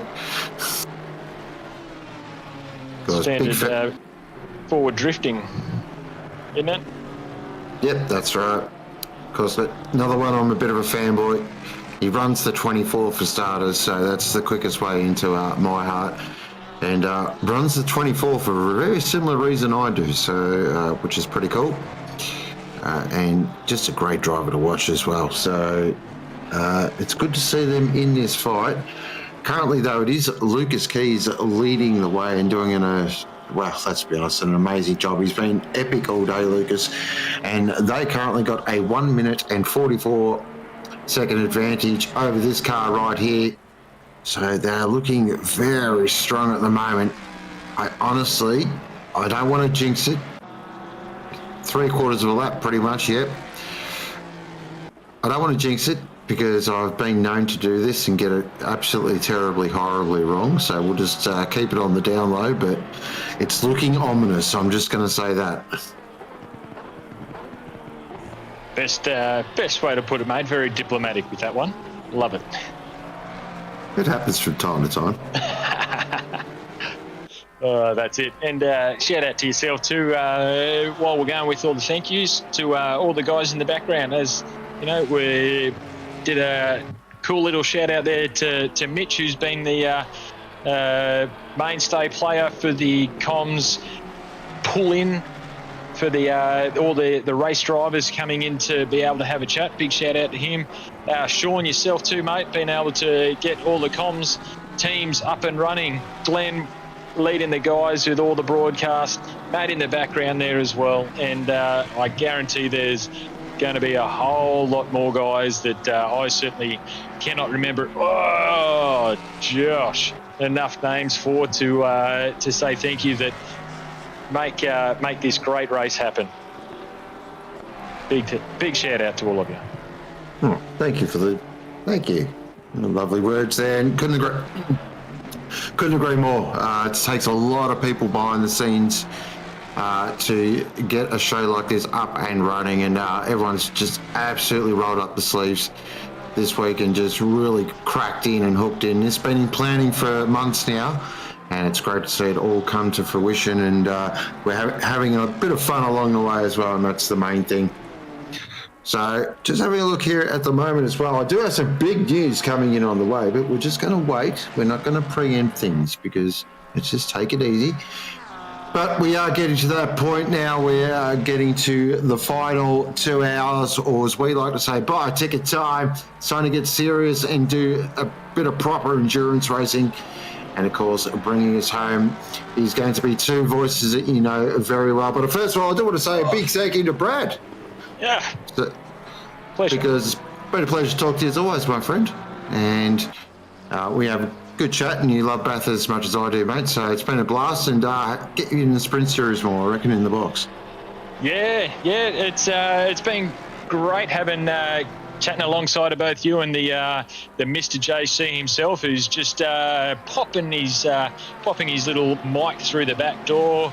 Here he'll hear him starting to chirp up very shortly, and I do appreciate it, guys. It's been great being able to do a bit of split red with you as well, both of you guys. Been a lot of fun, and but yes, you'll see me back out on the track, the 375 V12 Aston. I'll be doing the last shift for that one, bringing the old girl home. So took her out for the morning walk, and I'll take her out for the evening walk as well. So been a pleasure as always, been in the comms box with all of you guys and girls that it's been a part of it, and super excited and super looking forward to getting back in the seat, and also getting back in the comms box next time. Thank you very much, Brad, and good luck and have a good run, and bring home the W. That's it, mate. Cheers. Thanks, guys. That is the one and only Brad Gosling there, and exactly, we do welcome back a voice you all know. It is the one and only Josie. How's your break? Any key developments in your break? Key developments. Oh boy, what time is it? What's the target audience at the moment? Are we past the PG stage? Goodness gracious! So, Brad Gosling talking about the back door. I don't want to make this all about myself, but goodness gracious, I wasn't looking forward to this moment. I don't know if anyone knows what endone is. But yes. I've been taking that over the last couple of days. Now, I've tried to bring a modicum of professionalism and clarity to the box today and haven't been taking my endone at all today because it is basically an opioid and it does all sorts of funny things to my brain and it's quite enjoyable. But I didn't think it would be appropriate for the box, so I've stopped taking it. And what it actually does is sort of clogs up my insides.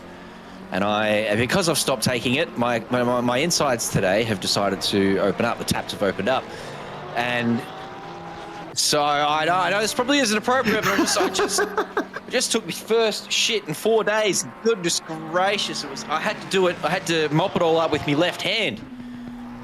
And I've absolutely nailed it, ladies and gentlemen. I thought it was going to be difficult. I thought I was going to have to call in the help, but I've actually just completely nailed it. So I'm very proud of myself. I'm like a boy who's just wiped his first butt for his first time. I'm very happy.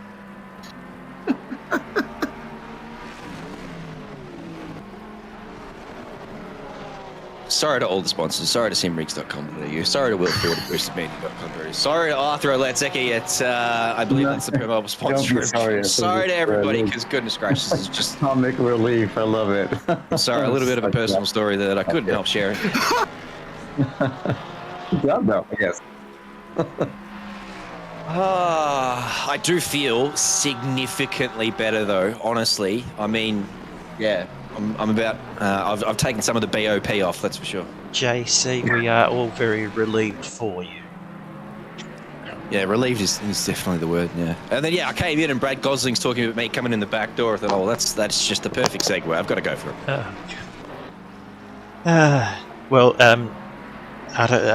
The JC had an argument with a car whilst riding an electric scooter on Wednesday, and he's fortunately with us and obviously in good form, as you can tell, but he does have a busted up arm.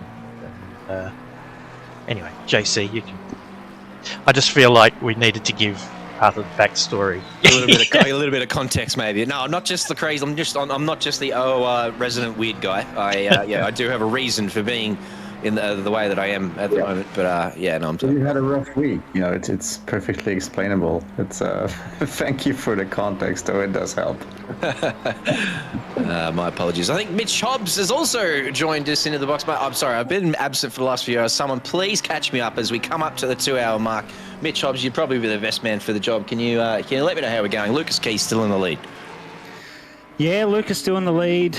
Josh Holmes in the Arena Open Sports car in P2. They've had a pretty cracking run trying to hunt down Lucas Keys again. Obviously the 111 Rockets Evolve car. All the boys in there have done a fantastic job. They've had a few moments, a couple of close shaves actually from some of the clips I've seen, but they've had a cracking run as well. Name there in the GSR car. We always knew they were going to be pretty high up. They're always very consistent, so good to see them there. Ryan Whitmore currently in the 333 car.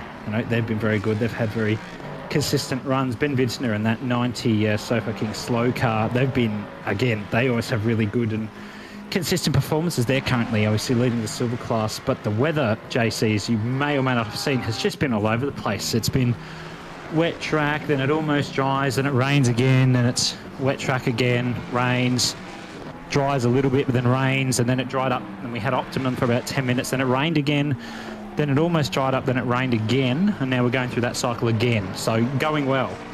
I believe when I left, I was having a little wager with the great David Bender McNulty about what the fastest lap would be, and I did say it would be a 2:06. So I am pleased to see that the purple lap is a 2:06.600, and I'd say that we haven't had any optimum running since then because it's still that. So I think we're probably going to see a bit of wet weather right up till the end of this race, although it is drier weather in 10 minutes and it is still dry in 30 minutes, so we might just get one more little burst of dry weather, and it's 3 o'clock in the afternoon, so it should dry out quickly if it is going to dry up.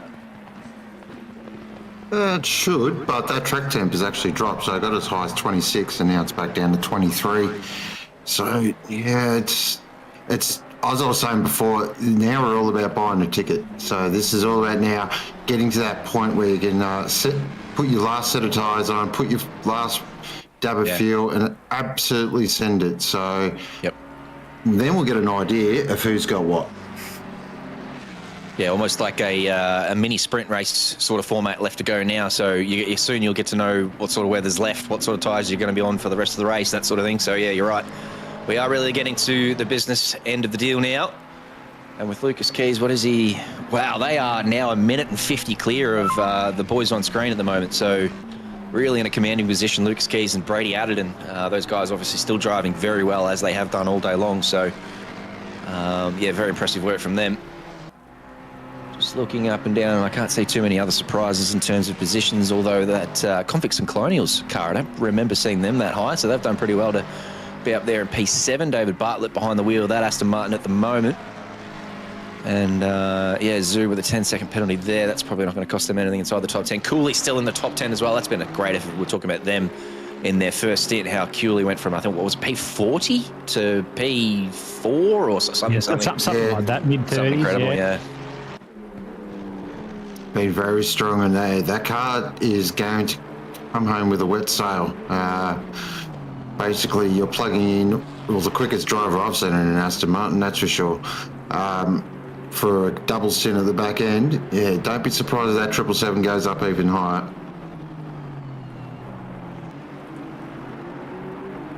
And I guess the other thing that I've missed, we've gone over the $15,000 mark. Oh, yeah. $15,145 towards the GoFundMe at the moment. That's just incredible. It was a bit of a slow burn early week when we were sort of around about the $2,000-3,000 mark, and then of course we kicked off on Thursday night with that community event that everyone just so willingly got around, and it just seems to have skyrocketed exponentially since then. So that's just such a good effort from everyone, obviously the guys on the ticker tape there, Jaden Rod, Alessandro O'Brien, the latest donations, but everyone today has just reached in deep, and that's incredible. That's obviously the most important part of it. I mean, the racing's great to watch, but that is impeccable.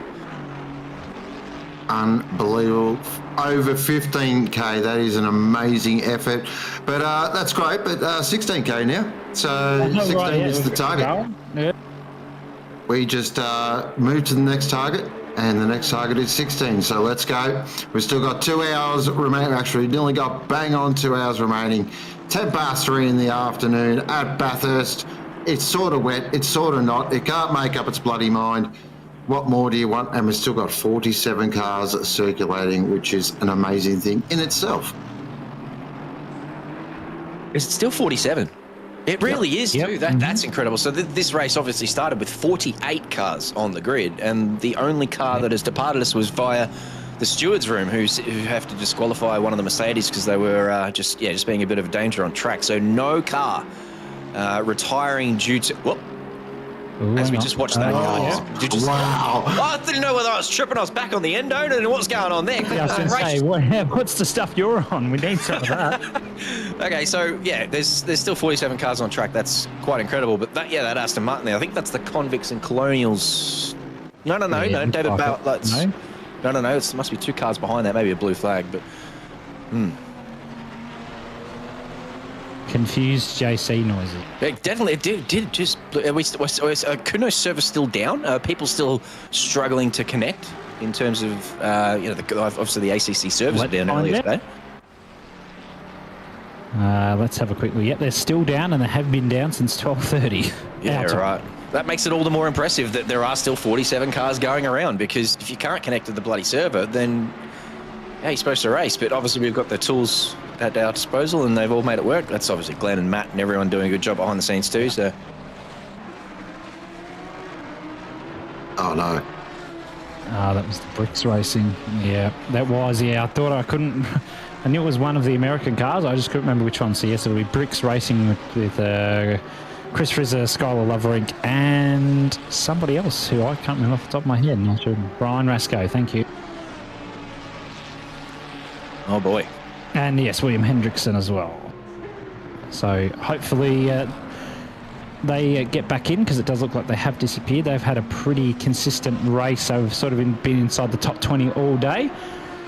So yes, it does look like according to the leaderboard they have dropped. So that's an unfortunate one there. Hopefully they'll jump back in and get underway for the final 2 hours. Damp track now, boys. Dry for the next half an hour. 19 degrees ambient, 25 tracks. So it's sitting around there nicely. We've sort of reached the peak of what the temperatures were sort of expecting to see? Are we going to get some more dry running? That's the question. Because we think we do, and then we just, don't. 45 minutes we'll get. I reckon, 30 to 45 minutes we'll get dry, and then it's going to absolutely throw it down for the last hour. I just got this gut feeling it's going to be a grandstand finish, and that's what's going to happen. And again, it's going to come back to that right tyre, right time. You're just going to have to be really on the ball here, because if you get off the wrong tyre at the wrong time, you could be in a whole world of pain. I'm going to go the other way. I'm just going to pray for the drivers. They've had such a hard day. I reckon it's going to stay dry right up till 15 minutes to go, and then it's going to chuck it down. Wow, that's what probably hoping for is dry for as long as possible, but you never know what's going to happen. Yeah, dry racing, we'll get an optimum track again, and then, with 15 minutes to go and everyone on slick tyres and maybe just starting to count down the minutes until the end of the race, there'll be just that last little roll of the dice with the 15 minutes of rain at the end, I reckon. Well, they're back. That's a good sign. Gee, that's a synonymous livery in OOR too, isn't it? We've seen that one on plenty of different cars. Oh, yeah. I think I've seen it on even an old 488 Ferrari. I've seen that livery that many times. I was just about to mention it, the Ferrari. It's the one I remember most. Here's Dame, currently running in 4th position in the Bison. That pink G-string Bison. Oh, let's not bring that up, JC. We've already been scarred enough by that photo. Jesus. Wow, that is that will go down in infamy, that photo. That's the one. Is that photo of you, JC, going to go on your next livery? Is that what's happening? I hope not. That's definitely going on the livery. Oh, yeah. Glenn might not allow it, but we'll let it pass. Special exemption. Yeah, I don't know if it was Moyne Tufig or Nathan Toto Monks who came up with the idea of putting that on there. I think Toto's got it on the back of his Aston, and he was the first to have that particular garment on his car, and then I think Tufig's picked it up and put it on this car as well. But I hope it doesn't become a thing. I hope it doesn't really actually start to generate a bit of a snowball effect and a bunch of cars in the Sprint Series start doing it, because it is definitely, it's hard to follow a car around and stay within 5/10 if you've got that up there.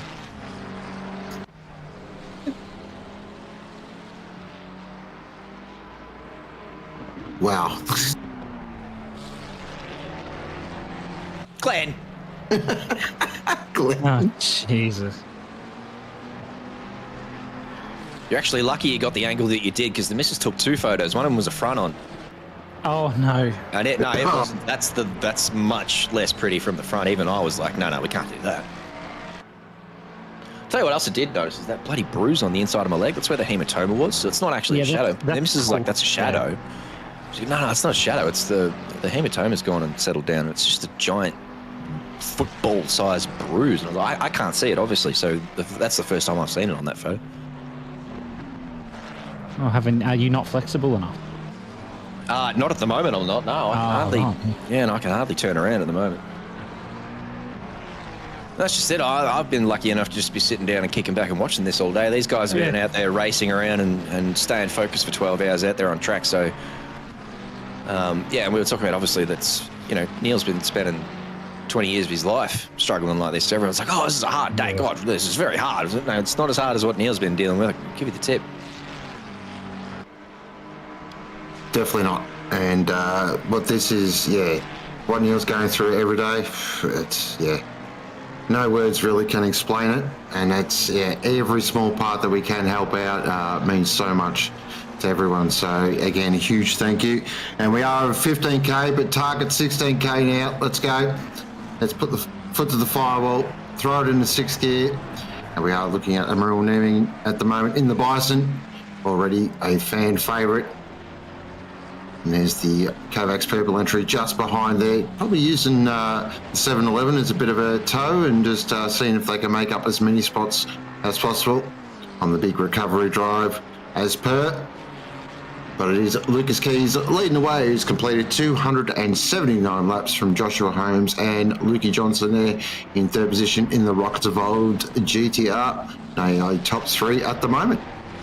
Speaking of top three in Rockets Evolved, Luke Johnson currently right at the back of Josh Holmes. I don't know if we can flick over there. The battle to P2 seems to have heated up. I don't know where they are on track as they filtered down here into the last corner. They've got a bit of blue flag traffic to deal with. So Josh Holmes now in the Arena Open Sports 69 Ford there. And yeah, Luke Johnson, we watched him do a 360 pirouette down the escape road. It was probably the best 360 I've ever seen. And he's clearly got a handle on this Nissan because he's all over the back of Josh Holmes here. So he's got a nice run. And we've seen already today the GTR up this hill. The naturally aspirated V6 of the GTR does have a really nice pull up the mountain straight here. So Josh very early on deciding to defend the inside, which is of course the ideal run through turn 2. All that extra camber in there makes turn 2 impossible to overtake around the outside. So very, very smart move there from Josh Holmes to defend the inside. Hangs on for another lap and another adventure over the mountain. But this here looks like a bit of a formality. That Nissan looks really strong in the hands of Luke Johnson. Yeah, those, Rockets boys really know how to wheel that Nissan and showing that it still has the potential to be competitive, and they're certainly making that known. Currently fighting for P2 in this race with an hour 50 to go, and they'll be putting all the pressure on Josh at the moment. And unfortunately, there's rain coming in 30, so they're not going to get the dry run they were hoping. Or if so, it's not going to be a very long one.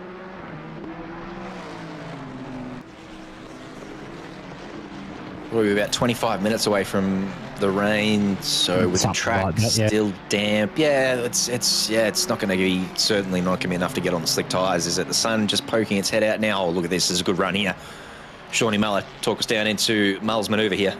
Here we go, down to Mull's manoeuvre, Mustang versus GTR. Of course, the Mustang we know is powered by an intercontinental ballistic missile, but look at this.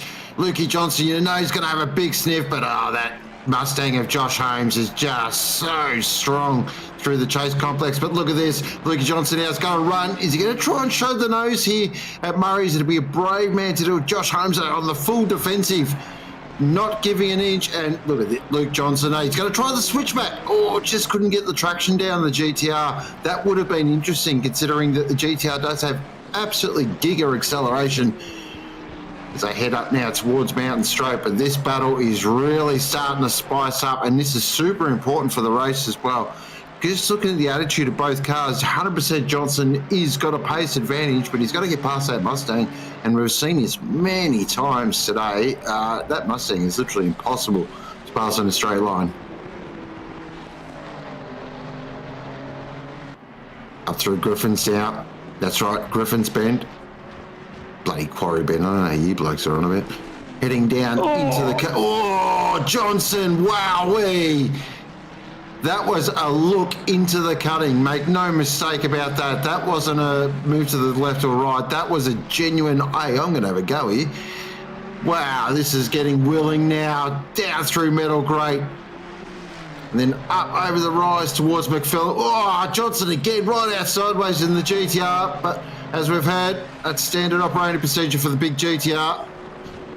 And the Mustang, you just see Joshua's just starting to turn the wick up now. He knows he's going to have to absolutely drive inch perfect here because Johnson is all over him, heading down into the elbow. Really important here for the Mustang to get good drive exit. It will hit 290 down the chute, no problem at all. Gets a lovely exit. I'll tell you that GTR's coming. It really has been good defence from Josh Holmes over the last couple of laps, and the GTR now having a nice run out of the elbow. But I tell you what, if you look out the back of your screen, there is that blue 714 Ford. That's Lucas Keys, and he's about to lap these two. So the longer this battle goes on, the more into this. Oh, look at that Ford. The behaviour around Mull's manoeuvre is almost backed it into the chase. And again, Luke Johnson down the inside there, and a little touch as well. So that GTR's got such nice exit speed at the moment. He's really got that back wheels, the back axle set up beautifully and getting very nice traction. But again, here you go. Edging up. That's going to be the one. Luke Johnson into the last corner, sets him up with the over-under, and beautiful move up into P2 for the Rockets Evolved 1-1-1. But as I said, that's Lucas Keys now right up into blue flag territory. Oh.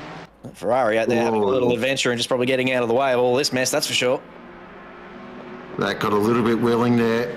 And this will be putting the biggest smile on Lucas Key's face all day. Be like, oh, there we go. That's that done. But this battle, I'm just going to hold my breath here a little bit because this is getting a little bit awkward. Because we've got the MRT Mustang there just in the wrong place. That's really hurt Holmes. That has hurt him a lot. Jesus. Oh boy. Yeah. I think MRT knew that they had probably infringed on Holmes a little bit, so they've let him go. Probably not in the most ideal spot, admittedly, but he's gotten through anyway, and now he's got to just put the hammer down if he wants any chance, or maybe they're going to alternate the strategy a little bit, given it's going to rain. The track is damp at the moment. It actually looks a bit drier than damp at this point. It might move to greasy, but I don't know how far it's going to get before it looks towards, the sort of green-looking track. If that even does come, it might not, given that we've probably got the light rain heading itself in probably about 20 minutes or so. Is it going to be enough for the track to get green?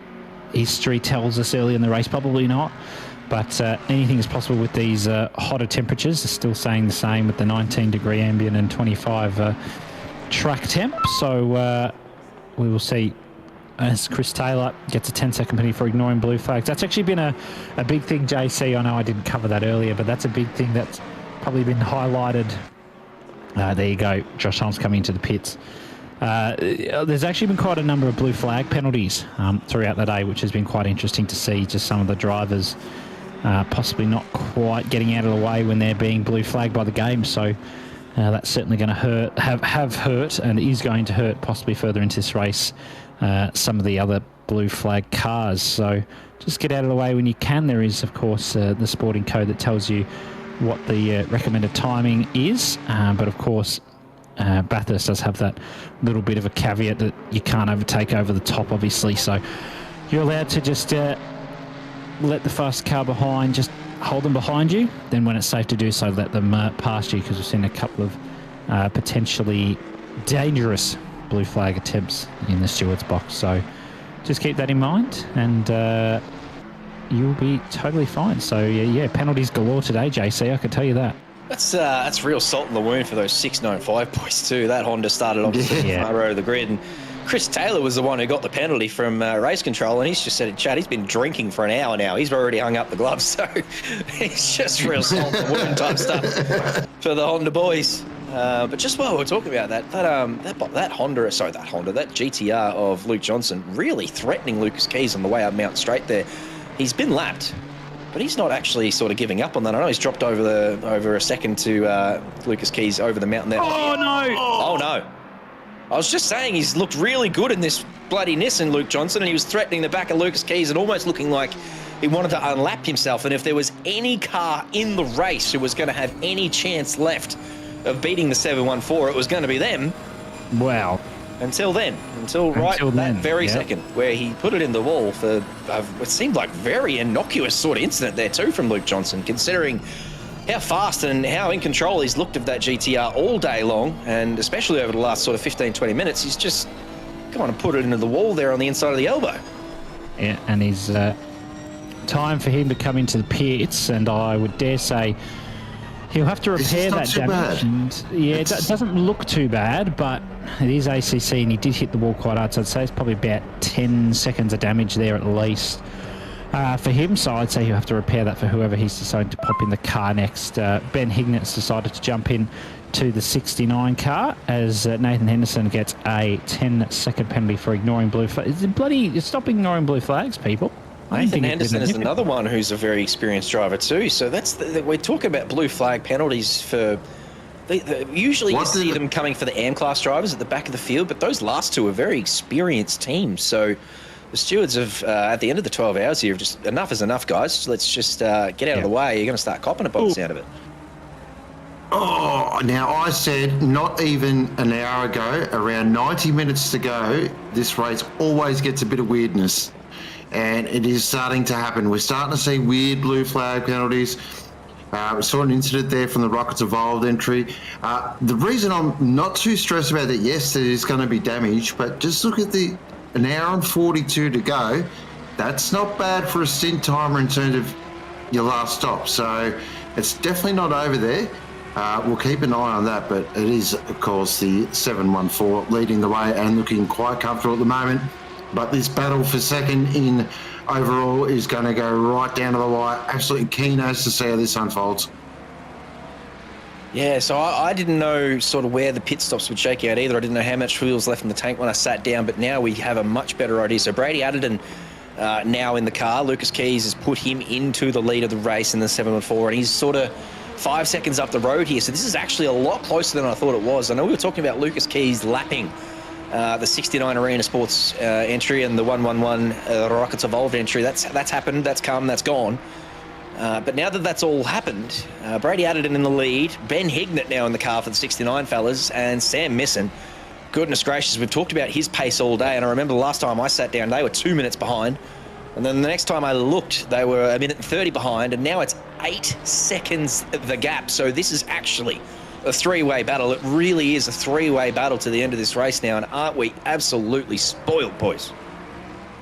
Yeah, it's going to be a cracker. It definitely looks like they repaired that damage in the 111, or else they would have probably been ahead of the 69 car. So probably was about 10 seconds of damage, given they weren't too far sort of, ahead of the 69 car. So Misson's got a bit of work to do, but of course, Misson did show us the true pace that he's got in the shootout earlier this week on Thursday. He did a personal best in the shootout of 58.9. So if he can pull that sort of pace out in these changing conditions, he is going to give Ben Hignett a good run for his money.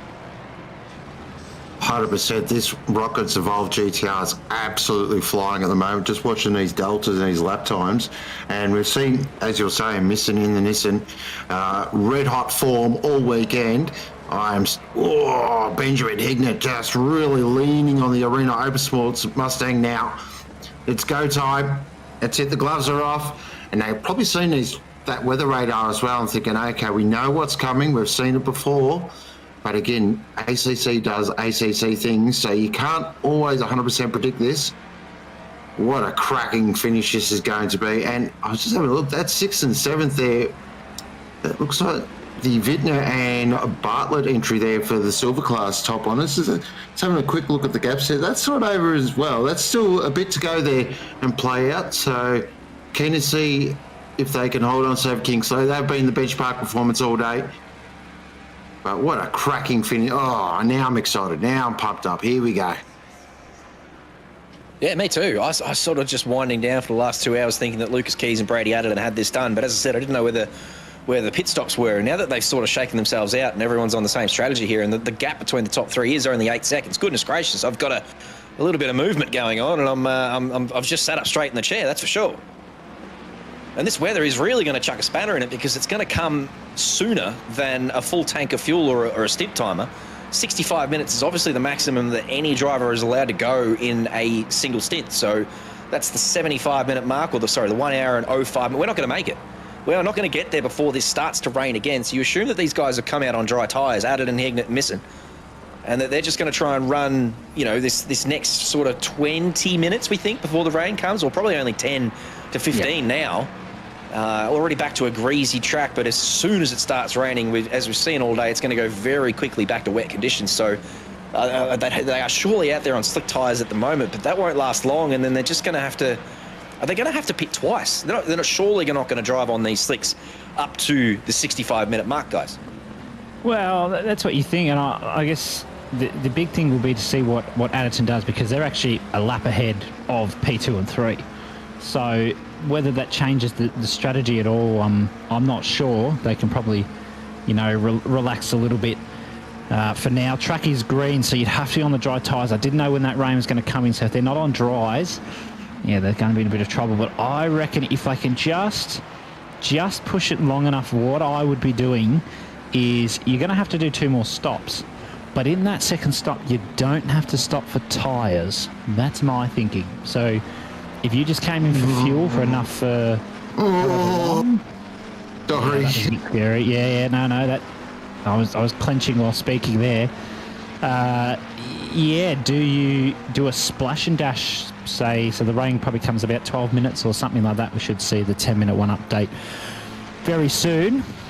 But look, if the rain comes, you push the dries as long as you can, which not too long, to be quite honest, probably 2 laps if that, and then you pop a set of wets on and see how far you can get, and if you want to make up some time, maybe not take wet tyres and a fresh set of wets in the next hour and 5 minutes. Is that what you do? I don't know.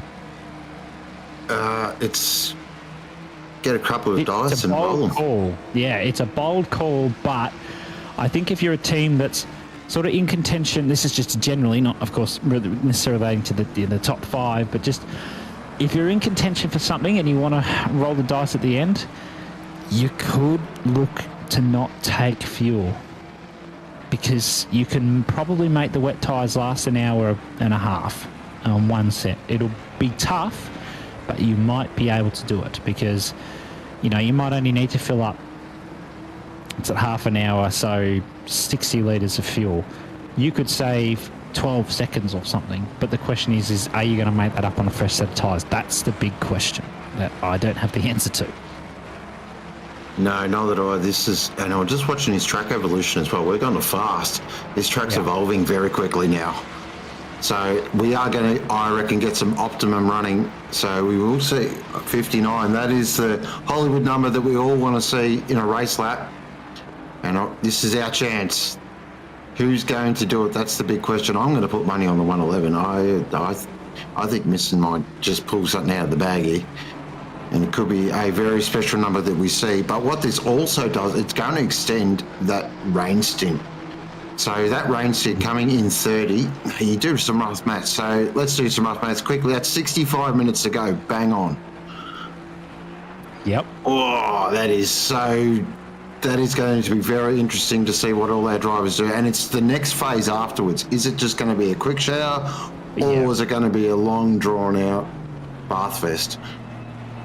I think had this race been finishing, say, like at night or something where the temps are cooler, you'd probably bank on, even if it did rain for half an hour or whatever and it leaves you, rain for 45 minutes, leaves you 45 minutes.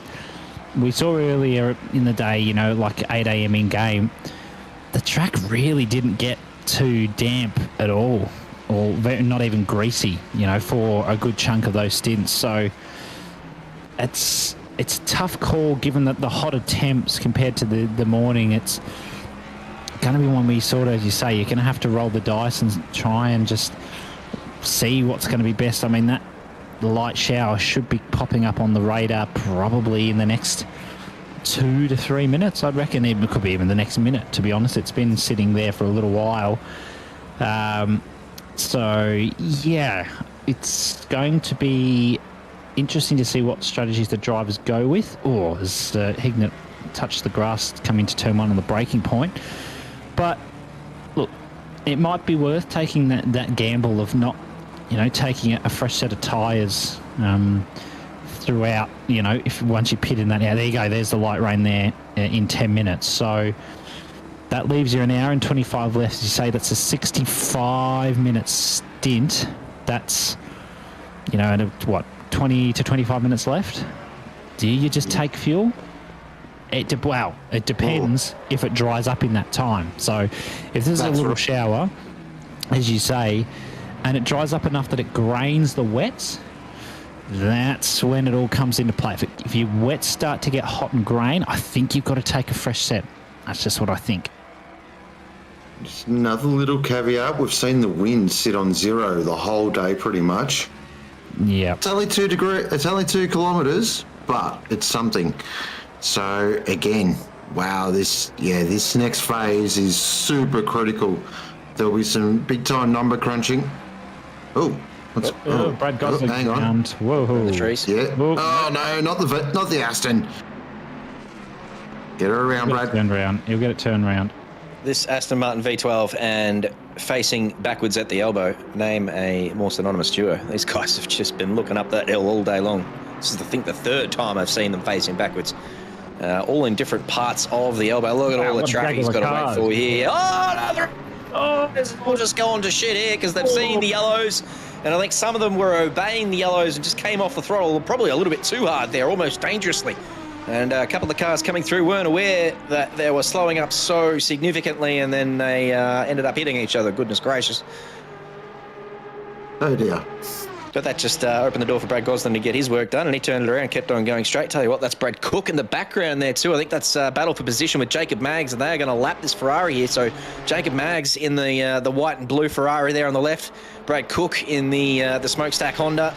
It was almost going to be a little battle for position, but I think that blue flag just came at the right time for Jacob Maggs, who just cruised on by, and Cookie had to go through single file. So he's just got a little bit of breathing room there in the Kmart Ferrari, but that's a battle that's heading up for position. Obviously, we've talked about Brad Cook's day in the Honda. Those guys have had a rotten old day, and they're currently holding on to a 10-second penalty as well for good measure.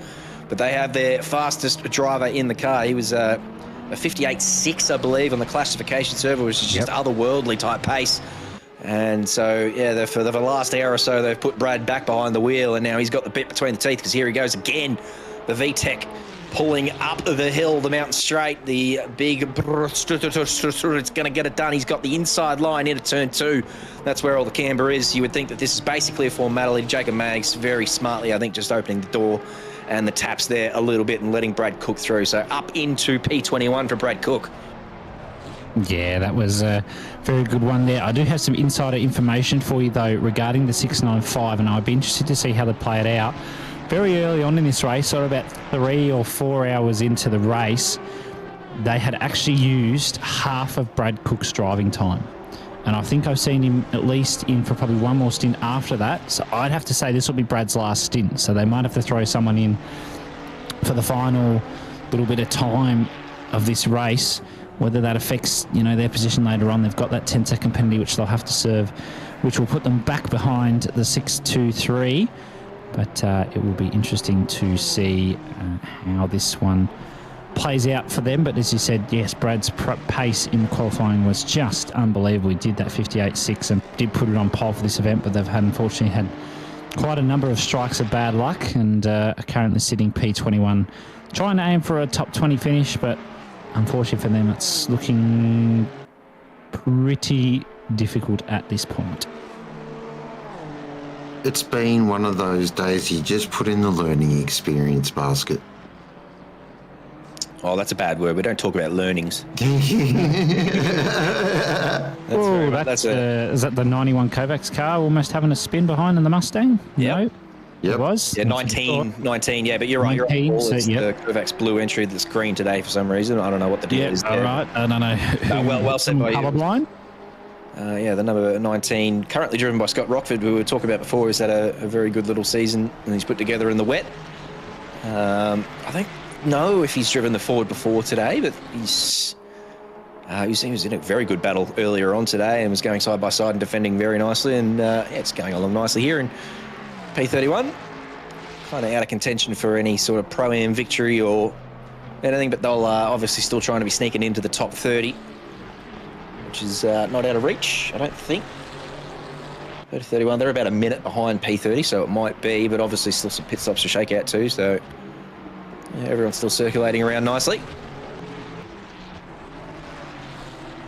Yeah, it's just they're looking at that radar. Everyone is looking at that radar right now, looking to the sky as it just starts to cloud over. And it'll be a matter of when this rain comes and how long you can hang out there on the slick tyre.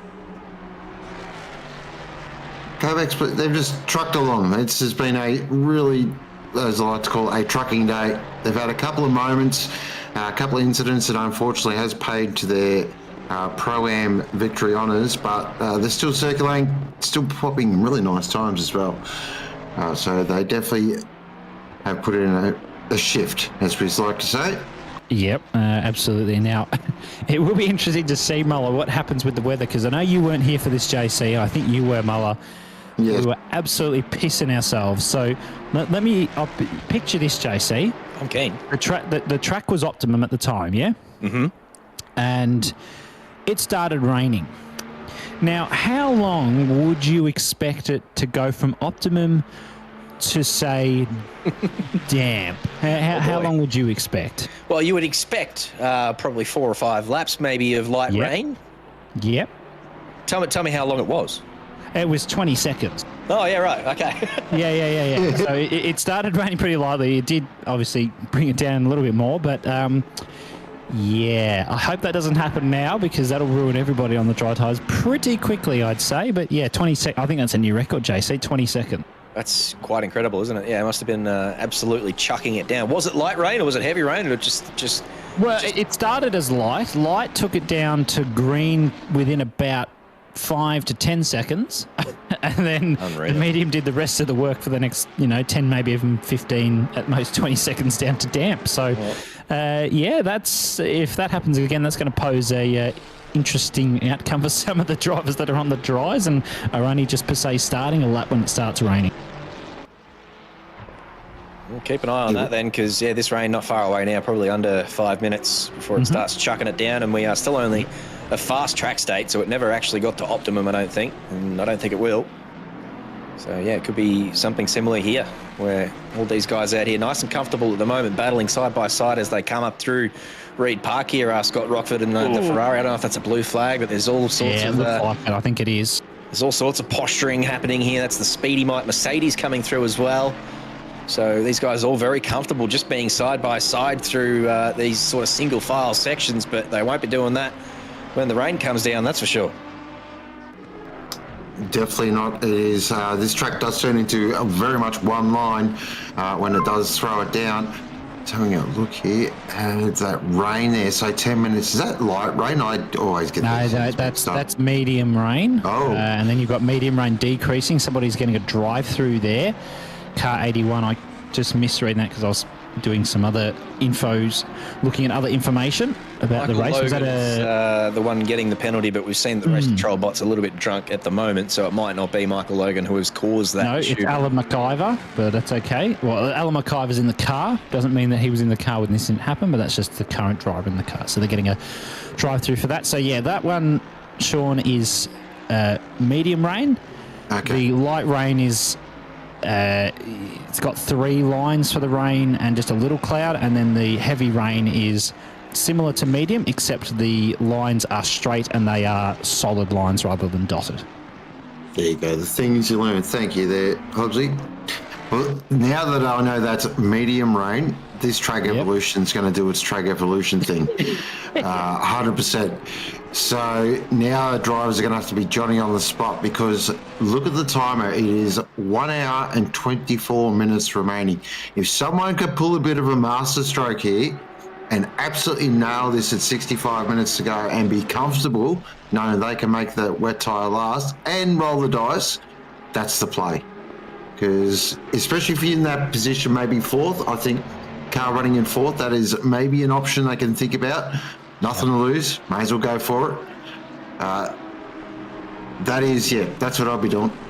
Yeah, absolutely. Now, one thing being highlighted in chat that we haven't spoken about much is in just under 20 minutes, almost 15 minutes now, we do have a prize draw for the viewers with about $3,000 worth of prizes in there. And there's the rain.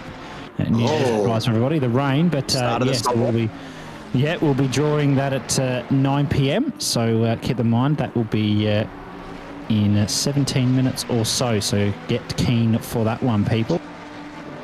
Thanks, Rosie. Just about to do that.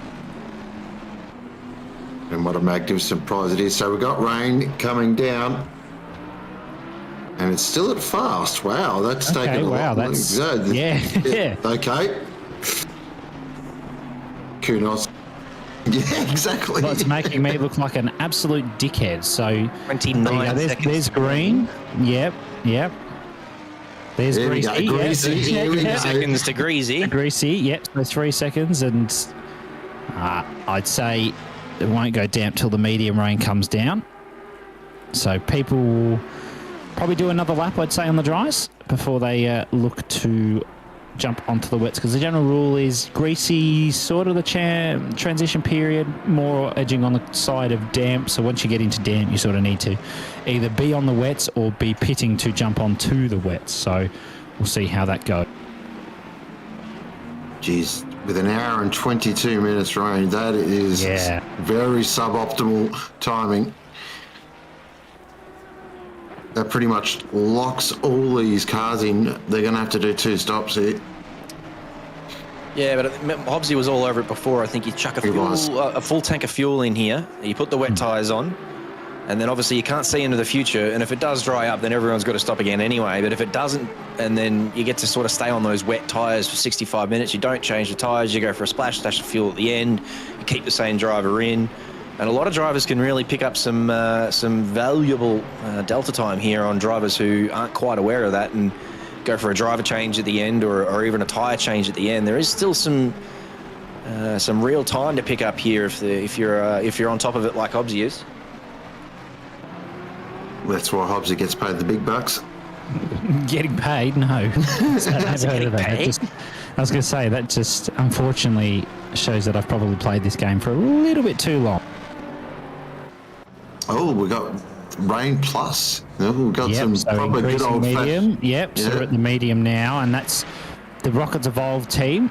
I reckon they've timed that pit stop absolutely perfectly. That is beautiful. It'll be about 30 seconds, and that could be the difference between a greasy and damp track. So I reckon that could play into their hands. Ben Hignett will still be on the dries at this point, and it'll sort of be in that transition. There it is, damp. So the Rockets boys have absolutely nailed that. You can get away with dries for the minute, but you're just going to be bleeding time even now. So we will see what that is. I just lay off the curbs, as you see Hignett not touching too many of the curbs. You've got to, touch this one, obviously down Skyline, but other than that, I'd be trying to avoid where possible because that's gone damp pretty quick. Not as quickly as earlier because it went medium rain within about 5 seconds of light coming. But yeah, this is going to be interesting. So increasing in 10 and then decreasing in 30. So it guarantees at least 30 minutes of shower. And at these temps, that's going to be a close call. And if it dries up or not, if the rain doesn't continue, that's going to be, we're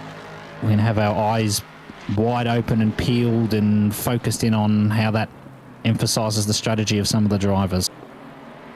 100%. And we expect Hignett will be in this lap, or has to come in this lap. And hopefully, you can see he knows this is really important here. Super important. He's got to absolutely nail this entry as well, because this is to cover off the 111. We know, we've seen him have a fight before.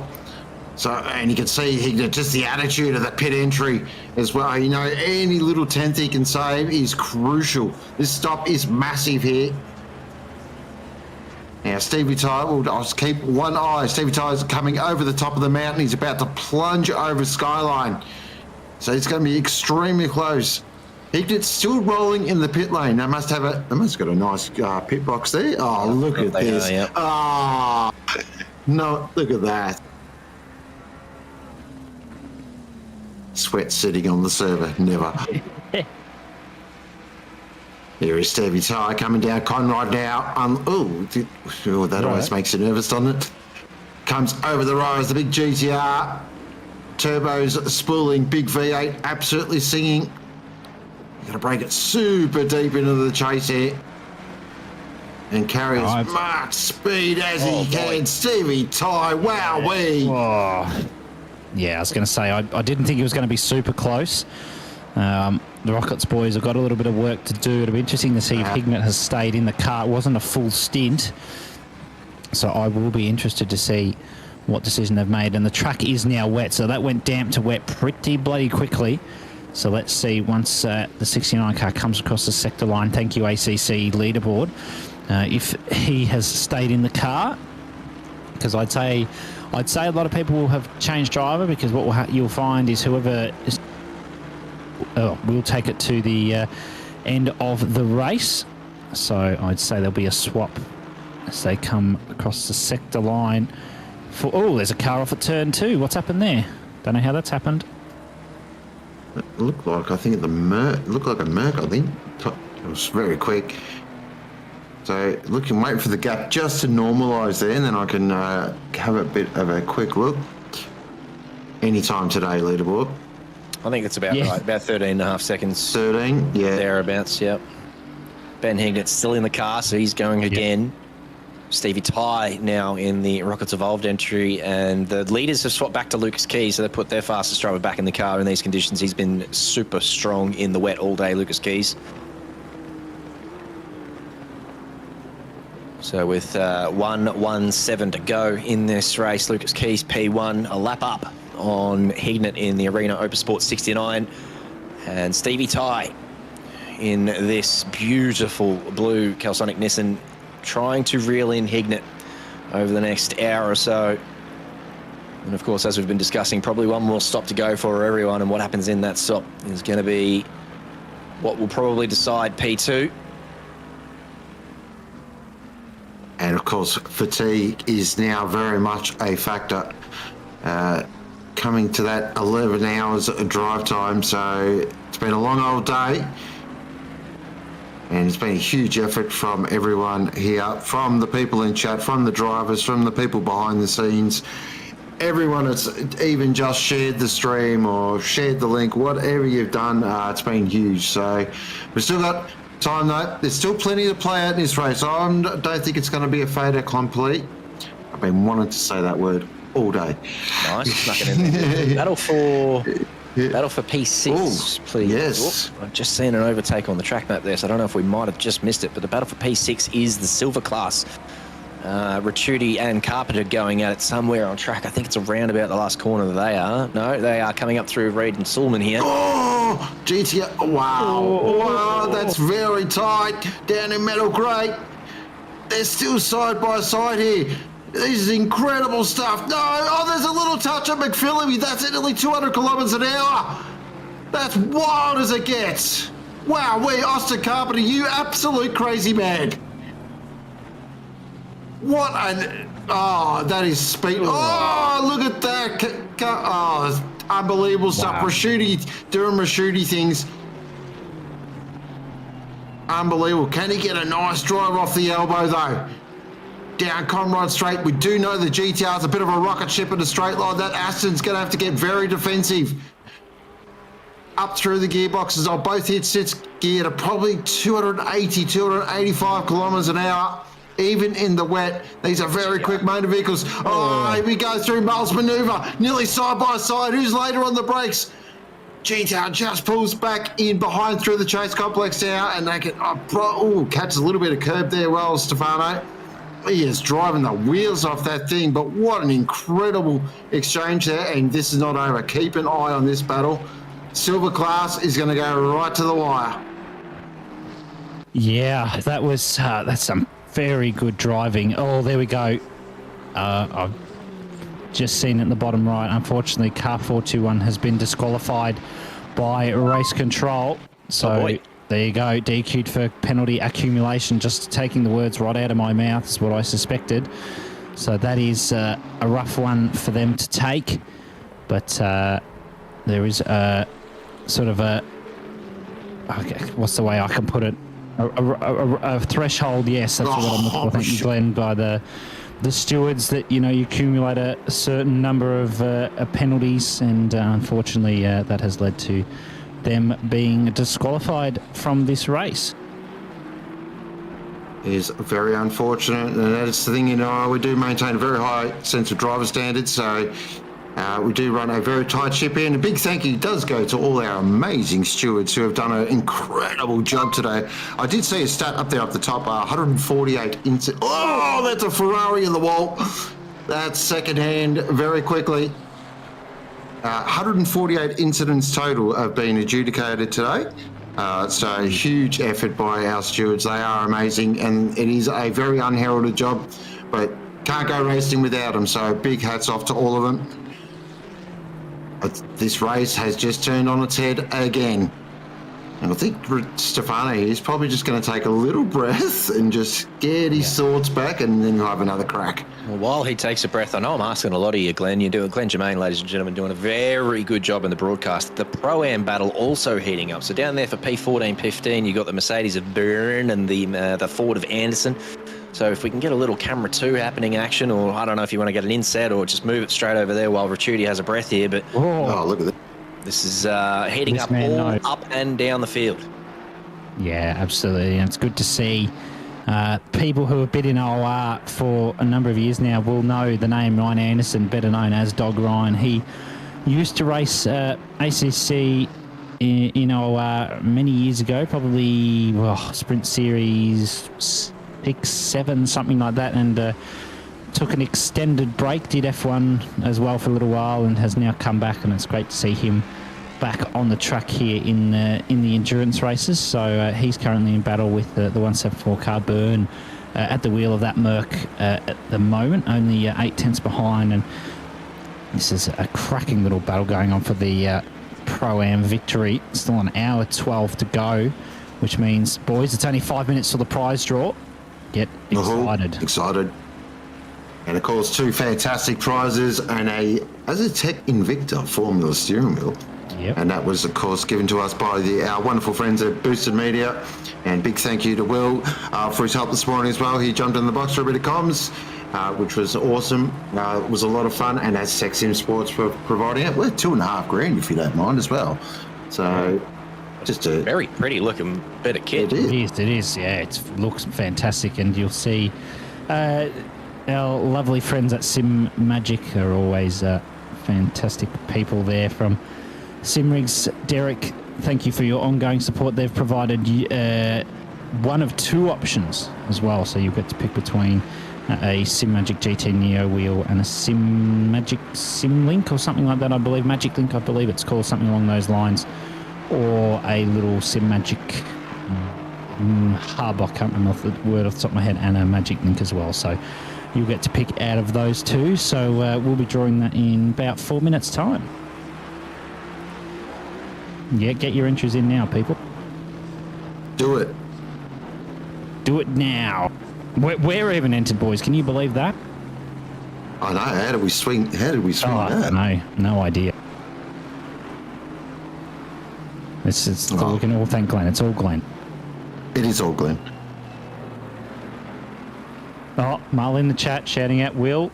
He's made at Boosted Media, of course. As you said, Sean is in this morning, of course, Derek.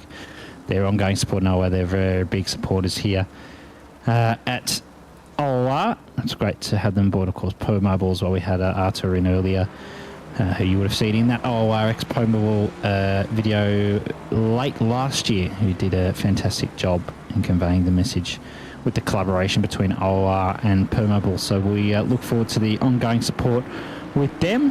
And we may have an interesting development here in Silver Class. I just saw that down there.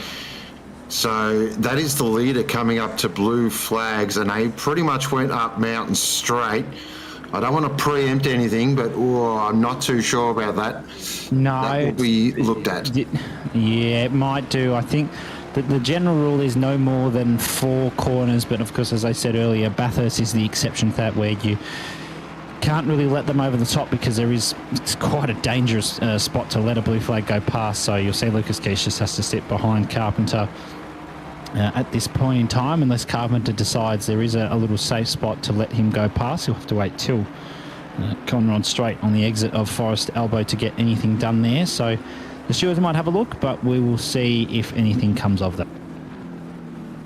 Certainly will. But it's given a bit of a free kick though, because he's just okay. We'll keep an eye on that. I was just wondering where Stefano was, and he is still there.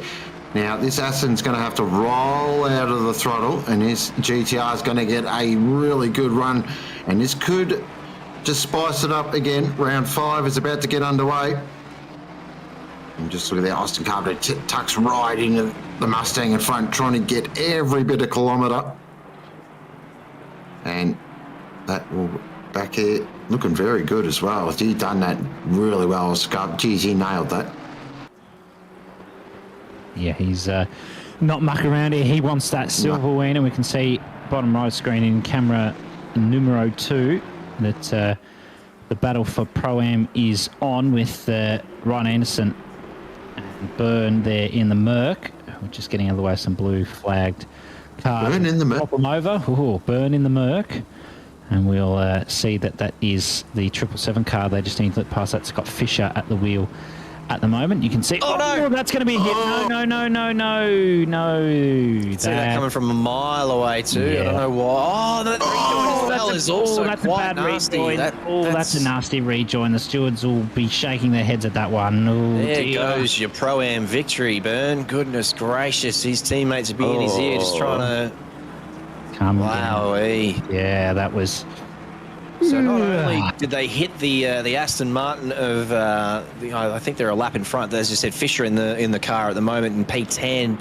So they've not only hit one of the leaders as they've come on through as a blue flag, they've then also rejoined pretty unsafely. So they could get a double whack from the stewards there, and that would absolutely seal the deal for the Pro-Ams. Ryan Anderson now up into P14 overall, but P1 in the Pro-Ams, and that, as I said, that might just seal the deal there for those guys. Hang on. This is Ryan, though. Nasty. Oh, this is not good. Dog Ryan. That's not Dog Ryan. That's No, that's a an much MRT brighter car. green than An the last MRT name car. was. Yeah. Oh dear. Oof. Oh, Yeah, that's... hold your breath. rough. Hold your breath. Yeah. And we've got our silver class cars just behind there as well. Now coming through now to lap the Mustang. Yeah, that Ricciuti's back right up under him, isn't Yeah, he? he Ricciuti's certainly is. been coming over the last couple of laps. So we're just behind this battle here. Lucas Keys is on screen at the moment, but we've got Ricciuti up behind Carpenter. I don't know what's going on as they come through. Yeah, they haven't got close enough coming down into the chase, but he is threatening again, Ricciuti. There's a couple of people in chat before saying, I don't think I've ever seen Stefano in a Nissan before either, but I'm here for it. Yeah. Normally rides along in the old Lamborghini, but it is nice. Well, it is nice to see him behind the wheels. Something different, and he's proven he can drive anything. Let's be honest. Oh, absolutely. He's a very seasoned driver in OOR. I can recall him being in OOR for a number of years now, but got some news for you, boys. It's 9 o'clock, so you know what that means? Oh, drum roll time. Drum roll, please. Let's How's this work? We're going to get Glenn Germain into the booth. Glenn's going to tell us how it works. Go ahead, Glenn. I'm here. Okay, we're doing this. We're using a service called Random Picker, and we shall be switching screens in a moment. Kidding the bloody Find candy the shop. right Right, here we go. Yeah. Ferris wheel happening to get the balls coming out of the Powerball type thing. What are we? What is it? A flicker wheel? What is it? I'm not sure. It's just spin a. Press the thing and it hope for spins the best. thing. Yeah. Right. Yeah. Okay. Here we go. Oh, the graphic. Okay. Transition. Here we go. Starting final draw now. We hope to goodness this works. Yeah. It says. All right. My status waiting. is Yep. edge of chair. Why is it waiting? Edge of chair. Yeah. It's saying it's drawing on my screen. Why is that? Oh, Glenn, inside scoop. Glenn's rigged it. It's rigged. Next thing Glenn Germain pops up. How did that happen? Yeah, how did that happen? It's not showing. Hang on. Oh, jeepers. Okay, hang on. Crap. All right, the draw. I thought it was just going to get a big Glenn cam. Mo wants to know if you're wearing a lovely frock, Glenn. Just the thoughts on that? Dressing gown? I can tell you what, I've got other things to worry about at the moment.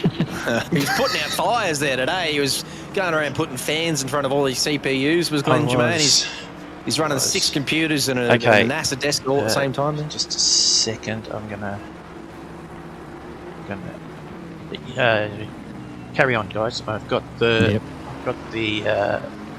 draw results, and I am going to put them on display. Moment. All right, Glenn's going to go ahead and put together a little graphic for us. So he knows the winner, and we're all sitting here on tenterhooks, but we'll just keep an eye on this little battle here as Ricciuti and that GTR pulling up the hill. Goodness gracious, that GTR looks fast going up Mountain Straight into turn 2. So if he gets any sort of sniff into the slipstream of Carpenter in that 676 Aston, he's going to have a red-hot crack. But again, for this lap, he's just going to have to tuck in behind because, as we said, there's absolutely nowhere to pass from anywhere from the cutting to basically Forest Elbow. So one more lap of survival for Carpenter, but this is looking pretty formidable here for Ricciuti's pace in that Nissan, looking really strong. been incredibly strong, and he's driving the wheels off it as well. Oh, it's going to be you know what? If I'm Rashidi, do I think about pulling the trigger and maybe just trying something a little different to see if we can get past the Convicts and Colonials Aston in the pits? Because on track at the moment, it just looks like he's struggling a little bit to hold on. It's not a lot, but it's enough just to make him a little bit nervous. So maybe Stefano goes, you know what? Speaks to the lads and goes, let's try something different here. Come in a bit early, get a bit of clear track, and just drop the hammer in the GTR. We've seen the GTR. It does have just pure pace around here as well. It's not just the 111 entry. This 90 Sofa King Slow GTR has been super quick all day. So again, try something different. You never know what can happen. Okay. Oh. Keep hanging on. Glenn is cooking. I'm still hanging on. The drums have been rolling for quite some time. And I'm okay, getting nervous at this point.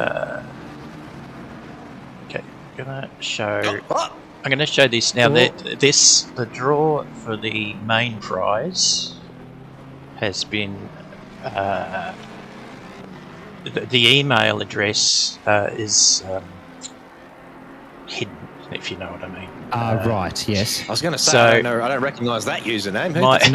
Who's that? Mike G. Jeffcoat. Oh! There you go. All right, that's a very, very deserved winner. Goodness gracious, how about that? And for the second prize, the winner is one of our drivers who has had a huge day. It is Mr. Chris Cooley. Yeah, Chris deserved. What a good little set of winners that is. And we've got a third prize, which is a $250 credit from Simrigs. It goes to another very popular driver that we have, who's got their entry in there. It's Igor Zavaka. Yeah, Igor. Excellent set of winners there. That's made me very happy. I'm even happier now, JC, because Will Ford's back in the box from Booster Media. You can't be any happier than that. Hello, how you going? G'day, Will. Hey, Will. Hey, how are you all doing? Mustang round, so great. Welcome back, Will. Awesome, thank you. Sorry, I had to duck out a little longer than I was expecting there. Oh, no, of course, no, it's Saturday. Shit happening. No, welcome back. You've joined us at the opportune time here. We're watching the battle for the silver class victory on screen.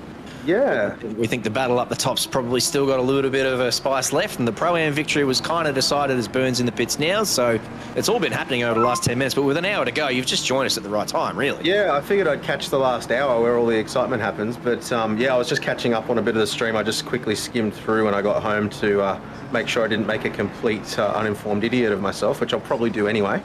But yeah, it looks like there's been a bit of interesting on-track action, more rain than you guys were expecting.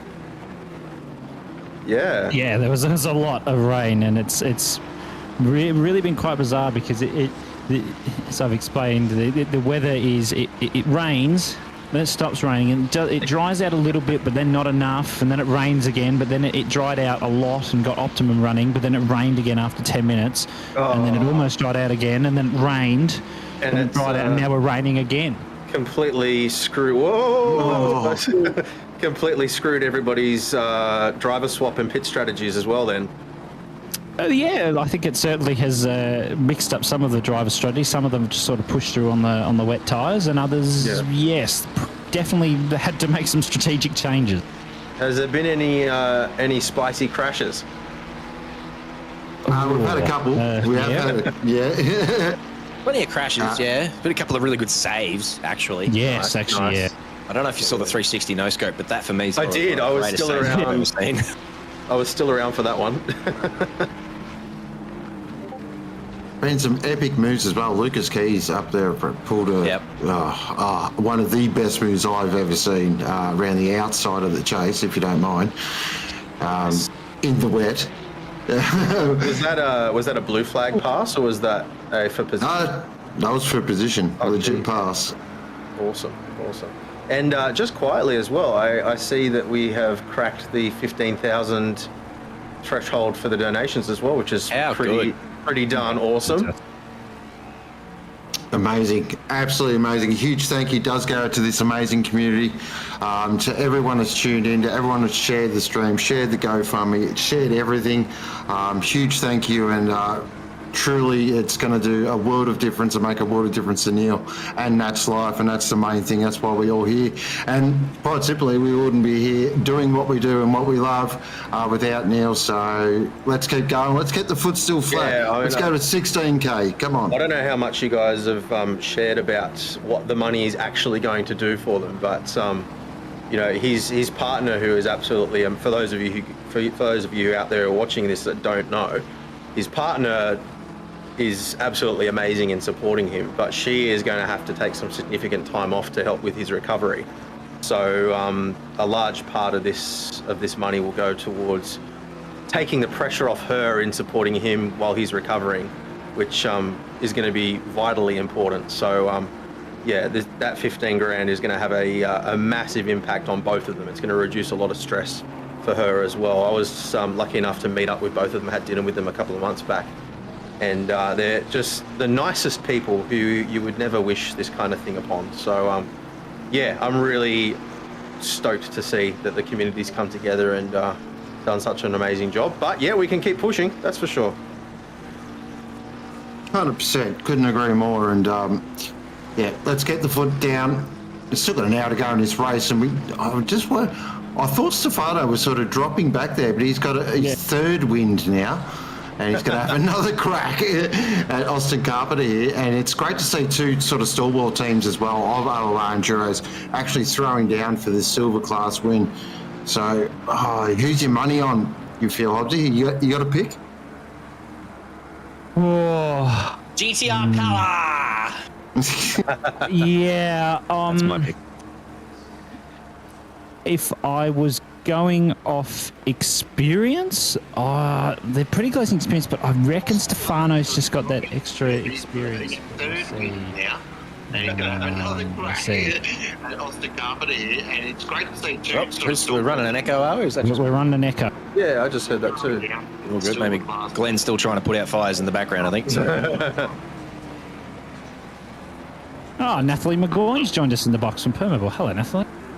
Hello, sorry, it was my echo. I've turned off the YouTube thing. Sorry, it's taken me like 10 minutes to get in because I've just completely forgot how to do this. So apologies. No, it's okay. Welcome in. So we've got Natalie from Pomoba, we've got Will from Mr. Minute, all the big guns coming in this last hour as we watch Stefano Ricciuti pull up the hill here in the GTR for probably the 5th or 6th time we've seen this happen now. And he's got the inside line, but he just pulls out a little bit early there, not deep enough under brakes, and very brave up around the outside is Austin Carpenter. That's a very nice hold on, but he's hanging on for dear life because it does look like that GTR's got an extra 10th or 2 of pace. So this is probably a move that we thought was going to happen a couple of laps ago, but yeah, Carpenter just hanging on. Yeah, it's interesting seeing the dynamics in both the drivers and obviously the cars that they're driving as well, because the Aston, as we know, is well known for being good in the wet, and just interestingly enough, so is the Nissan. We know it's definitely an underdog in the wet, and when you put the experience of Carpenter up against Ricciuti, you couldn't ask for anything better, could you?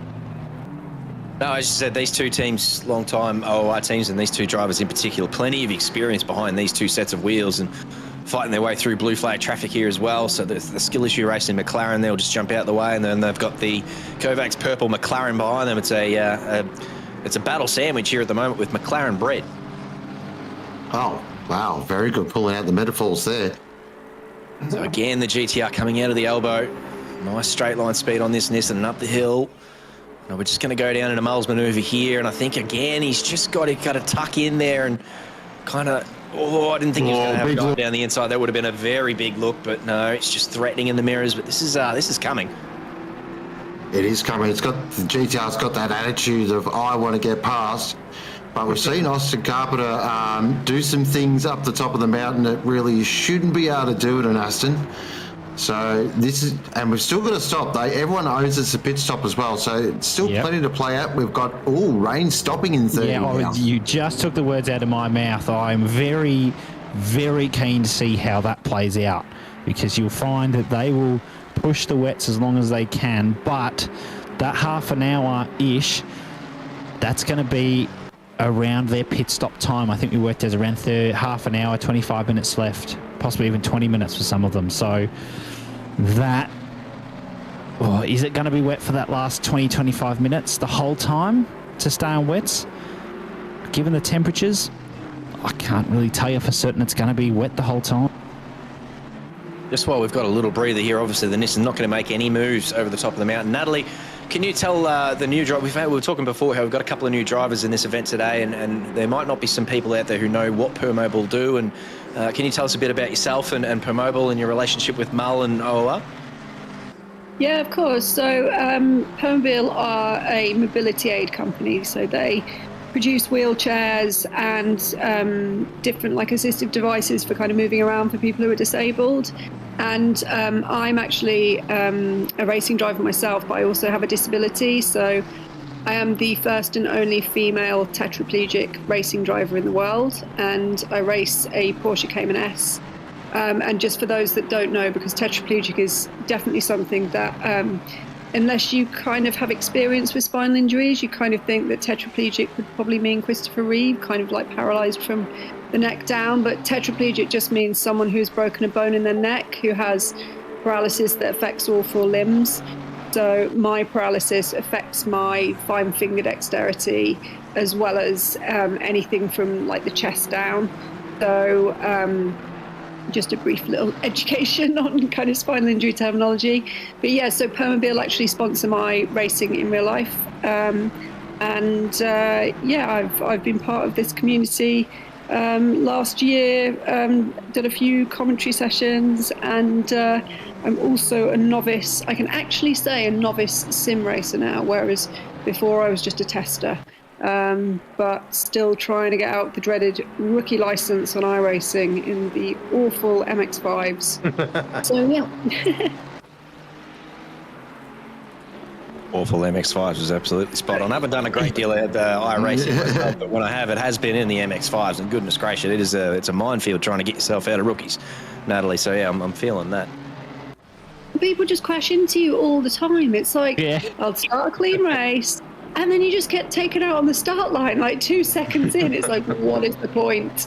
Yeah, and in rookies, I mean, you're not looking for a result, are you? I think in rookies, all you want to do is build up your safety rating so you can get into the real racing stuff. So all you really want to do in rookies is make it through safely. And as you said, it just seems to be that people just don't want to, they're not interested in driving safe. It's just, it's a bit harebrained in there in the iRacing scene, I think, sometimes. Yeah. Well, people have advised me to start from the pit lane, but once I did a couple of races, and I thought, actually, Oh dear, that's not good. That's taken out time as well. Sorry, Natalie, we don't mean to jump in there, but that's Ben Hignett in P2 and has come around and overtaken, I believe, one of the Alliance cars. The Alliance car's obviously blue flagged to both Hignett and Ty. And Hignett's just left a bit of a banana peel behind him there as he's overtaken the Alliance car. That's put the Alliance car off their line, and they've collected Ty. So what was a 4/10 gap between P2 and P3 has now probably stretched out to...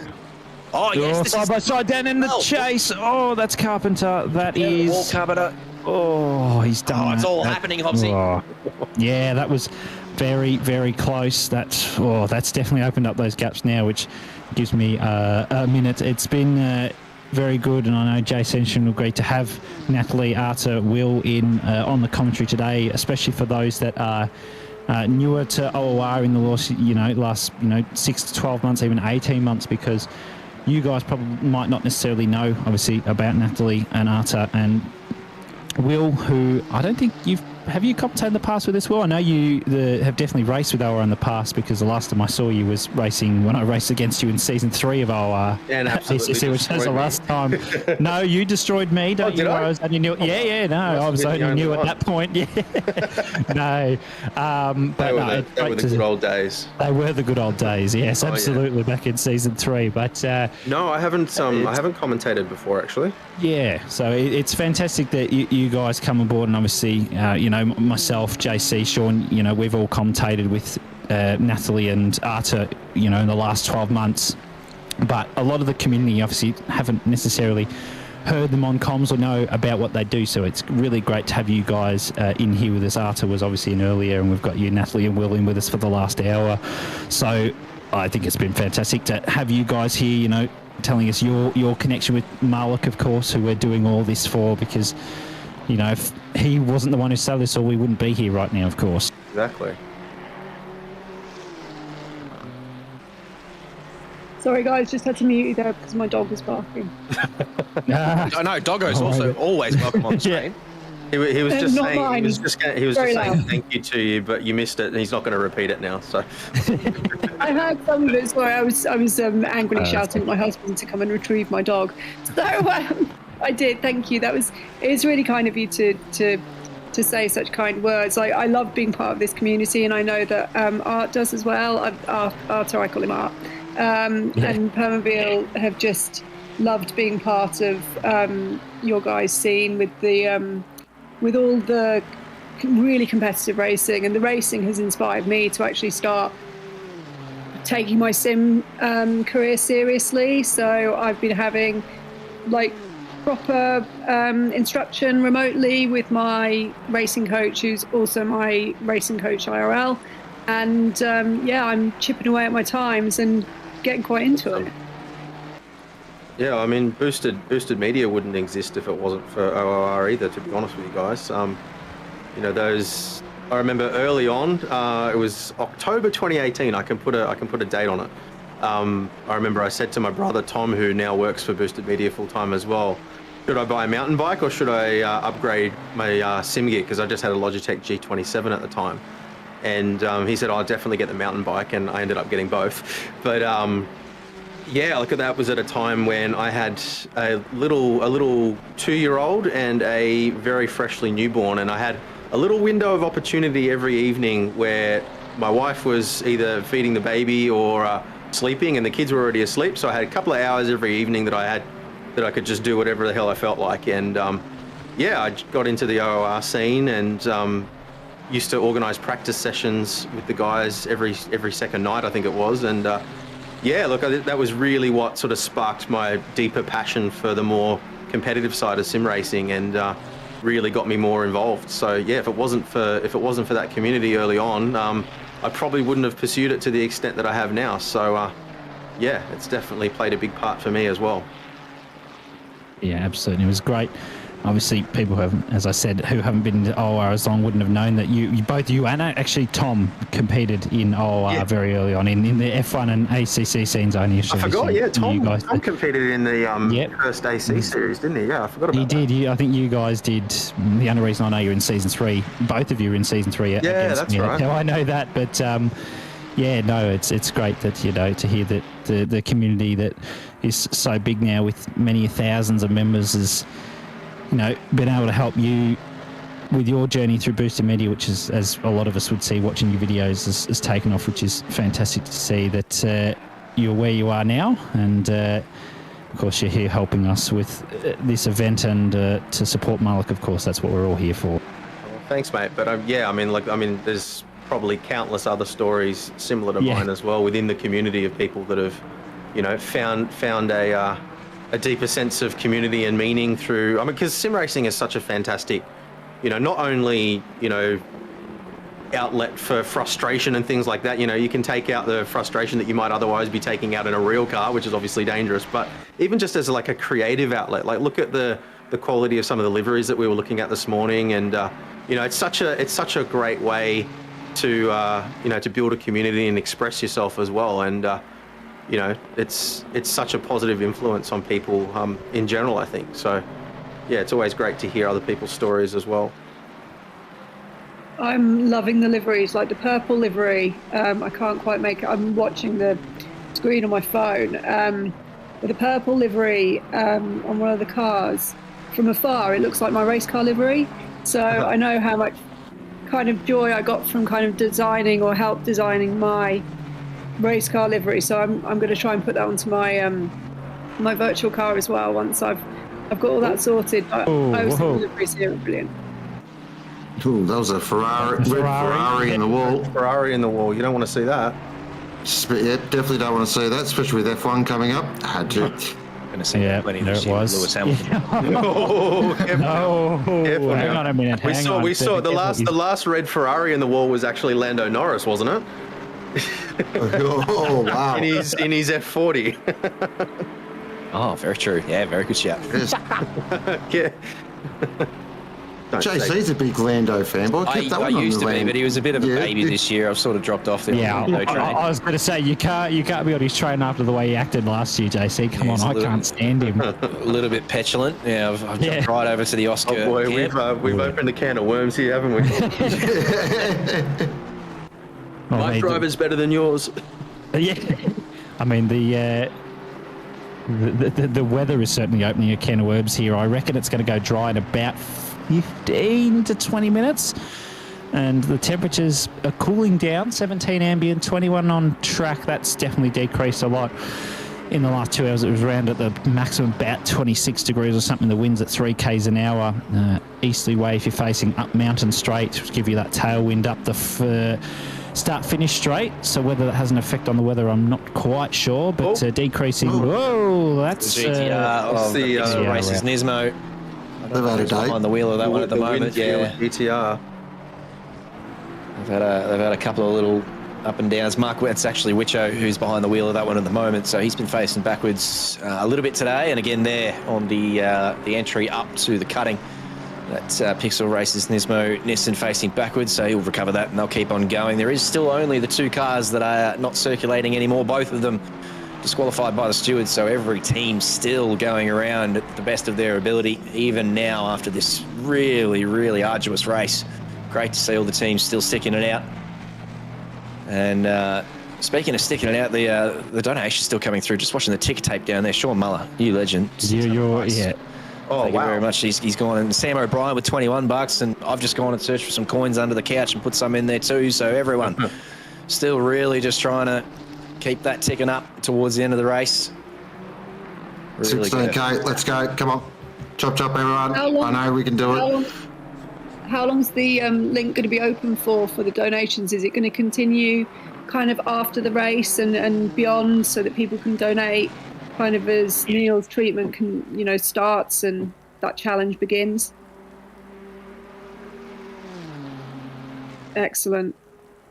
I've got something in the pipeline with Permobile that I'm trying to do to raise some money for that, with maybe auctioning off a product to my kind of followers. So I'm just in talks with Art about that. So hopefully that'll come off. Wow. They got to do it now because you said it publicly. Yeah. Put him on the spot now. Nice. I'll text him later and say, that conversation. By the way, I just made an announcement on your behalf. I hope that's okay. Yeah, I don't want to make an inappropriate paraplegic joke, but you have just thrown him under the bus there. Plus 15 seconds for Hignett. Plus 50. Oh, wow. Back to the race just quickly. 15-second penalty for the 69. Oh. That is huge. Was that maybe for the incident we saw before when they were overtaking the Alliance car, the blue flag car? So we thought maybe it was the Alliance car who, tripped over and took out the tyre 111 entry. But obviously Hignett has caused that, and the stewards, the ire of the stewards has been cast upon the 69 Arena Sports entry. So as it stands, this car on screen right now being driven by Stephen Tye is P2 net. Wow, that's massive. That's going to put him. That's going to put him into third. Yep. Yeah, drop hitting it back to third, and this car on screen, Stevie Ty, he's going to find his way up in a second. So yeah, what was a sort of 8/10 gap of Don't let me curse a GTR. Goodness gracious, I've been in good form today, but the last thing I want to do is curse a GTR because this is a very good-looking vehicle. That was very close, Stevie Ty. How is the concentration level though? Like these guys, how long? What are they? Like 2-man teams mostly? These guys are a 4-man team, but there are 2-man teams out there. In fact, our leading team of Lucas Keys and Brady Adderton, they are leading the way, and they are only a 2-man team, so that's a super effort by them, but it's anywhere between 2 and 4. The concentration levels to maintain this kind of pace, threading the needle down the hill in these conditions for 12 hours is pretty spectacular. It's incredible to watch. Watching sim races, especially the top end, apply their craft is an unbelievable thing to watch. It's a great thing to commentate. As Skylar Lovelink there in the 52 gets a 15-second penalty for causing a collision. Well, it's been an unbelievable day. I just want to quickly say, Nat, you're a legend in my book for just one reason and one reason only. You race a Porsche. That means you have taste and class. Here we go. Done. Here we go. Porsche fanboy. Jesus Christ. See, I told you I'd get the end victory at the end of the day. Yeah, you got to let him have that one. He's been commentating on GTRs and how well they're going all day. It's making him sick, so he would have enjoyed that. I do actually have an R35 GTR as well. Oh, I think just got a little bit. Very well played. It's a recent purchase. 2009 car. Brilliant. Not a race car, just a road car. Natalie sitting on both sides of the fence there with the Porsche and the GTR affiliations. I am. We have an event in the UK called Japfest, which is like, have you heard of it? Yes, I have. It's usually, from what I've seen, done in smaller villages, but they bring all their souped-up Jap cars along, from what I've seen. Oh, it's crazy. It's at Silverstone, and we tend to have another event that we go to that weekend, and we pass the traffic for Japfest. And wow, some of the cars are just hilarious. None of them have got MOTs, which in the UK is kind of like what you need to legally drive on the road. And the police are there, and they just pull people over, and it's a spectacle. We have that problem in Australia where, I probably shouldn't say this, but you'll organise an event and the cops will show up and have a presence there, and they'll just be there taking notes on all the cars that they can defect later. Pretty much.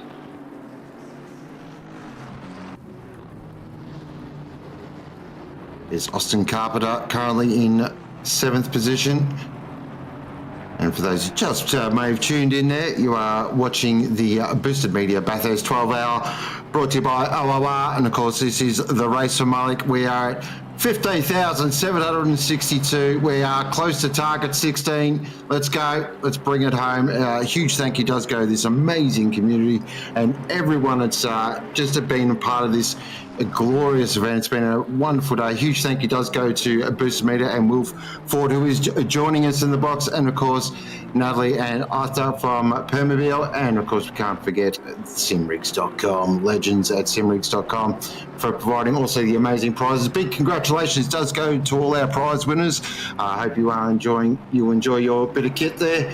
I'm still there, that wheel. I had a good look at that wheel actually the other day, and wow, that thing's a special bit of kit. But I like food, so probably not on the radar just yet.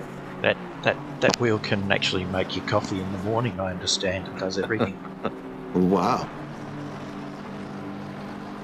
Yeah, they certainly took their time developing that one. I was hassling Andre, the CEO. I'm like, you guys need a wheel. You need a wheel. You need a wheel. You need a wheel. It's like, it's coming. But I'm glad they took their time, because it really is a very special piece of kit. So with 34 minutes to go, we are getting to that point of the race. We're going to do a bit of a recap of our race. It's been an action-packed last 90 minutes, definitely. And we've got a track drying as well. So the last sort of half hour is going to be on a drying track, but it is the 714 Racing Mustang leading the way with the kid behind the wheel. Lucas Keys been exemplary driving with Brady Adderton. They have been the class of the day. did have a little challenge there early on, but realistically, they haven't been touched. As soon as they got that sort of 35-second gap, they have drove away, no more to pay. So a fantastic job. They are looking very strong to take out this one. Second position is Benjamin Hignett for now. He is carrying a 15-second invoice, and just to add a bit of insult and injury, he's going to have to serve that in the pit lane as well. That won't be added to his race time because they do all hours the pit stop. So they'll be trying to crunch some numbers, see if they can still hold on to that second position. Third position, it's the 111. It's Stevie Ty, Rockets Evolve, GTR. Awesome drive from this car. It lit up the shootout on Thursday, and we just knew straight away it was going to put in a shift, and it's put in a mega drive. Proves that there is life in the old dog just yet. And great drive there from Stevie Ty. In fourth position, and really has been in fourth all day. Hasn't stopped. Yeah. I don't think I've seen him out of fourth position. Is Arian Amin in the Bison Ferrari GSR Esports, and just put in a really solid performance and consistent. They've just been consistent all day. And anytime, as I said, finish top 5 in an OR Enduro, you have had a good day. Fifth position is the youngster, Will Hammond, who was super impressive in the shootout, and that's translated into the race. They've been around fifth all day as well, so they really have had a consistent race, not really put a foot wrong. They'd be stoked with that performance, honestly. It's been one of the drives of the day, especially from Will, who's done an incredible job. And he is a young talent on the rise, make them say, keep an eye on the sprint series because he's going to do some damage. Sixth position, Stefano Raschuti in the GTR.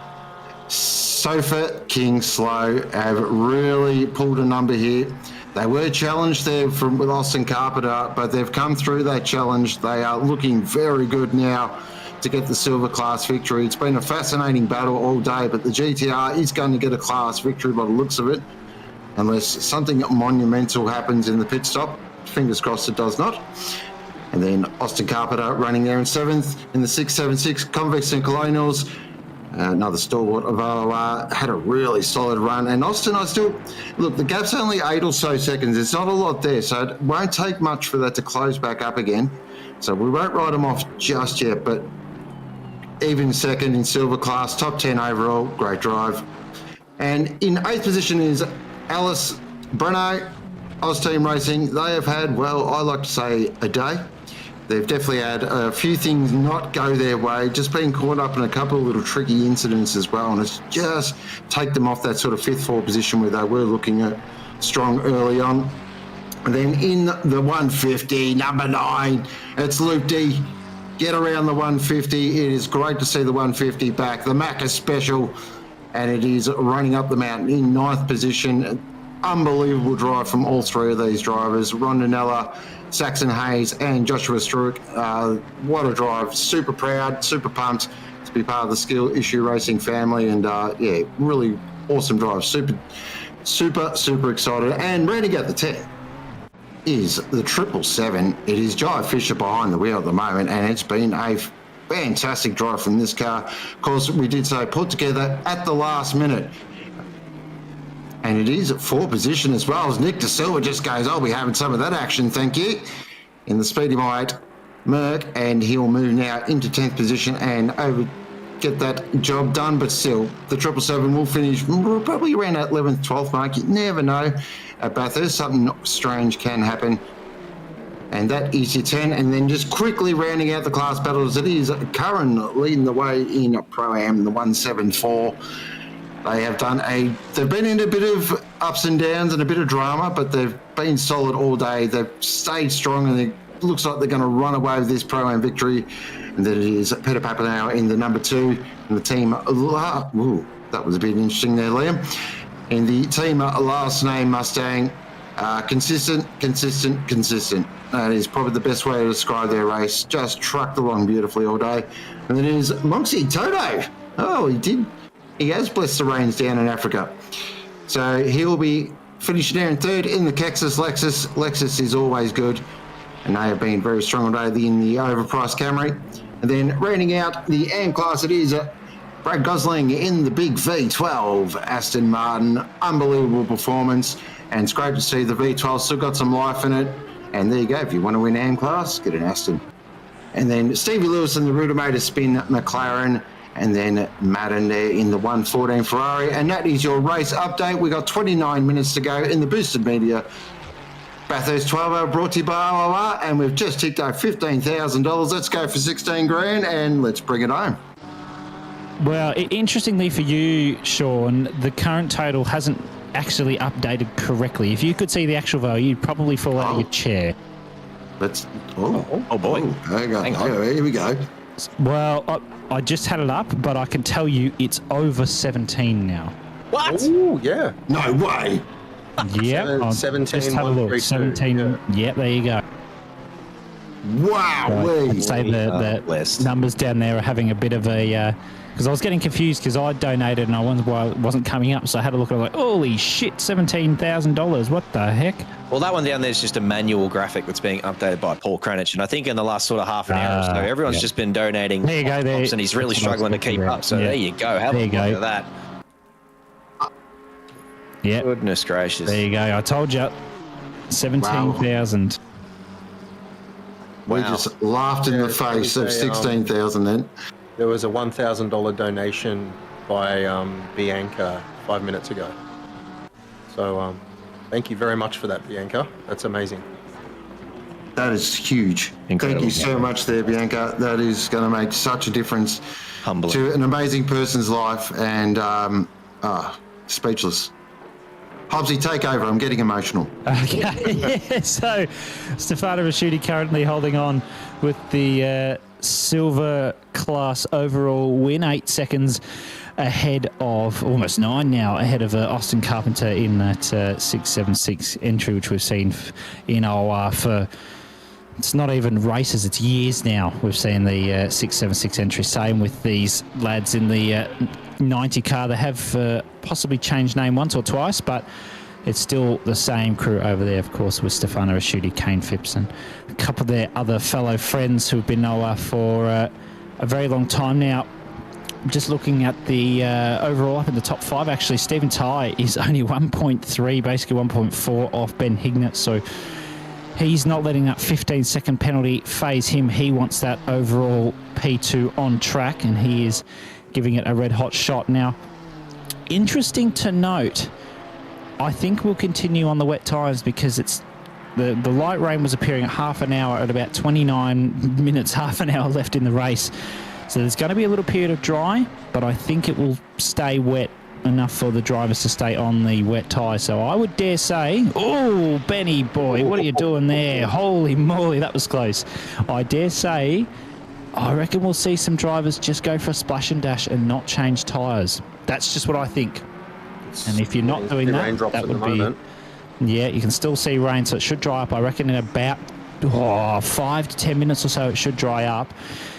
I reckon the drivers should just take a quick stop for fuel, and that's all they need. They'll only lose, 15, 20 minutes of fuel is...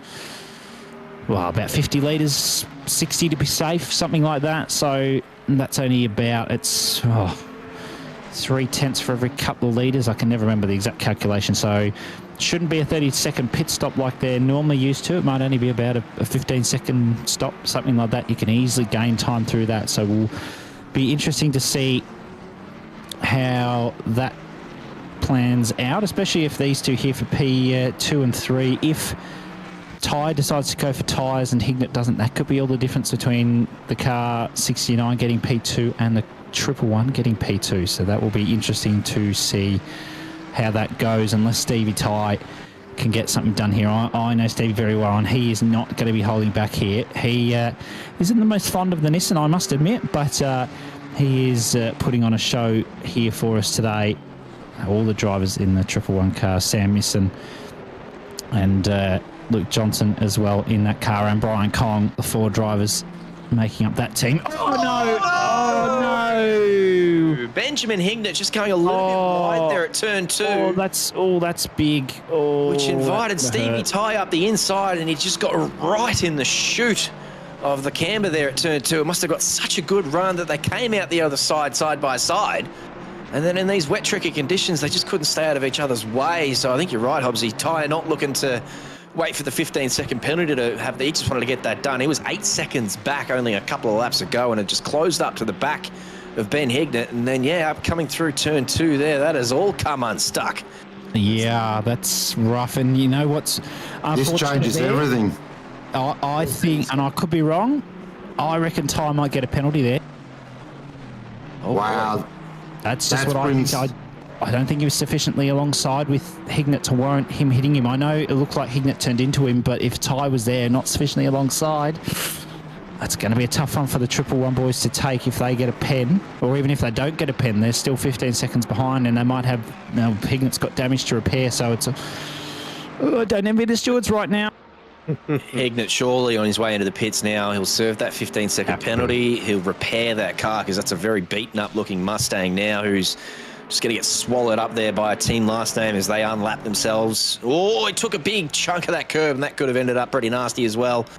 But managed to hang on to it. Not sure who's behind the wheel of that one at the moment. It is Peter Papiano in the green last name entry. Anyway, he's going to keep on going. We'll see Hignett diving into the pits here. And I wouldn't be surprised, as you said, obviously to see once they come around, Stevie Ty duck into the pits as well, because they both hit the wall at the same time, at the same pace. It was a fair bit of damage, so Hignett will serve the penalty here, and depending on how quickly our wonderful stewards get to work, they'll have a quick look at that and decide whether or not there is a penalty to be handed down, but I certainly don't want to get involved.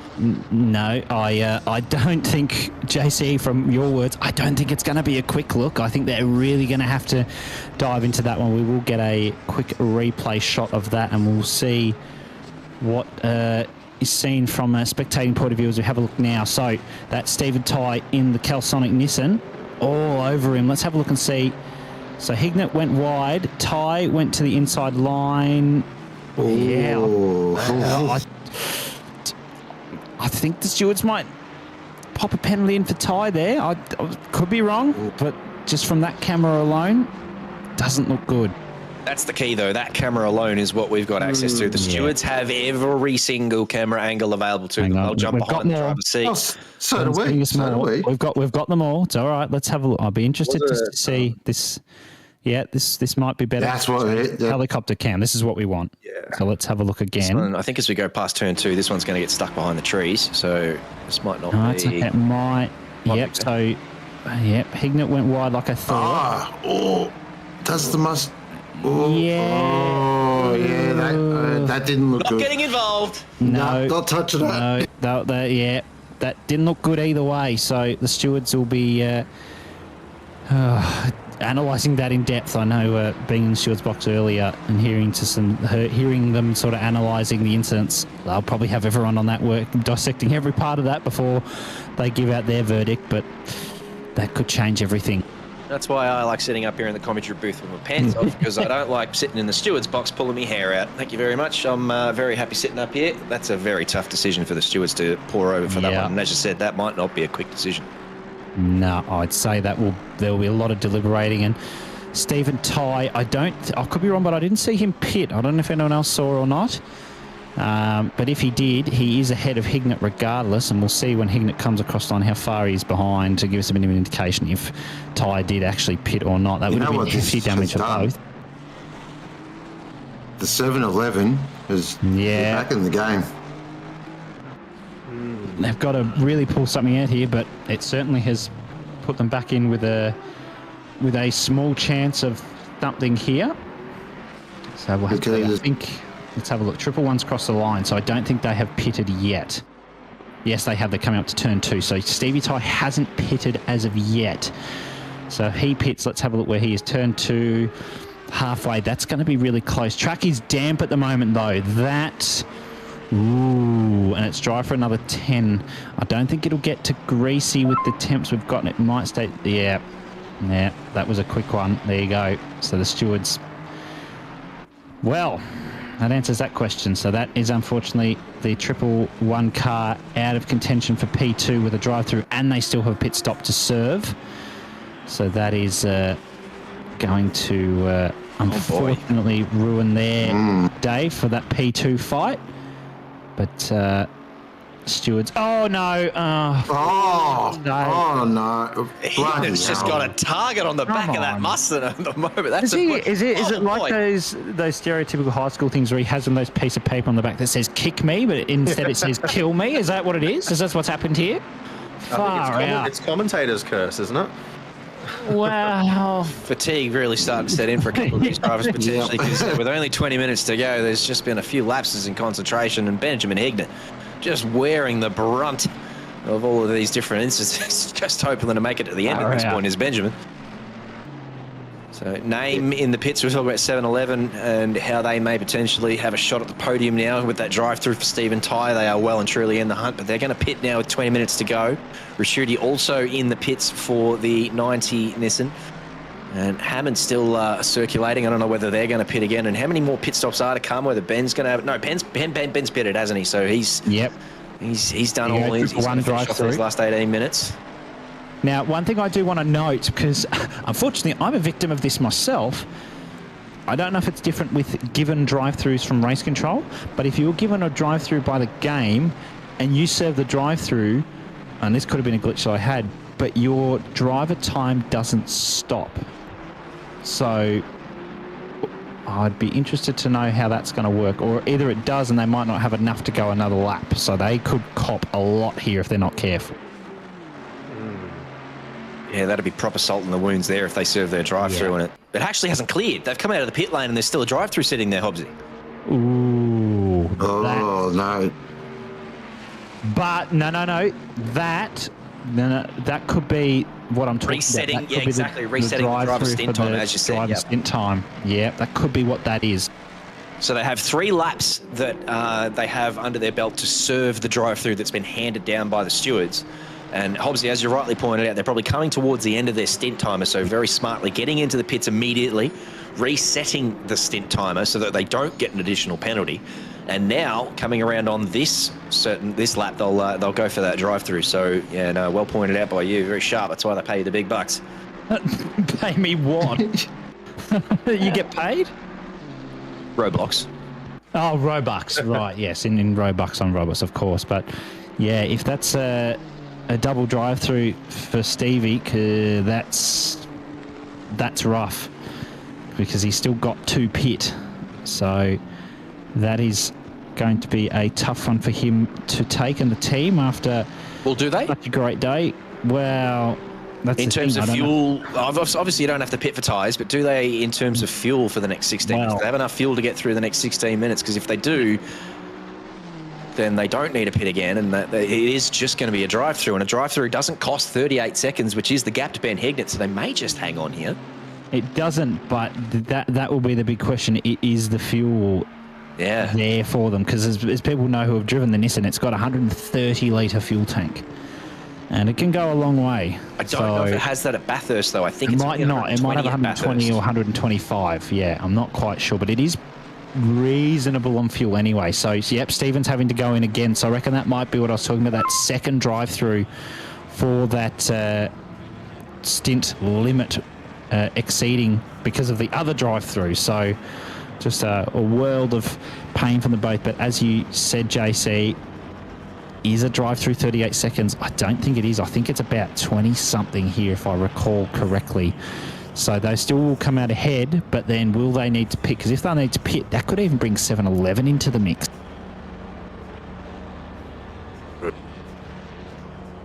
7-Eleven is definitely it with... Oh, that was close with the Honda on the exit. Holy moly, that was close. Certainly was. But speaking of Honda, I'd like to shout out this team. They are up in the top 20 at the moment after starting on pole and having a rough patch of luck. I think they were almost down in 30th at one point, and now they're back up in the top 20. That is a heck of an effort. Unbelievable recovery drive from the NSX lads. They've put in a huge hit. They have had some real wretched luck as well. The Honda was definitely doing Honda things, especially to poor Shawnee Bubb now behind the wheel. It's a great one-lap car, but when I saw the choice of the Honda, I was like, it's a bold decision for a 12-hour, but all right. We'll see how they go. And unfortunately, it hasn't worked out, but hey, they're here, they're competing, and they're going to finish. it's not a bad enduro car. It's just one of those things where, and I don't want people to take this the wrong way, but you've got to have the right driver at the wheel. It's one of those really unique cars that you have to know how to drive. It's got a narrow skill window. It does, yes. And Brad is one of those people that just knows how to get the full potential out of the car, and his teammate Chris Taylor's not too far off that either.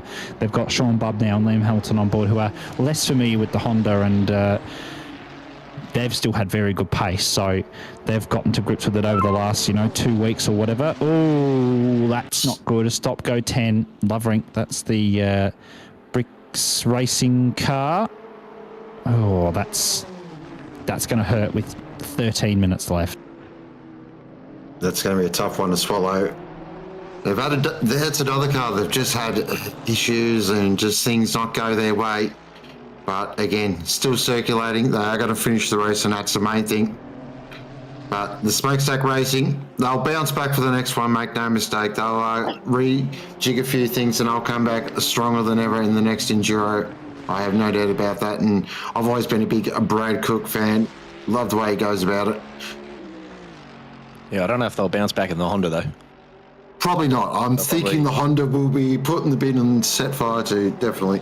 Just hasn't done the job for them today, has it? It really looked good over the classification serve, the 2 weeks. All of them came to grips with that car, especially Brad Cook. Obviously, he's been in love with that car for a long, long time, but there's a couple of drivers there like Sean Bubnow and Liam Hamilton. I don't believe have ever driven the Honda before, and they quickly came to grips and started setting that leaderboard on fire. I don't know if you can go in there right now and have a look at the sector times, but the first sector for the Honda, the 4 drivers in that car taking up the 4 of the top 5 positions in the first sector, so it really does pull up the mountain straight really beautifully. So I thought maybe, especially at the start of this race when Brad was in the car up the front, that they might sort of sneak into the lead, and then sure enough, that's the way it happened, as Brad Cook was leading up the mountain straight on lap 1.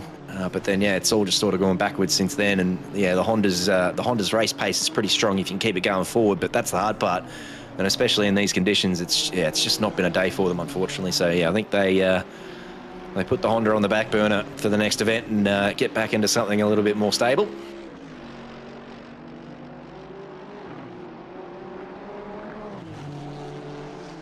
So we're nearly at that mark. Nearly 10 minutes remaining in the Brisbane Media Bathurst 12-hour, brought to you by OOR. It's been a huge day. We're at 17,232 at the moment. Unbelievable effort from everyone involved. What a day it's been. It's going to make a huge difference to Neale and Nat's life and the rest of their family as well. So give all yous a big pat on the back, but don't think it's just going to, that's it. Keep an eye on it over the next month. Let's keep trying to help Mull out as much as possible and get as much help and much support as we can for him, and get him through this crappy period and get him back fighting fit and kicking ass and OLR, and that's what we want to see from Mullock. So keep strong, brother. We're all here with you, and you keep fighting the good fight, and we'll be there right beside you, as we are looking at Stevie Ty there at the moment. Yeah, this is, it looks like fuel saving, as you said, Glenn. Good spotting there. Is it going to be enough to the end? 10 minutes says, where's the leader? We'll go to map 2 then. The Nissan's got some fuel saving options. They're still in map 1 there at the moment, so if there's anyone in the pit crew down there in the GTR sheds, just get him onto map 2, because that'll help the scenario, if that is indeed what they're trying to do. Absolutely. Will be interesting to see. So the leader, Lucas Keys, has come across the line, but I'd say it'll still lead to 6 laps left, because he crossed with about 10 minutes 40. And my maths tells me it might be close. If he slows down for 1 lap, it might be 5, but it's definitely at a minimum 5, if not 6. So we will see how that affects the 111 car. So if they've managed to get 2 drive-throughs and still finish in P2, that's ridiculous. There's no other word for that. That's insane. Are you sure they're fuel saving? I'm just having to look at that rev counter and yeah, I don't know.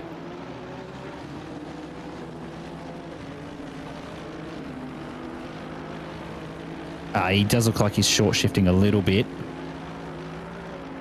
It's not a lot, but he's every little bit helps. Map. Yes, exactly. Every every little bit helps. 19 seconds still to get back to P3, so Hignett with a lot of work to do over the next 9 minutes if indeed he is going to try and pinch this P2 back. And then we were talking about Name and the 711 Ferrari. I don't think they do have a chance of getting on the podium. They are still 1 minute back from Hignett with all the pit stops complete, so that's probably settled in, obviously barring any sort of huge calamity in the last 9 minutes, which of course we're not, we're certainly crossing our fingers doesn't occur. I think we've got our top 5 pretty much locked in now with Will Hammond rounding that out. Although Hammond only 6 seconds back from Name, so anything can happen there with the 2 Ferraris not far away from each other. And then the Prosciutti Carpenter battle looks like that's run its course. And so looks like everything's just settling down. Very much everyone in let's just get these cars home now mode. And then they can all relax with their favourite beverage, whether that's a Farmers Union iced coffee. That message was not sponsored by Farmers Union at all. No. We did ask for a bit of a report down there from the Nissan sheds, and Fluky Luke Johnson's just jumped in and said that they aren't fuel saving at all. They are full beans. They've got 10 laps of fuel remaining, which is certainly enough. So that'll give Stevie Tyre the chance to just get the shackles off and bring it home for the last 8 minutes. That's I don't know where the leaders are. It's probably 4, maybe 5 laps to go. So plenty of fuel left in the tank of this Nissan. So as you said, Hobbsy, with all those penalties having been, they are going to hang on for P2 here. But look, that's insane. Liam Curran, 10-second penalty for ignoring blue flags. One that we've seen highlighted a lot today. That is rough. So there you go. So Fluky just telling us that they actually did a splash and dash first, then served the DT. So that's why the DT actually didn't disappear on that first run.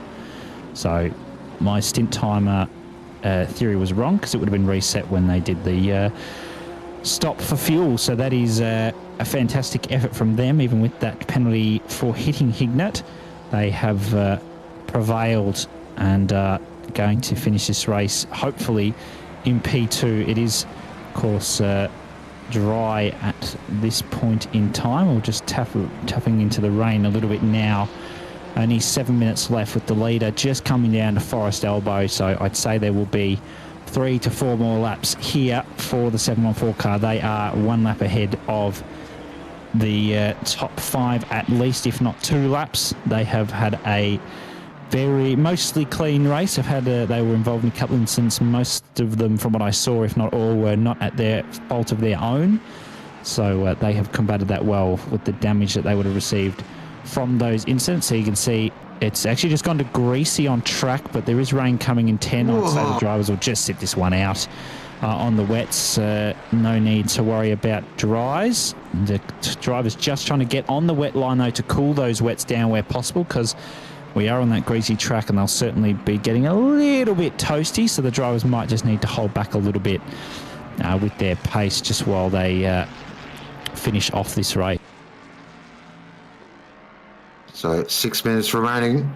It's been a wonderful day, and this car right here though, Lucas Keys, Brady, they have been untouchable really. In terms of a pure pace perspective, I think they've had the number on everyone from a race pace point of view. Really haven't been headed. They do hold the fastest lap as well of a 2-minute 0.600. That is bang on the money as well. JC, very good with his pick there. And again, just haven't been headed all day. And when you do nearly 2 laps more than the rest of the field, it is a pretty dominant performance, and 2-manning it as well.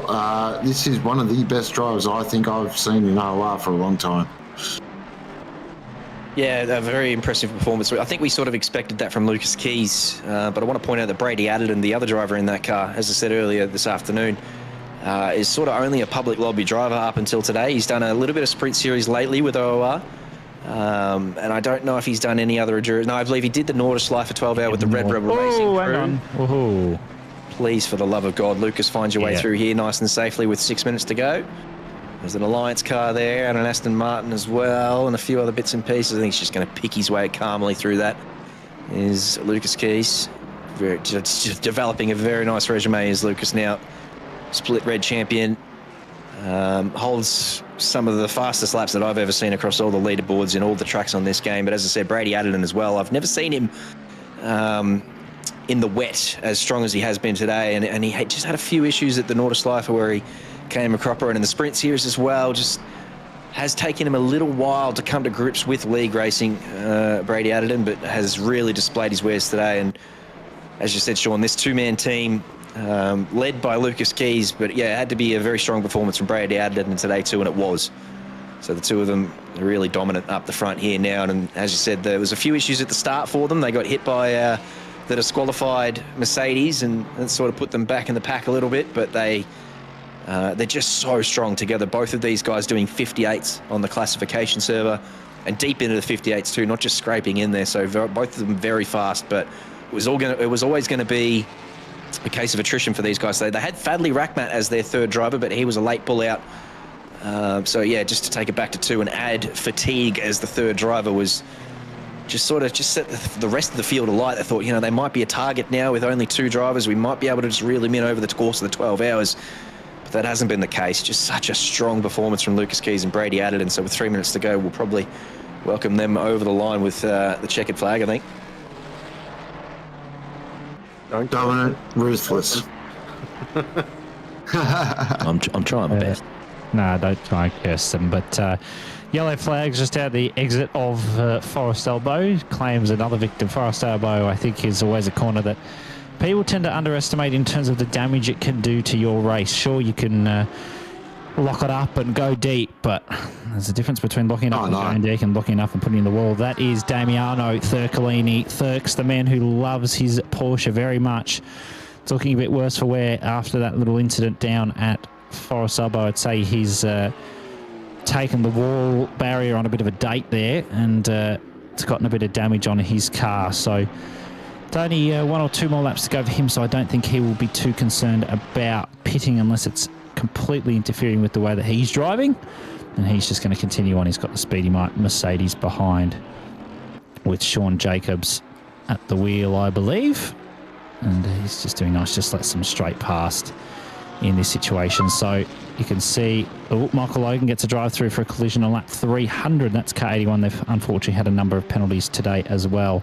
So Lucas Keys is going to come across the line for the second to last time here, and he's just getting past the ATR Mustang 532 car there nicely. And sorry, I'm just having a cry. Just checking the endurance chat at the moment, which is already slow mode has been enabled in the Octane Online Racing endurance chat. Yes.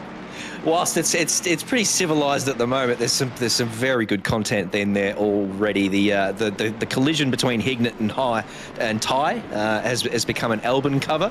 And there's a couple of very nice little memes dropping in there at the moment. So yeah, I think that's the earliest I've ever seen. And I was going to say, and the race hasn't even finished? Yeah, we haven't even finished. And the admins have gone, no, we know what's about to happen here. So they put the slow mode on the chat already, which is probably fair.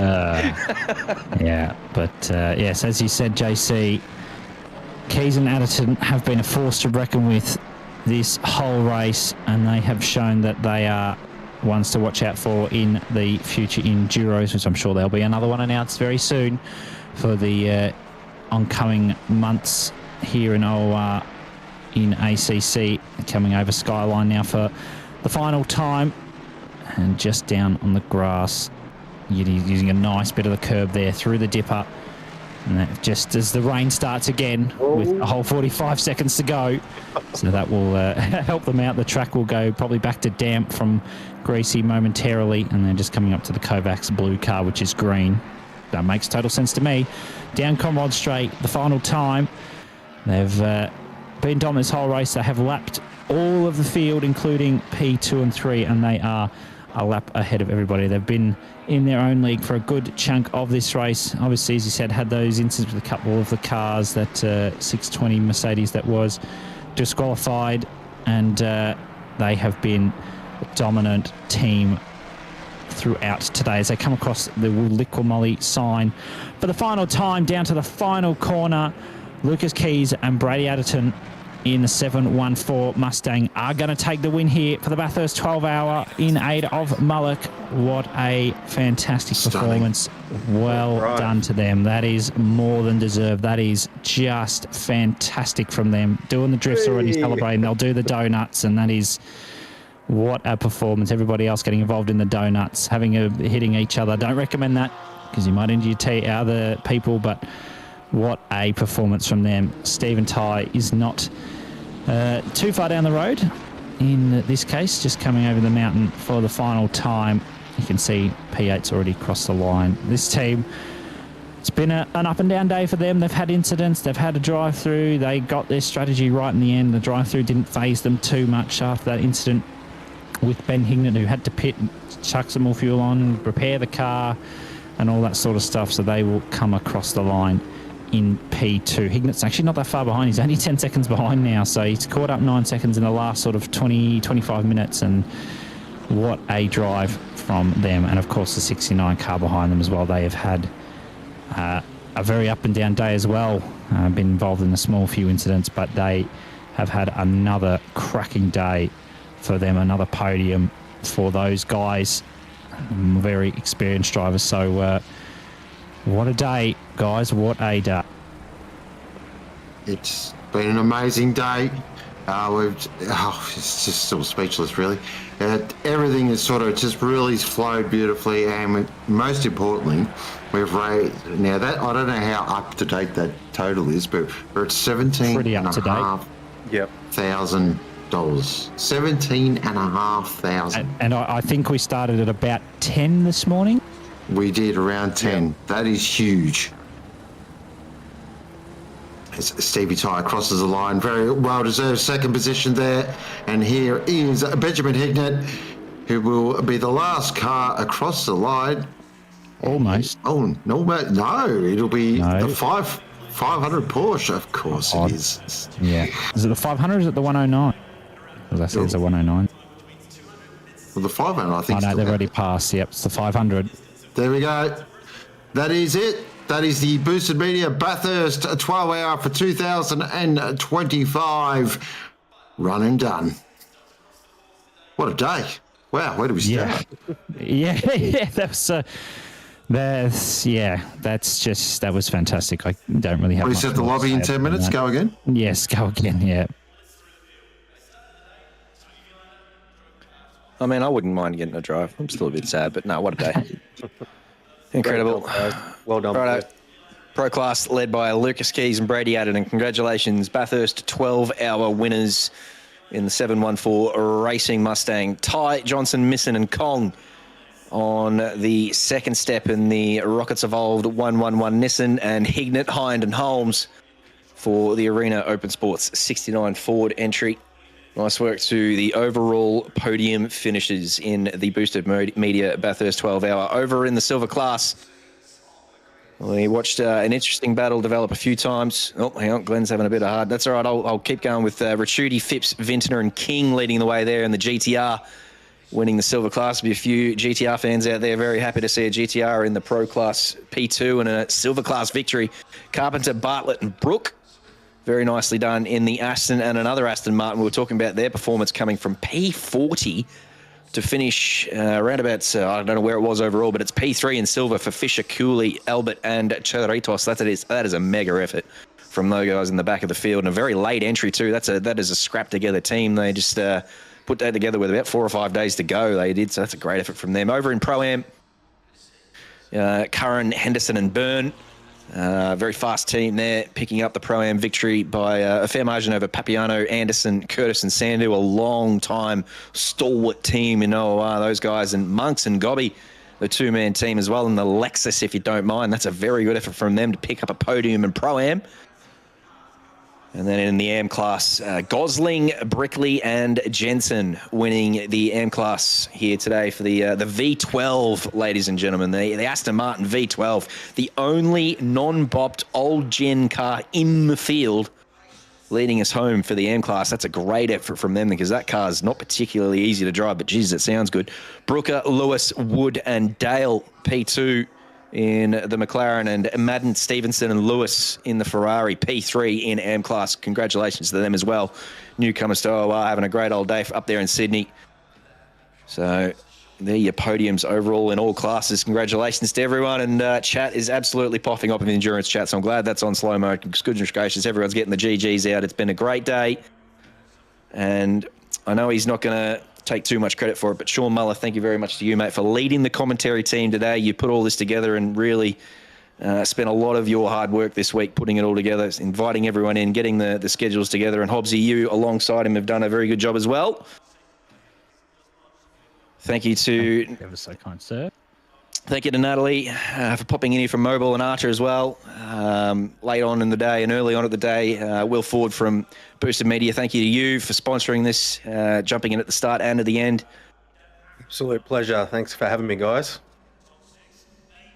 Yeah, on behalf of me and Art, thanks for having us as well. It's been great to be back.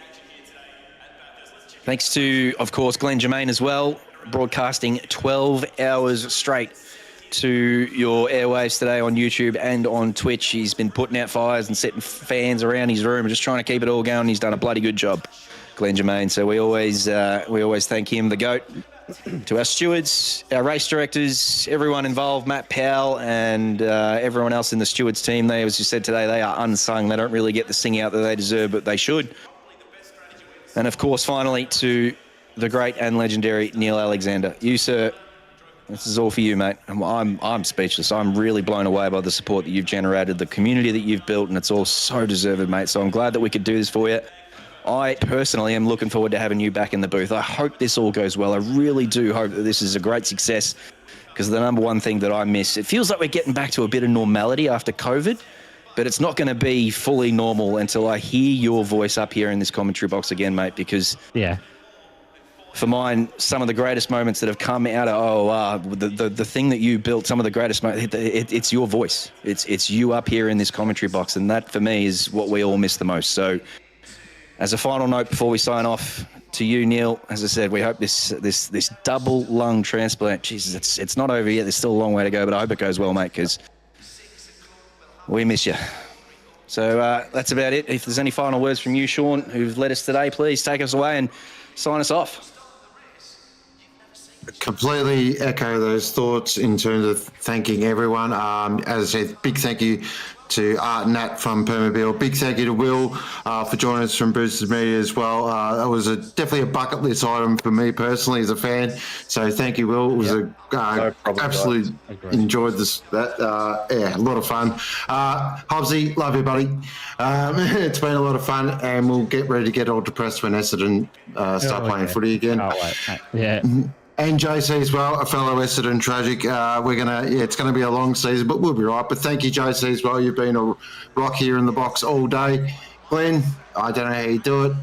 I just don't know how you do it. But two final thanks. Huge thank you goes to this amazing community, which it blows me away. I've seen your support firsthand. I've felt it firsthand, and it really makes a huge difference to people's lives. And I think you've, again, affected another life in such a positive way. So you all should be extremely proud of yourselves. And you know, if you are a beer drinker, have a beer or have a scotch or have a wine. Toast yourself to a really great day. So massive thank you to every single one of you, to the drivers, to the people that just watched, and of course to my sim racing mum, that is the one and only Jan Tully. Thank you very much. And most of all, Mullock, you bloody get back here soon, mate, and get in this box and give us 12 fucking metres, because I miss you, mate. And this will go well, and you are going to kick this thing's ass. So hurry back, my good friend. And other than that, thank you everyone for watching. It has been an absolute blast. You have watched the Boosted Media Bathurst 12 Hour, brought to you by OOR. Signing off for now.